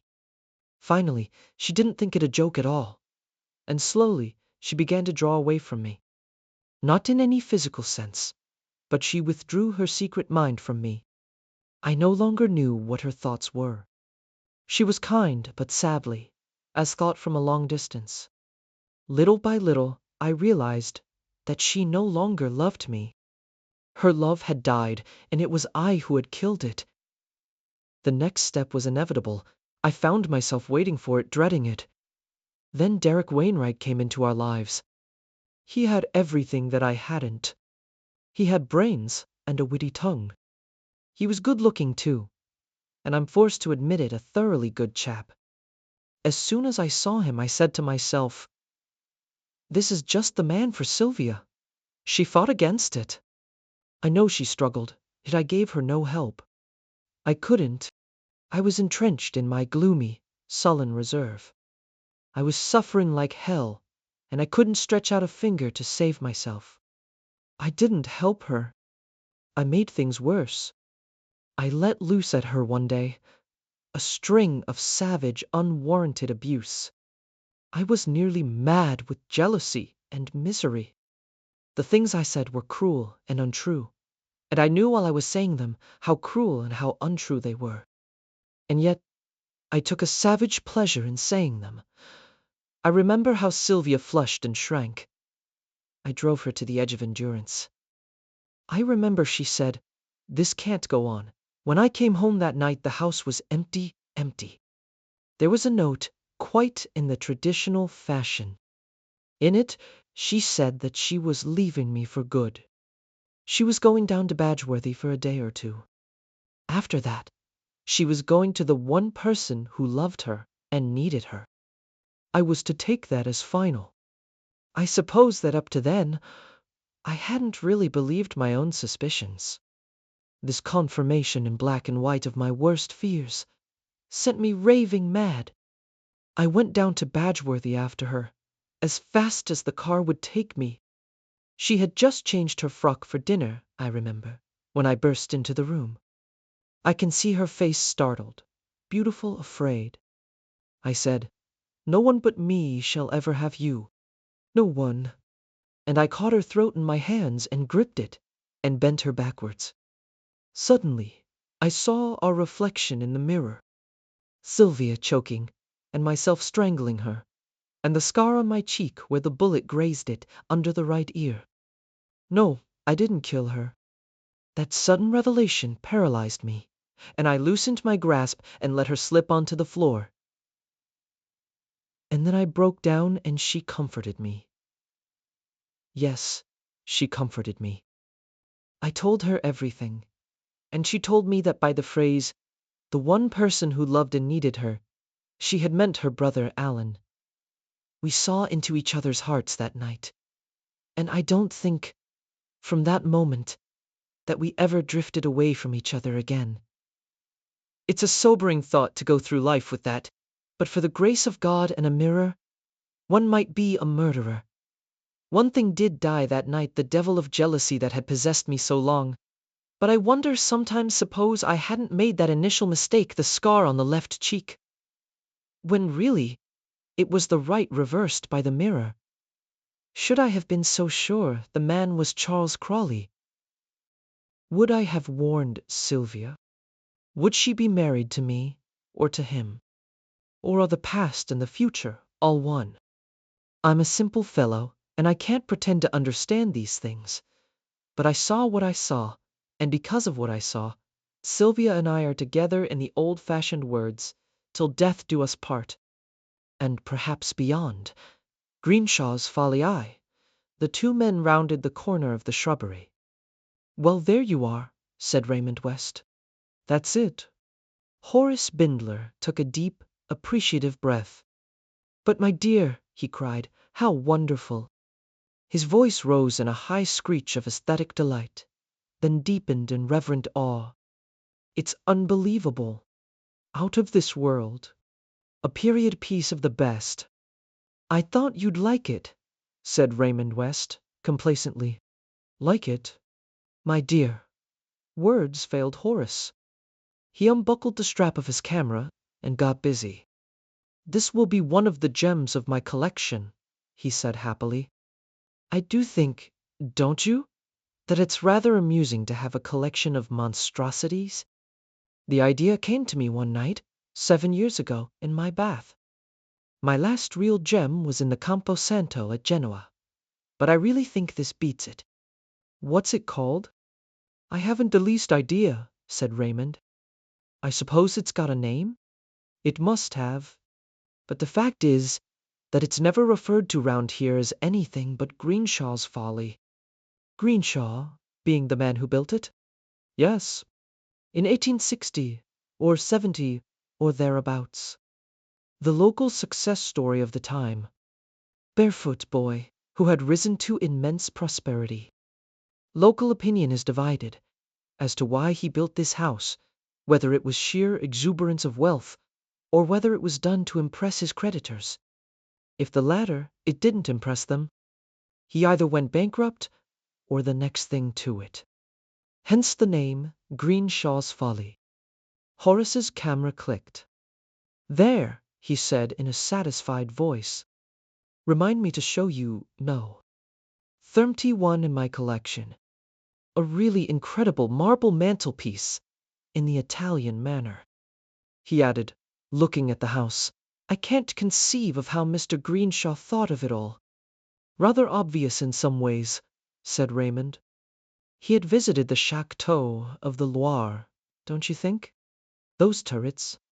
And then, rather unfortunately, he seems to have traveled in the Orient.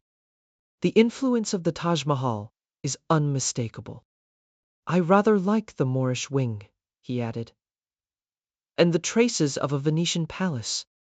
One wonders how he ever got hold of an architect to carry out these ideas. Raymond shrugged his shoulders. No difficulty about that, I expect, he said.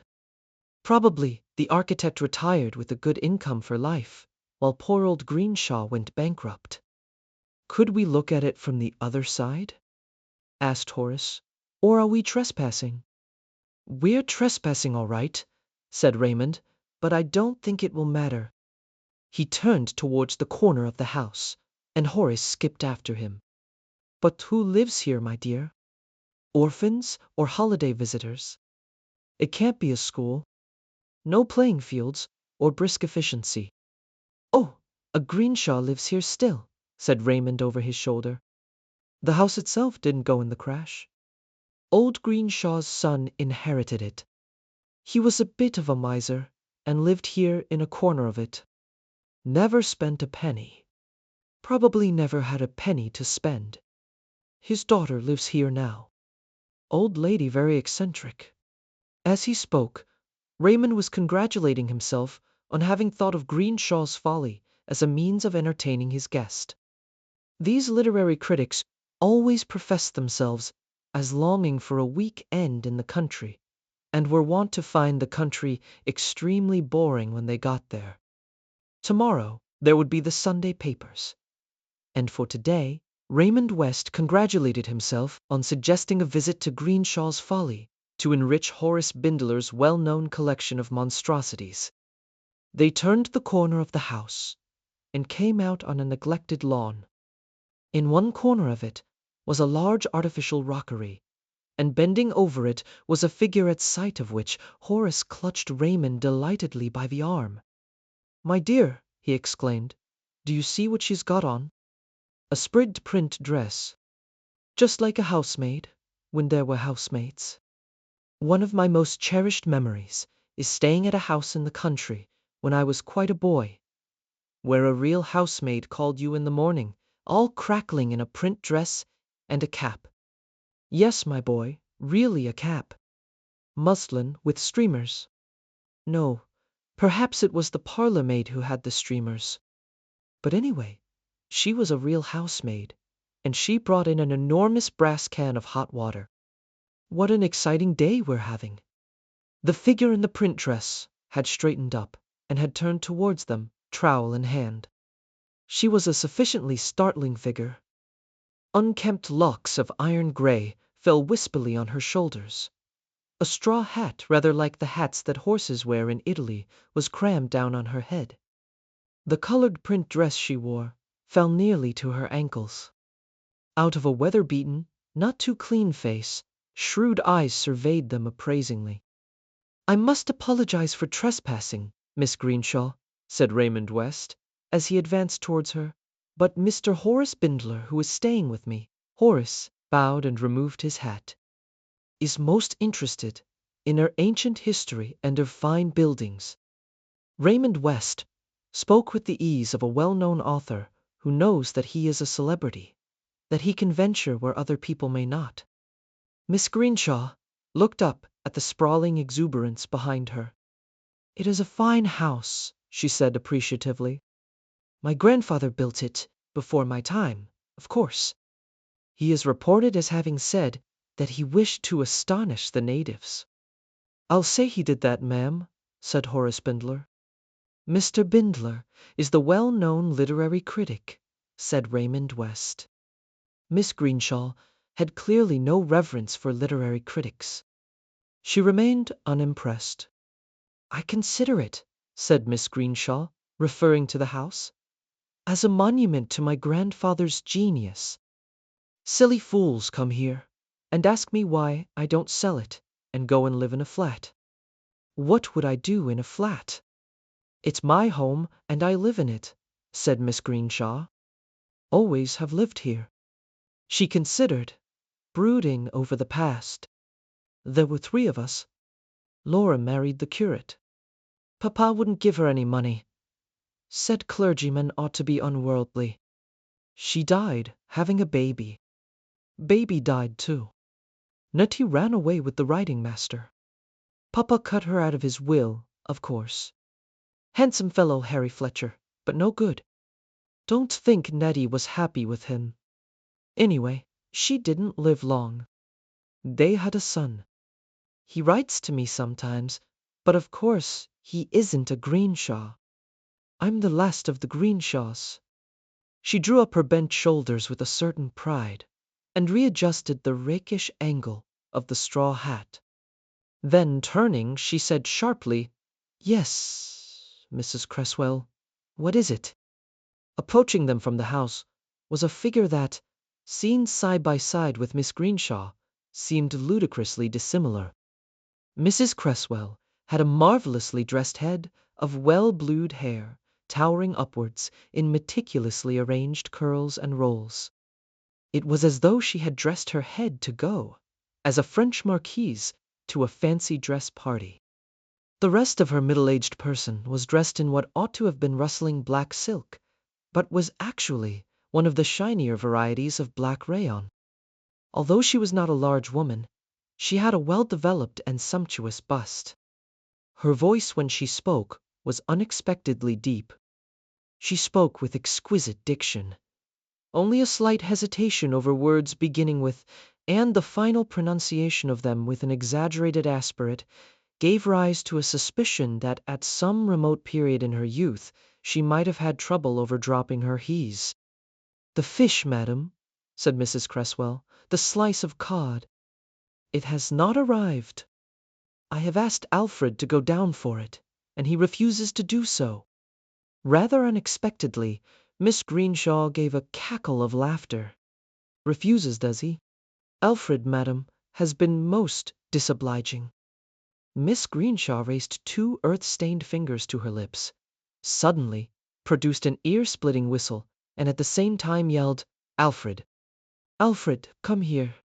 Round the corner of the house, a young man appeared in answer to the summons, carrying a spade in his hand.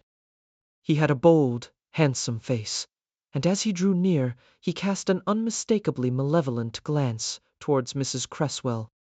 "You wanted me, miss?" he said. "Yes, Alfred. I hear you've refused to go down for the fish. What about it, eh?" Alfred spoke in a surly voice. "I'll go down for it if you want it, miss. You've only got to say, 'I do want it. I want it for my supper.' Right you are, miss. I'll go right away." He threw an insolent glance at Mrs. Cresswell, who flushed and murmured below her breath, "Really, it's unsupportable." "Now that I think of it," said Miss Greenshaw, "a couple of strange visitors are just what we need, aren't they, Mrs. Cresswell?" Mrs. Cresswell looked puzzled. "I'm sorry, madam." "For you know what," said Miss Greenshaw, nodding her head. "Beneficiary to a will mustn't witness it." "That's right, isn't it?" She appealed to Raymond West. "Quite correct," said Raymond. "I know enough law to know that," said Miss Greenshaw. "And you two are men of standing." She flung down her trowel on her weeding basket. "Would you mind coming up to the library with me?" "Delighted," said Horace eagerly. She led the way through French windows, and through a vast yellow and gold drawing room, with faded brocade on the walls and dust covers arranged over the furniture. Then through a large dim hall, up a staircase, and into a room on the first floor. "My grandfather's library," she announced. Horace looked round the room with acute pleasure. It was a room, from his point of view, quite full of monstrosities. The heads of sphinxes appeared on the most unlikely pieces of furniture. There was a colossal bronze, representing, he thought, Paul and Virginia, and a vast bronze clock with classical motifs, of which he longed to take a photograph. "A fine lot of books," said Miss Greenshaw, Raymond was already looking at the books. From what he could see from a cursory glance, there was no book here of any real interest, or indeed any book which appeared to have been read. They were all superbly bound sets of the classics, as supplied 90 years ago for furnishing a gentleman's library. Some novels of a bygone period were included, but they too showed little signs of having been read. Miss Greenshaw was fumbling in the drawers of a vast desk. Finally, she pulled out a parchment document. "My will," she explained. "Got to leave your money to someone, or so they say. If I died without a will, I suppose that son of a horse coper would get it. Handsome fellow, Harry Fletcher, but a rogue if there ever was one. Don't see why his son should inherit this place. No," she went on, as though answering some unspoken objection. "I've made up my mind. I'm leaving it to Cresswell." "Your housekeeper?" "Yes. I've explained it to her. I make a will, leaving her all I've got, and then I don't need to pay her any wages. Saves me a lot in current expenses, and it keeps her up to the mark. No giving me notice, and walking off at any minute. Very la-di-da and all that, isn't she? But her father was a working plumber in a very small way. She's nothing to give herself airs about." She had by now unfolded the parchment. Picking up a pen, she dipped it in the inkstand and wrote her signature, Catherine Dorothy Greenshaw. "That's right," she said. "You've seen me sign it, and then you two sign it, and that makes it legal." She handed the pen to Raymond West. He hesitated a moment, feeling an unexpected repulsion to what he was asked to do. Then he quickly scrawled the well-known signature, for which his morning's mail usually brought at least 6 demands a day. Horace took the pen from him and added his own minute signature. "That's done," said Miss Greenshaw. She moved across to the bookcase and stood looking at them uncertainly. Then she opened a glass door. "I've my own places for keeping things," she said. "Lady Audley's Secret," Raymond West remarked, catching sight of the title as she replaced the book. Miss Greenshaw gave another cackle of laughter. "Best seller in its day," she remarked. "Not like your books, eh?" She gave Raymond a sudden friendly nudge in the ribs. Raymond was rather surprised that she even knew he wrote books. Although Raymond West was quite a name in literature, he could hardly be described as a bestseller. Though softening a little with the advent of middle age, his books dealt bleakly with the sordid side of life. "I wonder," Horace demanded breathlessly, "if I might just take a photograph of the clock." "By all means," said Miss Greenshaw. "It came, I believe, from the Paris exhibition." "Very probably," said Horace. He took his picture. "This room's not been used much since my grandfather's time," said Miss Greenshaw. "This desk's full of old diaries of his. Interesting, I should think. I haven't the eyesight to read them myself. I'd like to get them published, but I suppose one would have to work on them a good deal." "You could engage someone to do that," said Raymond West. "Could I really? It's an idea, you know. I'll think about it." Raymond West glanced at his watch. "We mustn't trespass on your kindness any longer," he said. "Pleased to have seen you," said Miss Greenshaw graciously. "Thought you were the policeman when I heard you coming round the corner of the house." "Why a policeman?" demanded Horace, who never minded asking questions. Miss Greenshaw responded unexpectedly. "If you want to know the time, ask a policeman," she caroled, and with this example of Victorian wit nudged Horace in the ribs and roared with laughter. "It's been a wonderful afternoon," sighed Horace as they walked home. "Really, that place has everything. The only thing the library needs is a body. Those old-fashioned detective stories about murder in the library. That's just the kind of library I'm sure the authors had in mind. If you want to discuss murder, said Raymond, you must talk to my Aunt Jane. Your Aunt Jane?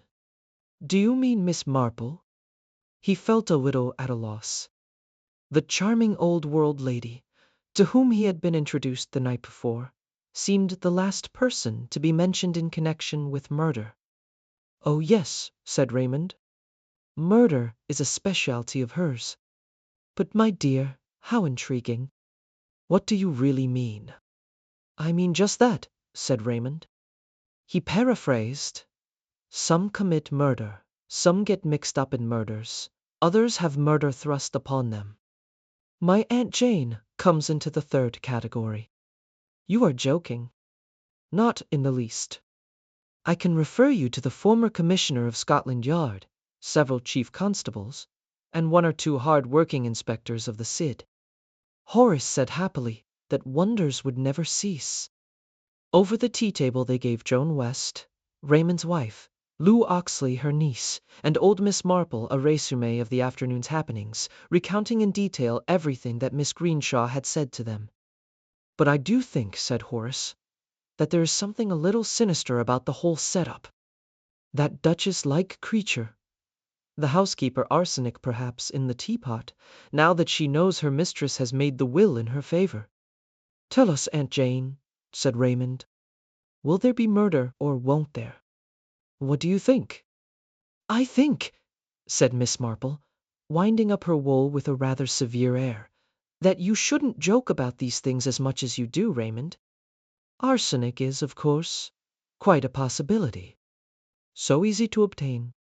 Probably present in the tool shed, already in the form of weed killer. Oh, really, darling, said Joan West, affectionately. Wouldn't that be rather too obvious? It's all very well to make a will, said Raymond. I don't suppose really the poor old thing has anything to leave except that awful white elephant of a house. And who would want that? A film company, possibly, said Horace. Or a hotel or an institution? They'd expect to buy it for a song, said Raymond. But Miss Marple was shaking her head. You know, dear Raymond, I cannot agree with you there. About the money, I mean. The grandfather was evidently one of those lavish spenders who make money easily, but can't keep it. He may have gone broke, as you say, but hardly bankrupt, or else his son would not have had the house. Now the son, as is so often the case, was an entirely different character to his father. A miser. A man who saved every penny. I should say that, in the course of his lifetime, he probably put by a very good sum. This Miss Greenshaw appears to have taken after him, to dislike spending money, that is. Yes, I should think it quite likely that she had quite a good sum tucked away. In that case, said Joan West, I wonder now what about Lou? They looked at Lou as she sat, silent, by the fire. Lou was Joan West's niece. Her marriage had recently, as she herself put it, come unstuck, leaving her with 2 young children and a bare sufficiency of money to keep them on. I mean, said Joan, if this Miss Greenshaw really wants someone to go through diaries and get a book ready for publication. It's an idea, said Raymond. Lou said in a low voice. It's work I could do, and I'd enjoy it. I'll write to her, said Raymond. I wonder, said Miss Marple thoughtfully, what the old lady meant by that remark about a policeman. Oh, it was just a joke. It reminded me, said Miss Marple, nodding her head vigorously. Yes, it reminded me very much of Mr. Naismith. Who was Mr. Naismith? Asked Raymond, curiously. He kept bees, said Miss Marple, and was very good at doing the acrostics in the Sunday papers. And he liked giving people false impressions, just for fun. But sometimes it led to trouble. Everybody was silent for a moment, considering Mr. Naismith, but as there did not seem to be any points of resemblance between him and Miss Greenshaw, they decided that dear Aunt Jane was perhaps getting a little bit disconnected in her old age. Horace Spindler went back to London. without having collected any more monstrosities, and Raymond West wrote a letter to Miss Greenshaw, telling her that he knew of a Mrs. Louisa Oxley, who would be competent to undertake work on the diaries. After a lapse of some days, a letter arrived, written in spidery old-fashioned handwriting, in which Miss Greenshaw declared herself anxious to avail herself of the services of Mrs. Oxley, and making an appointment for Mrs. Oxley to come and see her. Lou duly kept the appointment. Generous terms were arranged, and she started work on the following day. "I'm awfully grateful to you," she said to Raymond. "It will fit in beautifully. I can take the children to school, go on to Greenshaw's Folly, and pick them up on my way back. How fantastic the whole setup is. That old woman has to be seen, to be believed." On the evening of her first day at work, she returned and described her day. "I've hardly seen the housekeeper," she said. "She came in with coffee and biscuits at 11:30, with her mouth pursed up, very prunes and prisms, and would hardly speak to me. I think she disapproves deeply of my having been engaged." She went on, "It seems there's quite a feud between her and the gardener, Alfred. He's a local boy and fairly lazy, I should imagine, and he and the housekeeper won't speak to each other." Miss Greenshaw said in her rather grand way, "There have always been feuds, as far as I can remember, between the garden and the house staff. It was so in my grandfather's time. There were 3 men and a boy in the garden then, and 8 maids in the house, but there was always friction." On the following day, Lou returned with another piece of news. "Just fancy," she said, "I was asked to ring up the nephew this morning." "Miss Greenshaw's nephew?" "Yes. It seems he's an actor, playing in the company that's doing a summer season at Boreham-on-Sea. I rang up the theater and left a message asking him to lunch tomorrow. Rather fun, really. The old girl didn't want the housekeeper to know. I think Mrs. Cresswell has done something that's annoyed her." "Tomorrow, another installment of this thrilling serial," murmured Raymond. "It's exactly like a serial, isn't it? Reconciliation with the nephew. Blood is thicker than water, another will to be made, and the old will destroyed. Aunt Jane, you're looking very serious." "Was I, my dear? Have you heard any more about the policeman?" Lou looked bewildered. "I don't know anything about a policeman." "That remark of hers, my dear," said Miss Marple, "must have meant something." Lou arrived at her work the next day in a cheerful mood. She passed through the open front door. The doors and windows of the house were always open. Miss Greenshaw appeared to have no fear of burglars, and was probably justified, as most things in the house weighed several tons and were of no marketable value. Lou had passed Alfred in the drive. When she first caught sight of him, he had been leaning against a tree smoking a cigarette, but as soon as he had caught sight of her, he had seized a broom and begun diligently to sweep leaves. An idle young man, she thought, but good-looking. His features reminded her of someone. As she passed through the hall, on her way upstairs to the library, she glanced at the large picture of Nathaniel Greenshaw, which presided over the mantelpiece, showing him in the acme of Victorian prosperity, leaning back in a large armchair, his hands resting on the gold Albert across his capacious stomach. As her glance swept up from the stomach to the face with its heavy jowls, its bushy eyebrows, and its flourishing black mustache, the thought occurred to her that Nathaniel Greenshaw must have been handsome as a young man. He had looked, perhaps, a little like Alfred. She went into the library, shut the door behind her, opened her typewriter, and got out the diaries from the drawer at the side of the desk. Through the open window, she caught a glimpse of Miss Greenshaw in a puce-colored sprigged print, bending over the rockery, weeding assiduously. They had had 2 wet days, of which the weeds had taken full advantage. Lou, a town-bred girl, decided that if she ever had a garden, it would never contain a rockery which needed hand-weeding. Then she settled down to her work. When Mrs. Cresswell entered the library with the coffee tray at 11:30, she was clearly in a very bad temper.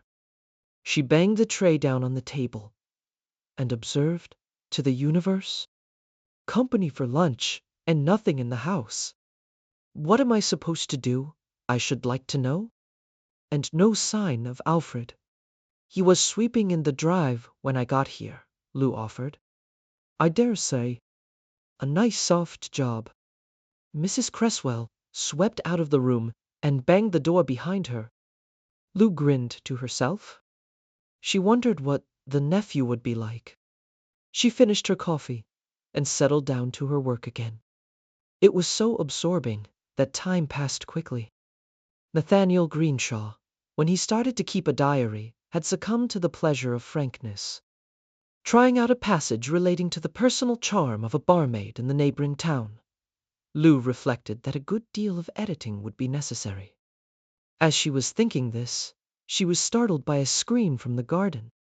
Jumping up, she ran to the open window. Miss Greenshaw was staggering away from the rockery towards the house. Her hands were clasped to her breast, and between them there protruded a feathered shaft that Lou recognized with stupefaction to be the shaft of an arrow. Miss Greenshaw's head, in its battered straw hat, fell forward on her breast. She called out to Lou in a failing voice, He shot me. With an arrow. Get help." Lou rushed to the door. She turned the handle, but the door would not open. It took her a moment or two, a futile endeavor to realize that she was locked in. She rushed back to the window. "I'm locked in." Miss Greenshaw, her back towards Lou, and swaying a little on her feet, was calling up to the housekeeper at a window farther along. "Ring police. Telephoned." Then lurching from side to side like a drunkard, she disappeared from Lou's view through the window below into the drawing room. A moment later, Lou heard a crash of broken china, a heavy fall, and then silence. Her imagination reconstructed the scene. Miss Greenshaw must have staggered blindly into a small table with a savour tea set on it. Desperately, Lou pounded on the door, calling and shouting. There was no creeper or drain pipe outside the window that could help her to get out that way. Tired at last of beating on the door, she returned to the window.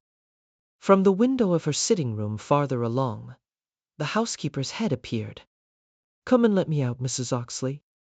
I'm locked in." "So am I." "Oh dear, isn't it awful?" "I've telephoned the police. There's an extension in this room. But what I can't understand, Mrs. Oxley, is our being locked in. I never heard a key turn, did you?"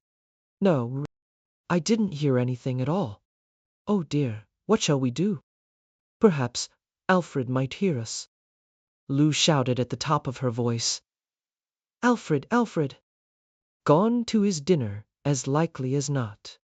"What time is it?" Lou glanced at her watch. 12:25. He's not supposed to go until past, but he sneaks off earlier whenever he can. Do you think Lou meant to ask, do you think she's dead? But the words stuck in her throat. There was nothing to do but wait. She sat down on the windowsill. It seemed an eternity before the stolid helmeted figure of a police constable came round the corner of the house. She leant out of the window, and he looked up at her, shading his eyes with his hand. When he spoke, his voice held reproof. "What's going on here?" he asked disapprovingly. From their respective windows, Lou and Mrs. Cresswell poured a flood of excited information down on him. The constable produced a notebook and pencil. "You ladies ran upstairs and locked yourselves in? Can I have your names, please?" "No. Somebody else locked us in. Come and let us out," the constable said reprovingly. All in good time, and disappeared through the window below. Once again, time seemed infinite. Lou heard the sound of a car arriving, and after what seemed an hour. But was actually 3 minutes. First, Mrs. Cresswell, and then Lou, were released by a police sergeant more alert than the original constable. Miss Greenshaw? Lou's voice faltered. What's happened? The sergeant cleared his throat. I'm sorry to have to tell you, madam, he said, what I've already told Mrs. Cresswell here. Miss Greenshaw is dead. Murdered, said Mrs. Cresswell. That's what it is. Murder, the sergeant said dubiously. Could have been an accident. Some country lads shooting with bows and arrows. Again, there was the sound of a car arriving. The sergeant said, that'll be the M.O., and started downstairs. But it was not the M.O. As Lou and Mrs. Cresswell came down the stairs, a young man stepped hesitatingly through the front door, and paused, looking round him with a somewhat bewildered air. Then, speaking in a pleasant voice that in some way seemed familiar to Lou. Perhaps it had a family resemblance to Miss Greenshaw's, he asked. May I have your name, if you please? Said the sergeant, advancing upon him. Fletcher, said the young man. Nat Fletcher. I'm Miss Greenshaw's nephew, as a matter of fact. Indeed, sir. Well, I'm sorry, I'm sure. Has anything happened? Asked Nat Fletcher. There's been an accident. Your aunt was shot. With an arrow penetrated the jugular vein. Mrs. Cresswell spoke hysterically and without her usual refinement. Your shan't been murdered. That's what's happened. Your shan's been murdered. 3. Inspector Welch drew his chair a little nearer to the table and let his gaze wander from one to the other of the 4 people in the room. It was the evening of the same day. He had called at the West's house to take Lou Oxley once more over her statement. You are sure of the exact words? Shot. He shot me with an arrow, get help? Lou nodded. And the time? I looked at my watch. A minute or 2 later, it was then 12:25. Your watch keeps good time? I looked at the clock as well. The inspector turned to Raymond West. It appears, sir, that about a week ago, you and a Mr. Horace Bindler were witnesses to Miss Greenshaw's will? Briefly, Raymond recounted the events of the afternoon visit that he and Horace Bindler had paid to Greenshaw's Folly. This testimony of yours may be important, said Welch. Miss Greenshaw distinctly told you, did she, that her will was being made in favor of Mrs. Cresswell, the housekeeper, that she was not paying Mrs. Cresswell any wages in view of the expectations Mrs. Cresswell had of profiting by her death? That is what she told me, yes. Would you say that Mrs. Cresswell was definitely aware of these facts? I should say, undoubtedly. Miss Greenshaw made a reference in my presence to beneficiaries not being able to witness a will, and Mrs. Cresswell clearly understood what she meant by it. Moreover, Miss Greenshaw herself told me that she had come to this arrangement with Mrs. Cresswell. So Mrs. Cresswell had reason to believe she was an interested party. Motives clear enough in her case, and I dare say she'd be our chief suspect now, if it wasn't for the fact that she was securely locked in her room like Mrs. Oxley here, and also that Miss Greenshaw definitely said a man shot her. She definitely was locked in her room. Oh yes. Sergeant Cayley let her out. It's a big old-fashioned lock, with a big old-fashioned key. The key was in the lock, and there's not a chance that it could have been turned from inside, or any hanky-panky of that kind. No, you can take it definitely that Mrs. Cresswell was locked inside that room and couldn't get out. And there were no bows and arrows in the room, and Miss Greenshaw couldn't in any case have been shot from a window. The angle forbids it, no. Mrs. Cresswell's out of it. He paused and went on. Would you say that Miss Greenshaw, in your opinion, was a practical joker? Miss Marple looked up sharply from her corner. So the will wasn't in Mrs. Cresswell's favor after all? She said. Inspector Welch looked over at her in a rather surprised fashion. "That's a very clever guess of yours, madam," he said. "No, Mrs. Cresswell isn't named as beneficiary." "Just like Mr. Naismith," said Miss Marple, nodding her head. "Miss Greenshaw told Mrs. Cresswell she was going to leave her everything, and so got out of paying her wages, and then she left her money to somebody else. No doubt she was vastly pleased with herself. No wonder she chortled when she put the will away in Lady Audley's secret. It was lucky Mrs. Oxley was able to tell us about the will and where it was put," said the inspector. "We might have had a long hunt for it otherwise." "A Victorian sense of humor," murmured Raymond West. "So she left her money to her nephew after all," said Lou. The inspector shook his head. "No," he said, "she didn't leave it to Nat Fletcher. The story goes around here, of course. I'm new to the place, and I only get the gossip that's second-hand, but it seems that in the old days both Miss Greenshaw and her sister were set on the handsome young riding-master, and the sister got him. No, she didn't leave the money to her nephew." He paused, rubbing his chin. "She left it to Alfred," he said. "Alfred the gardener?" Joan spoke in a surprised voice. "Yes, Mrs. West, Alfred Pollock. But why?" cried Lou. Miss Marple coughed and murmured, "I should imagine, though perhaps I am wrong, that there may have been what we might call family reasons."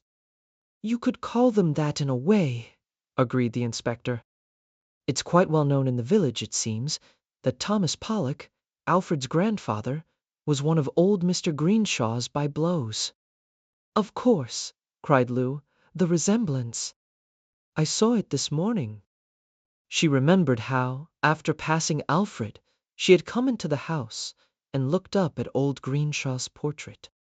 "I dare say," said Miss Marple, "that she thought Alfred Pollock might have a pride in the house, might even want to live in it, whereas her nephew would almost certainly have no use for it whatever, and would sell it as soon as he could possibly do so." "He's an actor, isn't he? What play exactly is he acting in at present?" "Trust an old lady to wander from the point," thought Inspector Welch. But he replied civilly, "I believe, madam, they are doing a season of James Barrie's plays." "Barrie?" said Miss Marple thoughtfully. "What every woman knows," said Inspector Welch, and then blushed. "Name of a play," he said quickly. "I'm not much of a theater goer myself," he added, "but the wife went along and saw it last week. Quite well done, she said it was." "Barrie wrote some very charming plays," said Miss Marple. "Though I must say that when I went with an old friend of mine, General Easterly, to see Barrie's Little Mary," she shook her head sadly, "neither of us knew where to look." The inspector, unacquainted with the play, Little Mary, looked completely fogged. Miss Marple explained, "When I was a girl, Inspector, nobody ever mentioned the word stomach." The inspector looked even more at sea. Miss Marple was murmuring titles under her breath. "The Admirable Crichton," "Very clever," "Mary Rose, a charming play." I cried, "I remember." "Quality Street," I didn't care for so much. Then there was A Kiss for Cinderella. Oh, of course.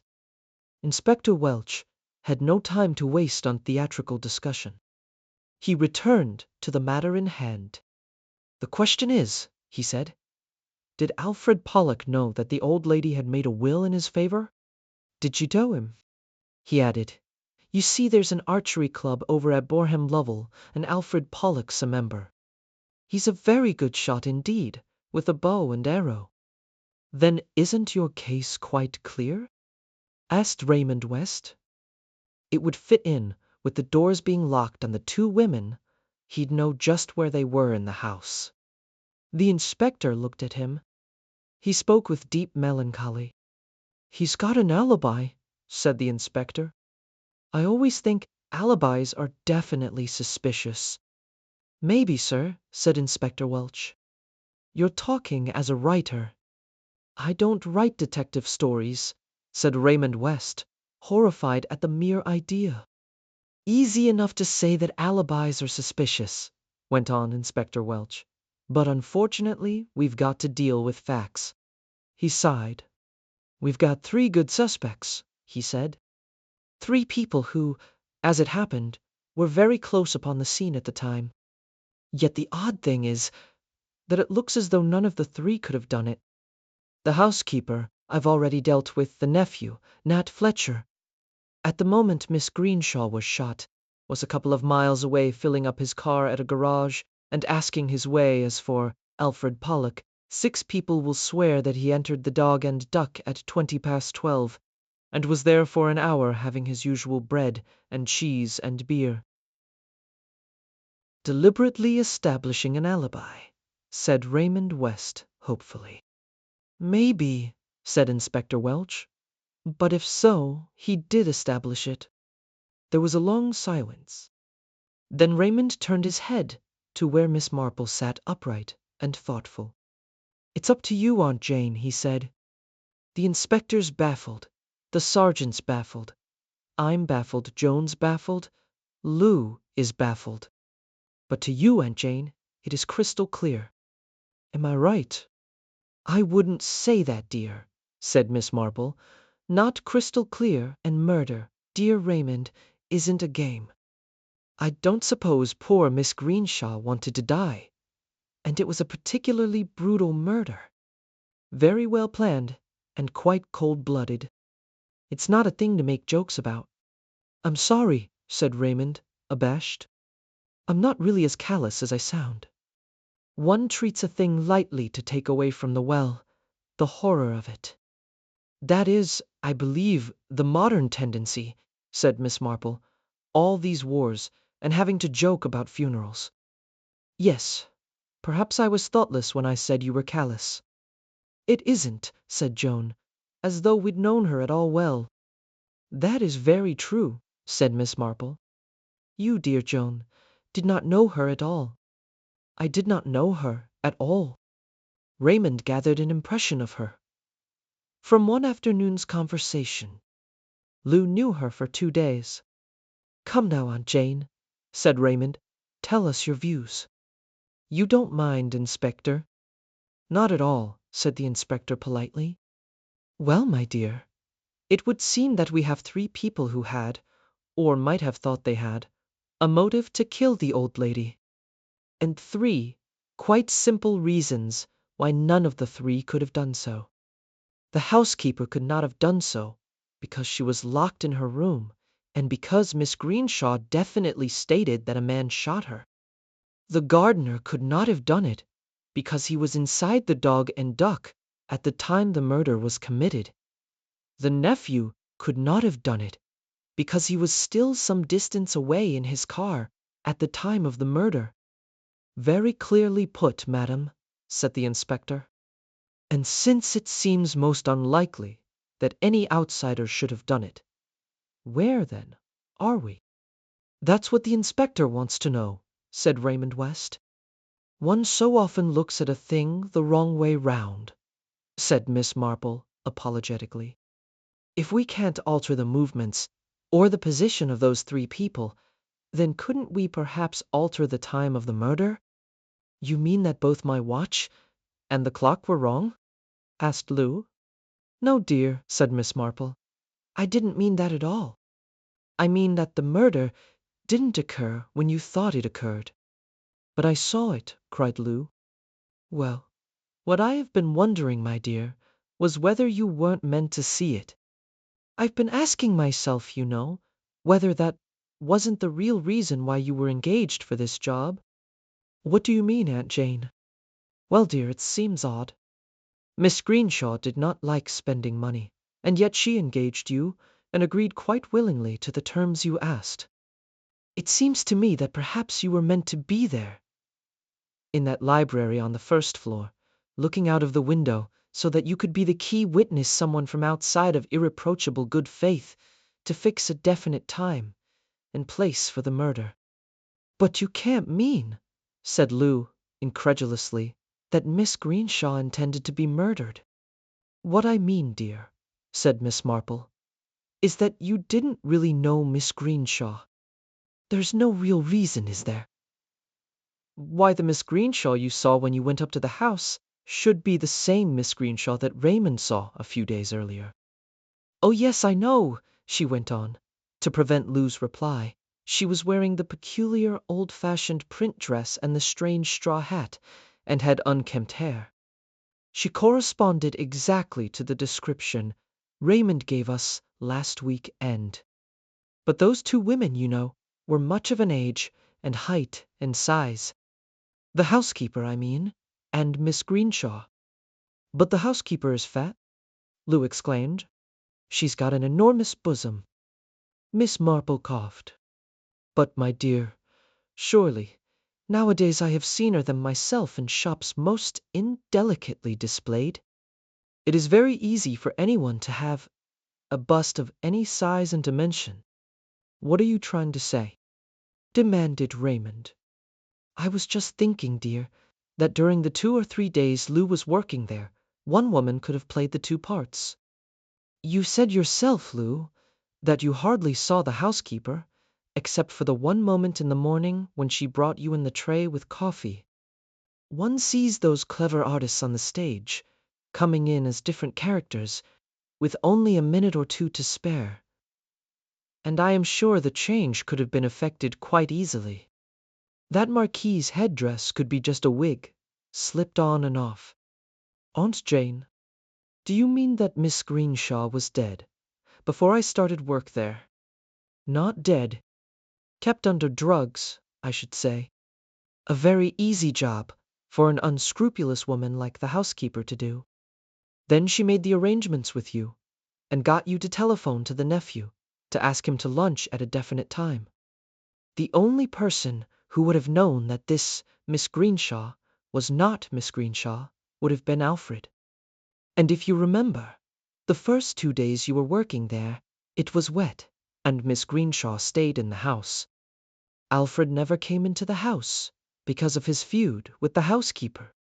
And on the last morning, Alfred was in the drive while Miss Greenshaw was working on the rockery. I'd like to have a look at that rockery. Do you mean it was Mrs. Cresswell who killed Miss Greenshaw? I think that after bringing you your coffee, the woman locked the door on you as she went out, carried the unconscious Miss Greenshaw down to the drawing room, then assumed her Miss Greenshaw disguise and went out to work on the rockery where you could see her from the window. In due course, she screamed and came staggering to the house, clutching an arrow as though it had penetrated her throat.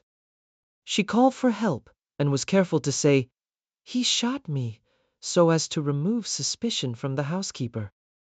She also called up to the housekeeper's window as though she saw her there. Then once inside the drawing room, she threw over a table with porcelain on it and ran quickly upstairs, put on her marquise wig, and was able a few moments later to lean her head out of the window and tell you that she too was locked in. But she was locked in, said Lou. I know. That is where the policeman comes in. What policeman? Exactly what policeman? I wonder, Inspector, if you would mind telling me how and when you arrived on the scene. The inspector looked a little puzzled. At 12:29 we received a telephone call from Mrs. Cresswell, housekeeper to Miss Greenshaw, stating that her mistress had been shot. Sergeant Cayley and myself went out there at once in a car and arrived at the house at 12:35. We found Miss Greenshaw dead and the two ladies locked in their rooms. So you see, my dear, said Miss Marple to Lou, the police constable you saw wasn't a real police constable. You never thought of him again. One just accepts one more uniform as part of the law. But who, why? As to who, well, if they are playing a kiss for Cinderella, a policeman is the principal character. Nat Fletcher would only have to help himself to the costume he wears on the stage. He'd ask his way at a garage, being careful to call attention to the time 12:25, then drive on quickly.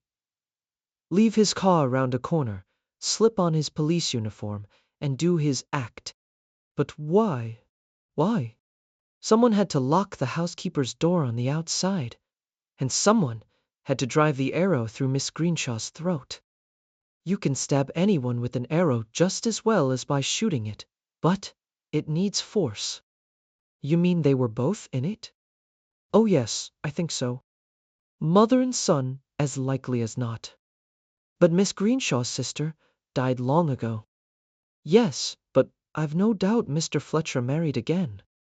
He sounds the sort of man who would, and I think it possible that the child died too, and that this so-called nephew was the second wife's child, and not really a relation at all. The woman got a post as housekeeper and spied out the land. Then he wrote as her nephew and proposed to call upon her. He may have made some joking reference to coming in his policeman's uniform, or asked her over to see the play. But I think she suspected the truth and refused to see him. He would have been her heir if she had died without making a will, but of course, once she had made a will in the housekeeper's favor, then it was clear sailing. But why use an arrow? Objected Joan. So very far-fetched. Not far-fetched at all, dear. Alfred belonged to an archery club. Alfred was meant to take the blame. The fact that he was in the pub as early as 12:20 was most unfortunate from their point of view. He always left a little before his proper time, and that would have been just right. She shook her head. It really seems all wrong morally. I mean that Alfred's laziness should have saved his life. The inspector cleared his throat. Well, madam, these suggestions of yours are very interesting. I shall have, of course, to investigate. Ivy Miss Marple and Raymond West stood by the rockery and looked down at that gardening basket full of dying vegetation. Miss Marple murmured, Alyssum, saxifrage, cytisus, thimble campanula. Yes, that's all the proof I need. Whoever was weeding here yesterday morning was no gardener. She pulled up plants as well as weeds. So now I know I'm right. Thank you, dear Raymond, for bringing me here. I wanted to see the place for myself. She and Raymond both looked up at the outrageous pile of Greenshaw's folly. A cough made them turn. A handsome young man was also looking at the house. Ploggy big place, he said. Too big for nowadays, or so they say. I don't know about that. If I won a football pool and made a lot of money, that's the kind of house I'd like to build. He smiled bashfully at them.